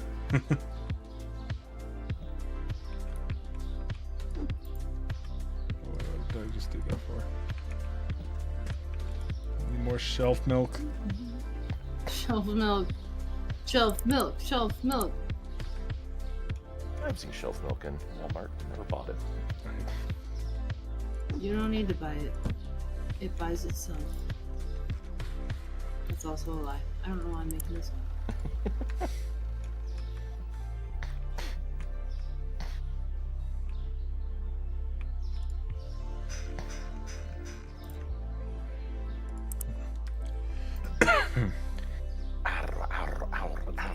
This is fantastic. Now I've got muffins.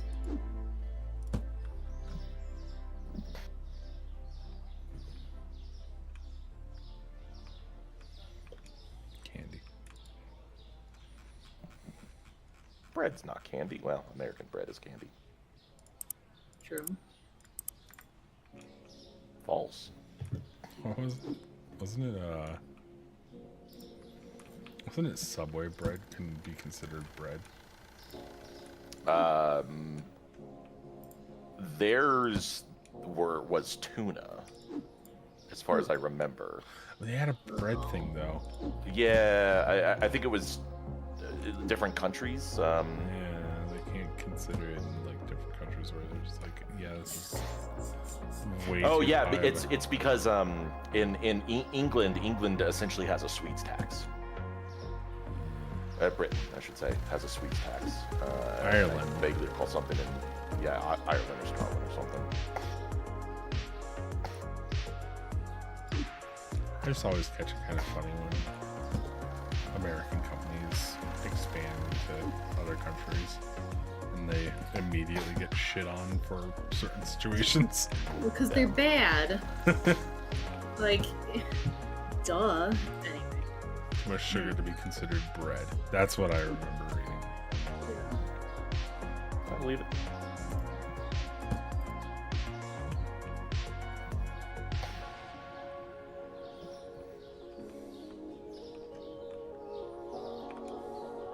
How else do you retain and grow your customer base than plumping them up. Pump that sweet, sweet glucose into them. Benjamin.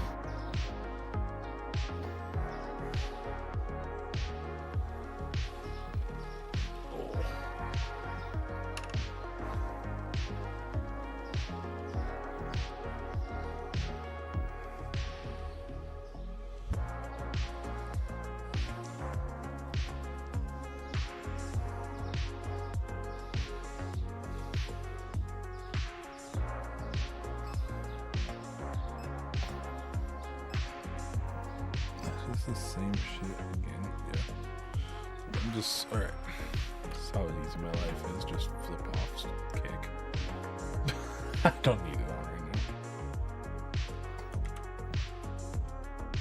Didn't you just say hi to someone on there? Yeah, they just said hello twice. They're bots. Right, every interaction that I've had with people in Kick has always just been bots. So I think I'm done streaming to that platform. Seems legit.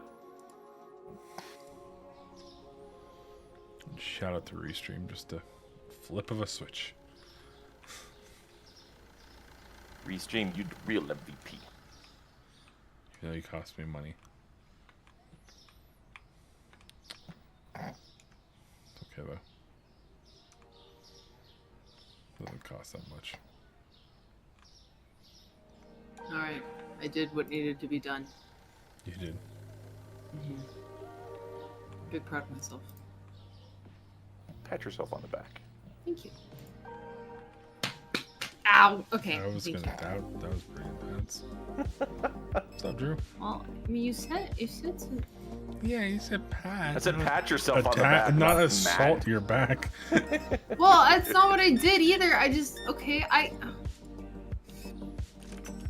I did fine. You said ow. I don't know Yeah. which to believe. It's fine. It's fine. Don't worry about it.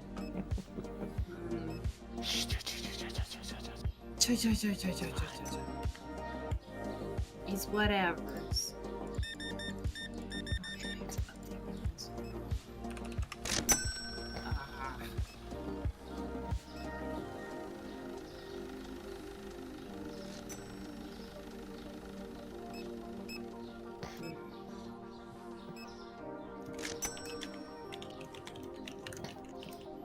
You know, a lot of these like characters look real freaky and stuff like that. I think they should just do what game companies used to do, where they would like let people import their faces.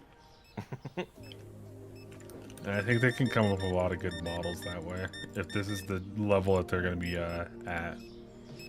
Well, the problem is that you can't. The technology for face meshing is far more expensive than assets in the asset store.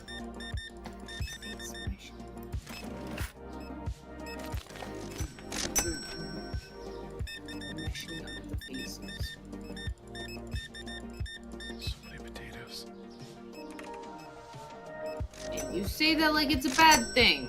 I had somebody buy a whole like 4 or 5 potatoes earlier. It was impressive. Okay, sometimes you gotta make a bunch of mashed potatoes. I could go for some mashed potatoes right now. I could also For real, use some though? mashed potatoes. And some buttery mashed. Oh my gosh, I can't. I'm an athlete. I can't just be eating whatever I want. Or can I? Also, I would like to publicly state that you did almost attack those tortillas. Sorry? The tortillas? The tortillas. Oh, the tortillas! Okay, I legit, they were sitting in the same spot when I went to go visit today. Same spot, untouched, unopened, and I was like, man, I gotta open these. But if I do, I gotta make a thing out of it in order to like share the experience if I actually got into these. So, you know. I was over there on Friday, Jason, and she just got back from practice, and she was just like kind of like, we just ate, and she was just like kind of perusing around, Yeah. and all of a sudden she like perked up looking at these tortillas on the counter. Dude, it's a form of Move bread. I can't forward. stop. I can't stop. Move forward. Went to go grab them, and the amount of disappointment that ran through her body as soon as she found out that the seal hadn't been broken to open them yet. I was just like, couldn't stop the laugh. Rude. Stop. You're being mean. Why pick on me? Why? I thought it was adorable. I mean, it's self-restraint, okay? I show self-restraint. Listen. Sometimes you need to be the person to break into the tortillas. Sometimes you don't. Sometimes you don't need to be, especially when it's not your house, not your food. You did not buy that. I don't know what the plan is for that, you know? And what if they need to save it for later? And I break the seal and I break it open, and then they're like, no, we were going to save it for later. We're going to freeze it. And now it's going to get freezer burned because the seal broke. You know? I don't know. So I'm just kind of like being respectful and all this stuff. But also, chat has this idea that all I do is eat bread and fruit snacks, which is an amazing piece of lore, and I actually support it full-heartedly. But big but here, like, I don't, it's not true, but I eat a lot of bread and rice and pasta. And tortillas are in the same group of just straight up carbs. Like, I'm gonna munch on it. I'm gonna eat that all day long. And I would 100% just eat plain tortillas just straight from the package just because I want it. Yeah, right. See, I don't need to do anything to it. I don't need to put cheese on it, put it in the microwave. I don't care. Like, I don't need nothing. Everything optional is better, but it's damn good just by itself. 100%. Like, when I was in high school, my favorite snack was a tortilla, a little bit of butter, cinnamon sugar, nuke it in the microwave 15 seconds, then roll it up. Like, it was so good. And now I just eat them plain because they really aren't. It's not that much different. It's just. Anyway, it's good. So I was like, oh man, I could chomp down on some tortillas right now. And then I realized that they weren't open, and I was like, you know what? I don't know what the plan is. This isn't my house. That's not my food. I should just go opening things. However, I know if I asked my mom, hey mom, can I have a tortilla? She would have been like, sure, have a tortilla. Have 3. You know? Like, I know that's how she goes. That's how she is. But, yeah. No, I don't. Attack, I don't know if that's the right word. I don't know. Oh, I 100% believe how he's describing come it. on. No, yeah. I mean, I may have inched forward, but it wasn't like I was going to pounce on them and just like, no. The only reason why you didn't is because it was still sealed. We've been open. Yeah, but like, but also. This may or may not be better for the situation.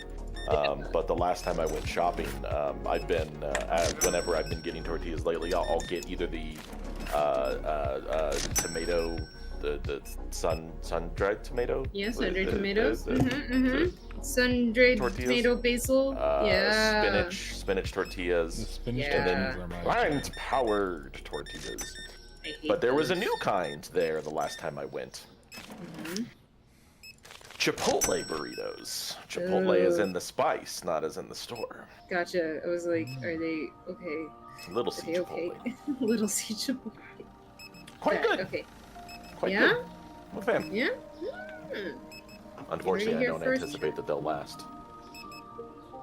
Yeah, I don't like the tomato basil tortillas. Tomato. The Sorry. You were the one who said it like that. I'm so sorry. I do it to him all the time too. It's so He's used to it. good. Just because he's used to it doesn't mean it's okay. Loki, do you have more product license than I do? I think not. no, I'm about to build another section to my. Nutters. Hey, that's a pretty good deal, I think. Did you start over? No, he's just been playing hours and hours and hours with the same stock, just going through the same day, like not actually progressing. I don't understand. I don't understand how he manages. How he do though. Well, so far, I'm doing No pretty goal. good. No goal catharsis is the answer to that question. Well, that's That not That's question fair. question. that's fair. Hey, And did you now see the we- axolotl? Gross. Okay. I hear it. Did you see the cursed axolotl? I hear it. Yes. I was like, oh wow, what is going on with its belly? Okay. Yeah. I mean, it's pink and it's cute and it's got a cursed face. But it's definitely a stress reliever, so I'm happy to have it.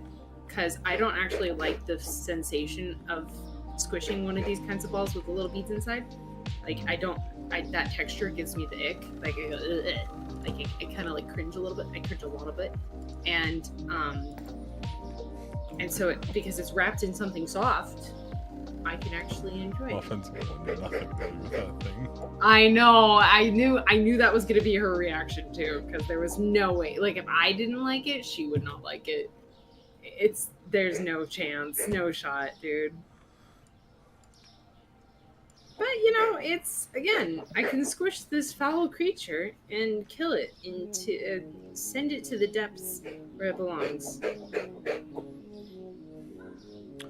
The saddest part of Supermarket Simulator is the fact that I can't put the refrigerators like this. Like this.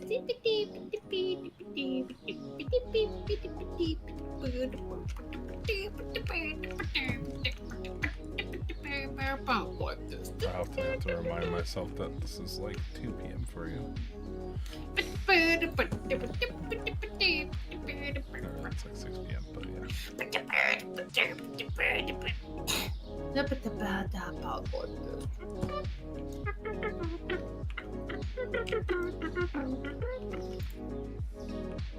yeah. So I've had a good day. How's your day been? it's fun. It's a good day. Mm-hmm. Fun day, good day. It started out with anxiety, but that was about it.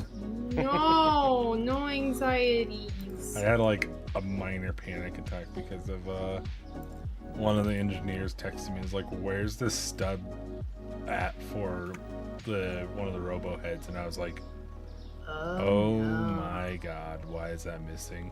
And it was just I freaked out the because worst thing. No way.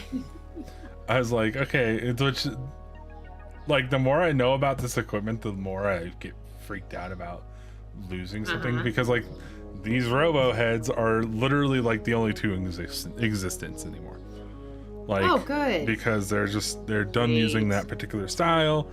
This is just they're cheap for them because Fantastic. And so if you lose a piece, it causes problems. You can get it back.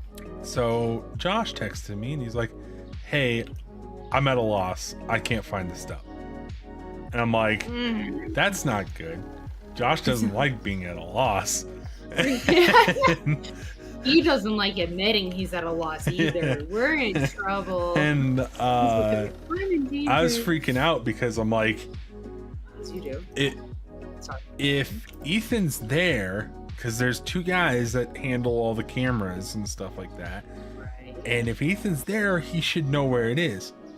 Right. And so I was under the impression that Ethan was there, and I was like, Oh. okay, like this is weird that he's asking me this question. That means that it's actually missing, because if Ethan can't find it, that means it's actually missing. But Ethan wasn't there. Well, that was the thing, is I texted him, I'm like, hey, like I texted Ethan, I'm like, hey, did you find that? And he's like, I got no reply. And then I tried, I texted him again, no reply, and I tried calling him, no answer. And I was just like, oh shit, like that means things are getting intense, and people are probably getting pissy because of stuff and everything. And then I finally texted Josh again. I was like, hey, did you guys find that? And he's like, I haven't heard back yet. And so I was like, for a second there, I'm like, heard back. So I immediately thought, is he not on site? And so I was like, are you not on site? And asked him everything. And he's like, oh no, I am. I have so much stuff I got to do. And I go, oh, well, shit, let me just talk with Ethan. Then I'll text Ethan directly. That way I'm not bothering you. And he's just like, oh, Ethan's not on site yet because he's at a funeral right now. And I was like, oh, okay, so that's why, like, nobody knows what the hell's going on, is because Because the nobody knows. primary person that would know where the hell all this stuff isn't there yet. So I was just like, okay, which was a little bit more of a relief. I was like, okay, No, 100%. that means 100%. that nobody's actually checked the place that we normally put. They're just idiots. I was just like, not idiots. It's just they don't know what No, they're. that's my favorite relief is that they couldn't find the thing because they dumb. Yeah, I was just like, Not because they actually missing. so I Oh, was good. just like, I waited and waited, and then finally Josh was like, he's like, yeah, I just checked. It's exactly where he told me it was gonna be. I'm like, okay. That's what I thought. Like, it just happened to be you guys just literally texting me and put me in his panic attack and everything. No problem, no big deal. It's like- Like I No, just yeah. thought I lost a piece to a several $1,000 system. That's nice. No problem. Yeah, that's unfortunate. Yeah, but no. As long as they found it, that's literally like all I care about. But yeah, no, but yeah, other than that, like, pretty straightforward day. I hope that I did my pay. I never got an email or text back.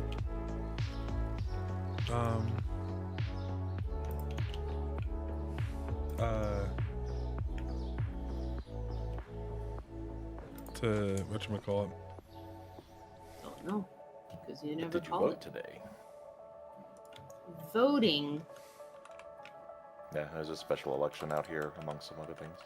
Oh, Amongst special election and primary. oh. Wait, did you accidentally go live? I didn't accidentally go live. No. Then you went offline? Just want you guys to know. It would assume so. Oh, Yes. you did one of your things where you just like did it like a quick VOD. Okay. I got actually kind of concerned there for a second because I was Why like, do you get so concerned? well, because I didn't know. I'm like, as soon as I saw that you went live, or like I just saw the notification, I'm like, man, did I say anything bad while she's live? Like, No, I Oh, would have no. said something, Loki. I would have said something. I'm not that dumb. Loki. She would have said something low key. Low-key. Would have said, hey, Loki.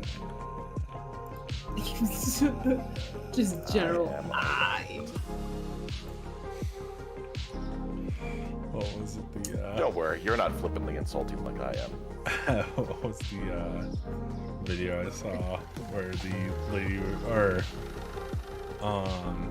the guy's sitting there and he's like wearing this like a leather jacket and he's like a younger guy, but he's an adult. He had to be in like his like early 20s, and he goes listening to that, or I hope my future wife doesn't mind my grandpa music playlist, and it's literally just playing Red Hot Chili Peppers. That's And hilarious. it cuts to this lady and she goes,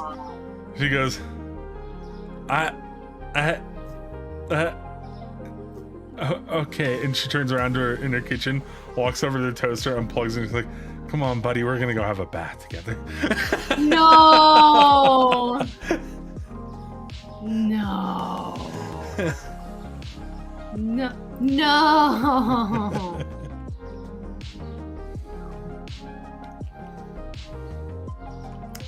No.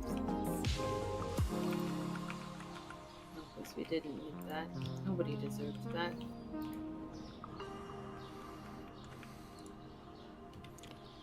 Alright, my next purchase for another expansion is $24,000. Easy, Nice. right? Yeah, super easy. Soup's easies, dude. I only have $1,800 right now. Fine. It's fine. Just buy it. Just buy it. No big deal. You just pull a loan. Yeah. Why do anything when you can just have a loan? It's funny because, like, I don't know if I can even. I've never pulled a loan in this game.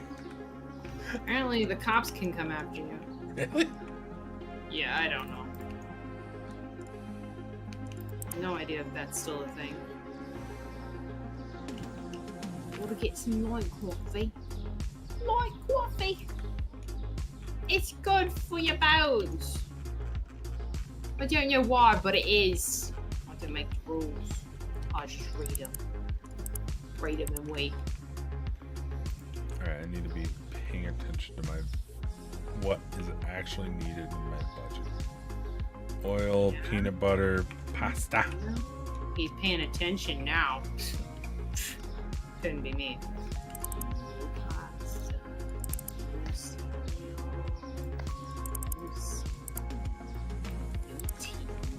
Can't buy any of the fancy stuff, but I don't think I need fancy stuff right now.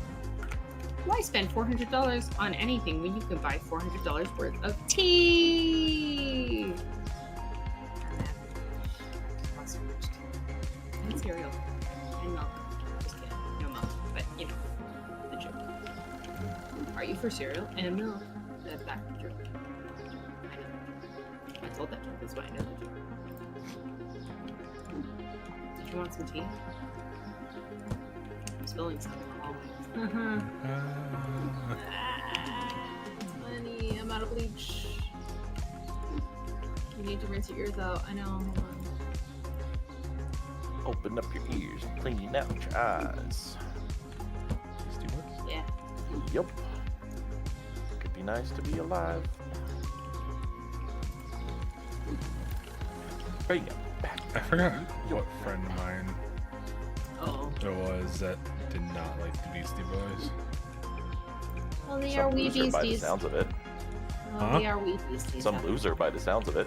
Oof. Yeah. How dare they not like Beastie Boys? Yeah, Snicker. Do it. Yeah! That's a good one. I like it.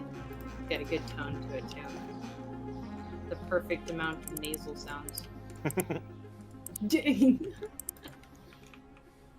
I mean, am I wrong? Also, I'm proud that my quote has become Muffin's new stance. My gosh, it was just so perfect. I was like, okay, that's where that goes now. So another thing from the Friday night,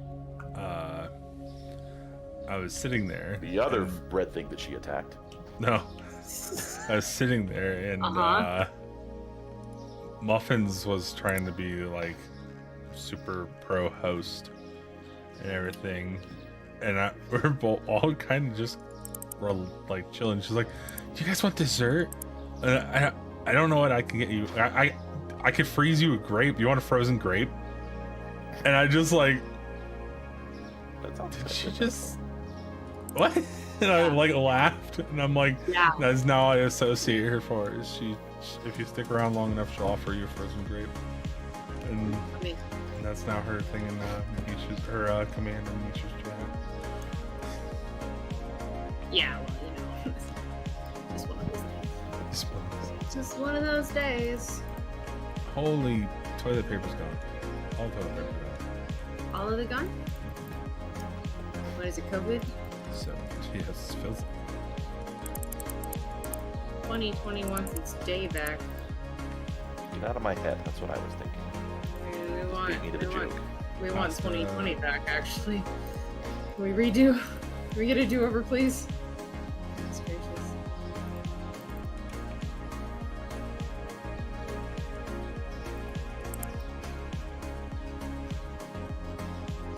Yeah.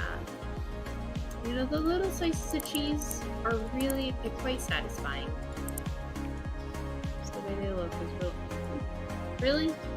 Really, you bought a $3 bottled water with $100. give in to the pennies. Might be surprised how often that happens. There's a reason why no bills over 20 is posted like everywhere. Well, after He a says, certain even though he point, can't think of a place that he's seen that in like 15 years. In and out Yeah. literally has a sign that says no bills over 20 after 10 p.m. Well, there you go. Yeah, but it's after 10 p.m. Like we accept them before, but it's not. I mean, I've had one. Okay, so here's the crazy thing. At my work, I'm about to just dox everybody. It's fine. So at my work, in the in and out policy, managers have to approve any bill above a 20. We are responsible for our 20s, so if we get a counterfeit 20 and it doesn't pass our check, then that comes out of our paycheck. But the managers have to look at 50s and 100s, and so every time someone comes in and brings a 50 or brings 100, we have to go, hey, I need a bill check, and get someone to check it. So we had a couple of counterfeit 100s come through the store and get denied, and there was a couple that came through the drive-thru. They handed me a 100. It was an older 100, and it felt weird, and I was like, I don't think this is good. I went to my manager and I said, hey, can I get someone to check this? And I was like, it feels weird. Like, I'll just tell you right now, like, it doesn't feel right, like, because it's not the right thickness, and I handle bills a lot, and so I kind of know, like, it's not, that's not right, but it's also really, really old, so I don't understand. And so, and it had the little blue light check, like it passed my check there, and they, I don't know, I was just like, I don't know. So, but my manager was like, it's good. I was like, oh, okay. You say so. Like, I have no authority to tell them no if my manager says it's okay. Yeah. Needless to say, it was 100% a fake, and they had to punish the manager instead of me, because that's why they had the manager say it, right? But yeah, and then there was another time. CYA judgment. Cover your ass judgment. Oh, yeah, CYA. I thought, see ya? Huh? Why are you leaving? Okay. So, yeah, and then there was another time a guy came in and he was like really concerned about how much things would have cost, like the total and stuff. And I was like, I mean, it's fair. Lots of moms are like, how much is that again? And I'm just like, oh, sweet. It's okay. I'll give you your totals and all that, right?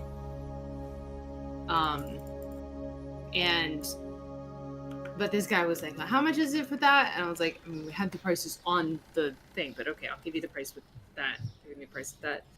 And he was like, oh, okay, I'll just get one of those. And so he got a cheeseburger, and then I kind of talked him into a fry, and then he tried to pay with the 20, and the moment I held it, I was like, oh, this is fake. And so I was like, okay, and I held it under my blue light filter, and it didn't pass that check, and I was like, I'm so sorry, sir, I can't take this. And he was like, oh, well, it's all I got. And I'm like, I didn't pass my check, so I can't take it as legal tender. I'm sorry, and I just kind of let him walk away. And I checked with my managers, and they're like, well, you can always have us check it, and then we have to keep it, and then we have to call 911 and make a report. And I was like, well, I mean, he gave up really easily, so he knows it's fake, so that probably would have been the thing to do. But imagine if someone had a fake bill, didn't realize it was fake, and tried to pay with it. I've had that. Yeah, and it's so embarrassing when you tell someone like, hold it here, we're gonna call the police, and you're like, what? You're like, I didn't know the bill was fake.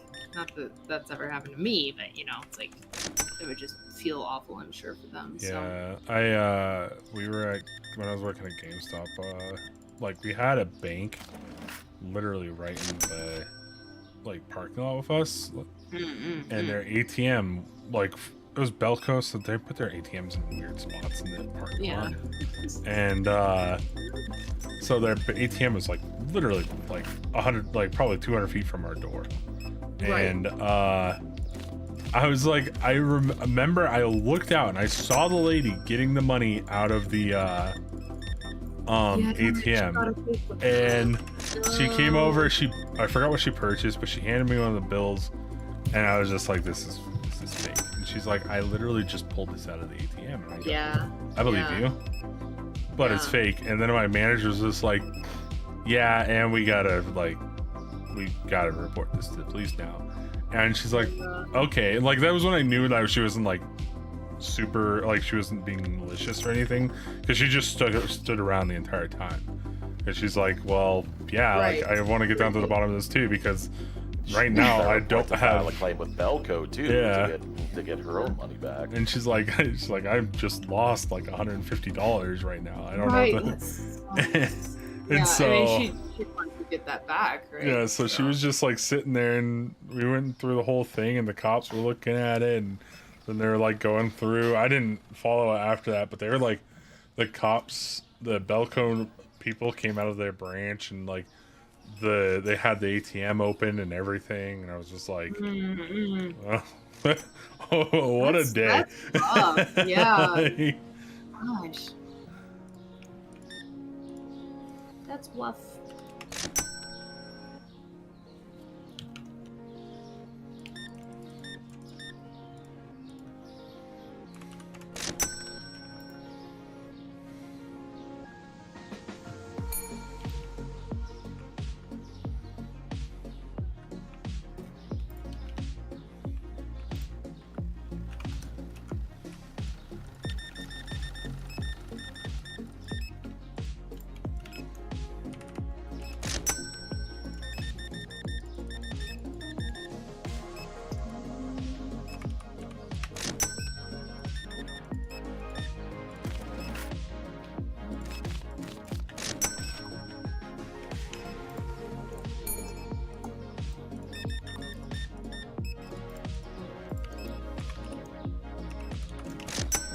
I need the price of that cake to go up more. It's my only item that has 50 cents attached to it. Subway bread.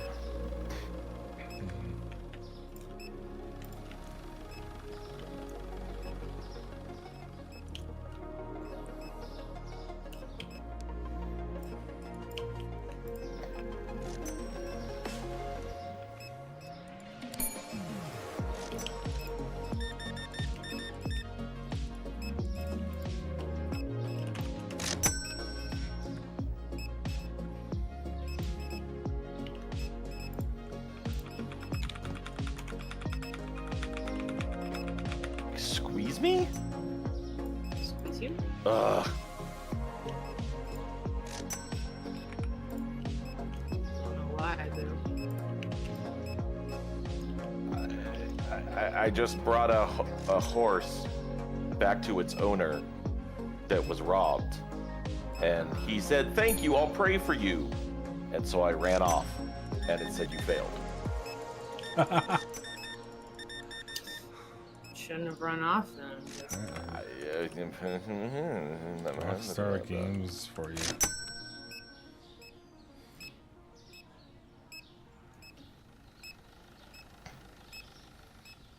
It's tough going backwards. I replayed Red Dead 2 earlier this year.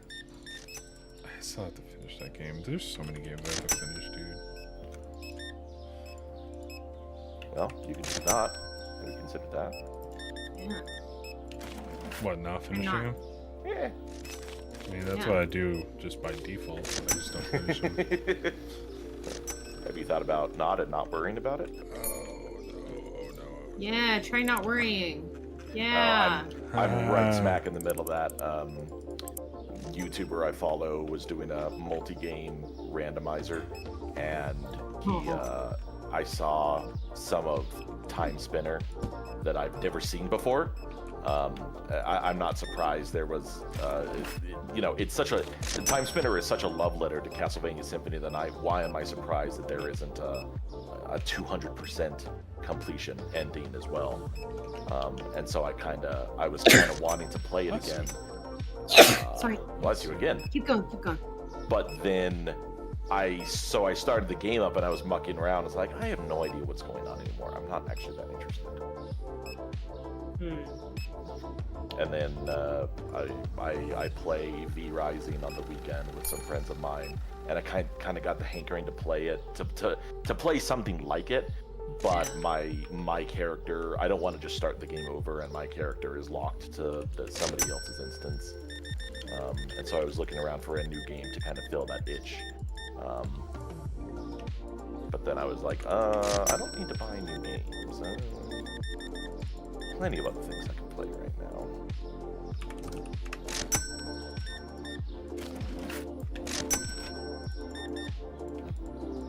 I think I just had plenty of new things. There's plenty of things I already have that I could be playing right now. I am not starved for games. I looked it up the other day, and I've at least started like 30% of my library. And it's the Humble Bundle effect, things that I have no intention of ever playing, but I have anyways. Dude, I just thought about that too. Humble Bundle, like, I just got charged for my monthly yesterday, and I'm like, that's more games that I've honestly forgot that I own. Like, I forgot about Humble Bundle for a solid like 4 or 5 months, and I was just like, oh. You should reclaim that money. Huh? You should reclaim that money. Cancel that subscription. Yeah, I mean, I suffering should. for games. Yeah, I should definitely cancel. Do it. Do it right now. Do it right now. Yeah.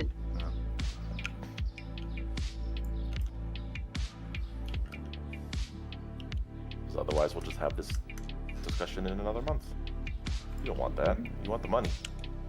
Save the money.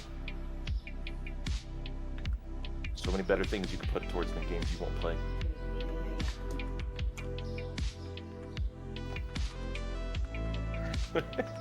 We're such a bunch of brigaders to each other.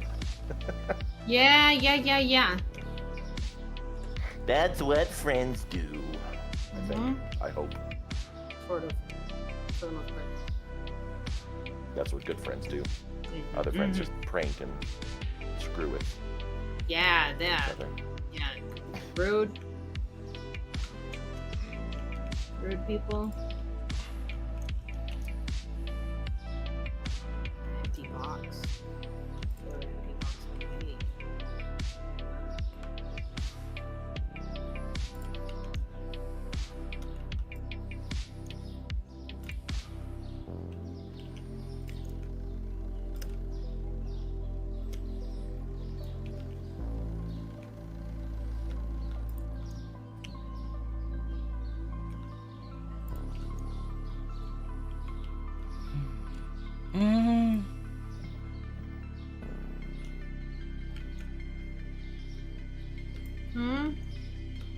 I opened up a video and this dude almost got ran over by a semi truck because a car clipped his bike. And he flattened out and went sliding into the opposing lane and almost got flattened by a freaking semi truck. That's not Humble Bundle. Nope. That's not how to bundle. Fix it. Fix it, Felix. Right meow. I had a weird incident in San Francisco quite a couple years ago. I was crossing the street, and I swear the truck was going to cross the street again, but then it started turning towards me. Like, what do I do? I had this weird reaction to want to like drop to the ground and just be under Weird. it. But then I had a backpack on, and I'm sure I would have gotten snagged. It was one of the weirder reflexes that I've had before. Yeah, that's bizarre. Cool, but bizarre. A superhero and action movie bullshit. Unfortunately, Oh, that's me with my don't live in taekwondo action fighting movie. scene. My fight skin. It's quite the crazy. So bright. Unfortunately for me, I'm not U-sized, and there's also this thing called tires that I don't know where exactly they would be. You know, if the truck was going in a straight line, that's one Fair. thing, but Fair, since it's fair. coming around, No, 100% fair. 100% fair. I don't blame you one little bit. Not one single bit. Shit, I hope I transfer that over.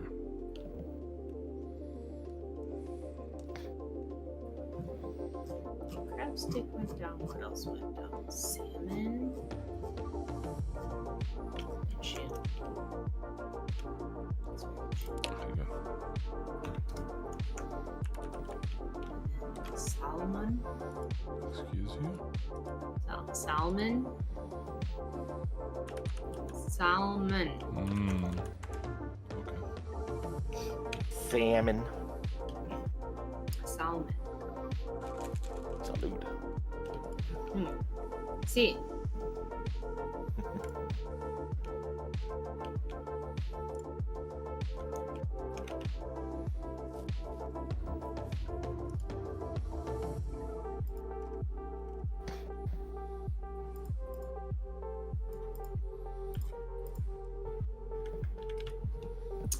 This guy had $111 worth of a purchase.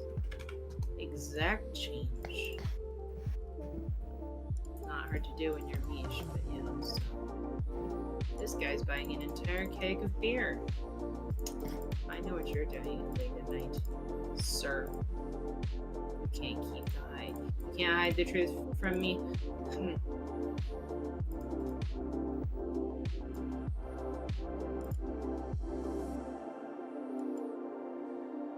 He had $99 worth of stuff and he gave me a hundo. What a good guy. See, that's how you use $100 bills.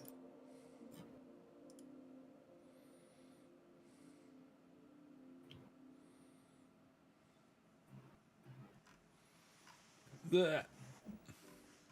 That dude man stuck again. He's stuck again, guys. How did you get stuck here? How did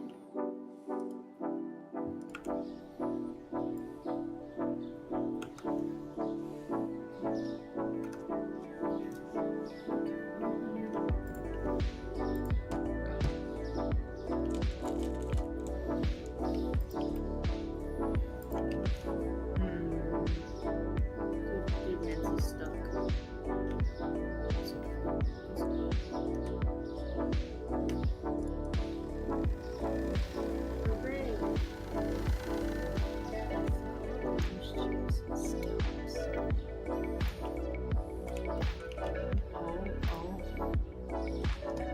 Farine Supreme went up.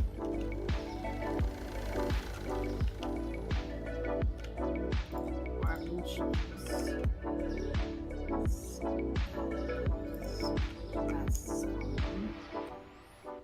Scallops are up here. He's still stuck. Oh, he's stuck. He real stuck. He hard stuck. Stalker? Mm-hmm. Fill the shelf that he's bouncing between. They're all filled. Then I have no help. That's what I've been saying. Well, we ran into that earlier. It's a bizarre thing. It fixes when I leave. Like if I were to save the game, quit to menu. Actually, I don't know about menu. I know if I quit to desktop and reload, it works. Actually, quit to menu also works. Does he get stuck inside the stocking shelf? Nope. He's getting stuck at the shelving units.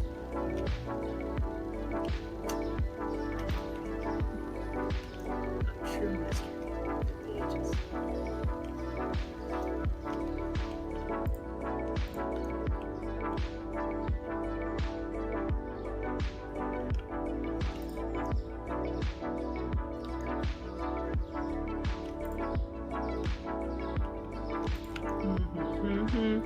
I had stock outside that I didn't bring in.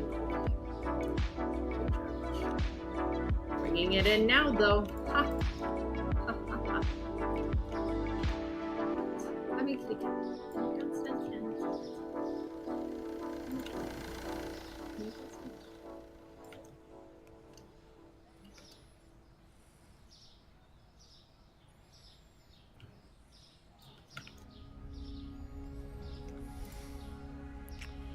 Set my prices real quick.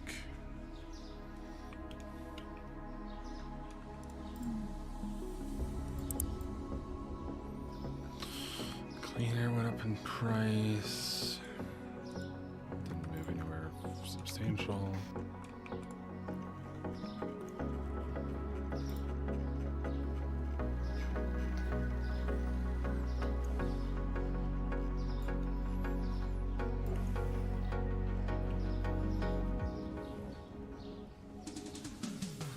Potatoes.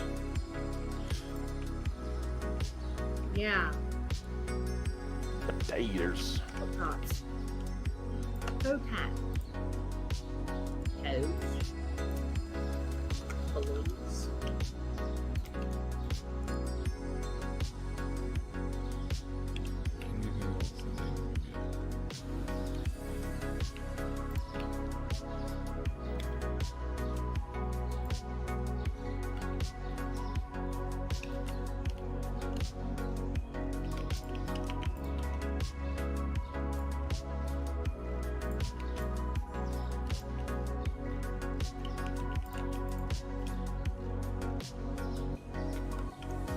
Oh, chop. Field chop. Anything else?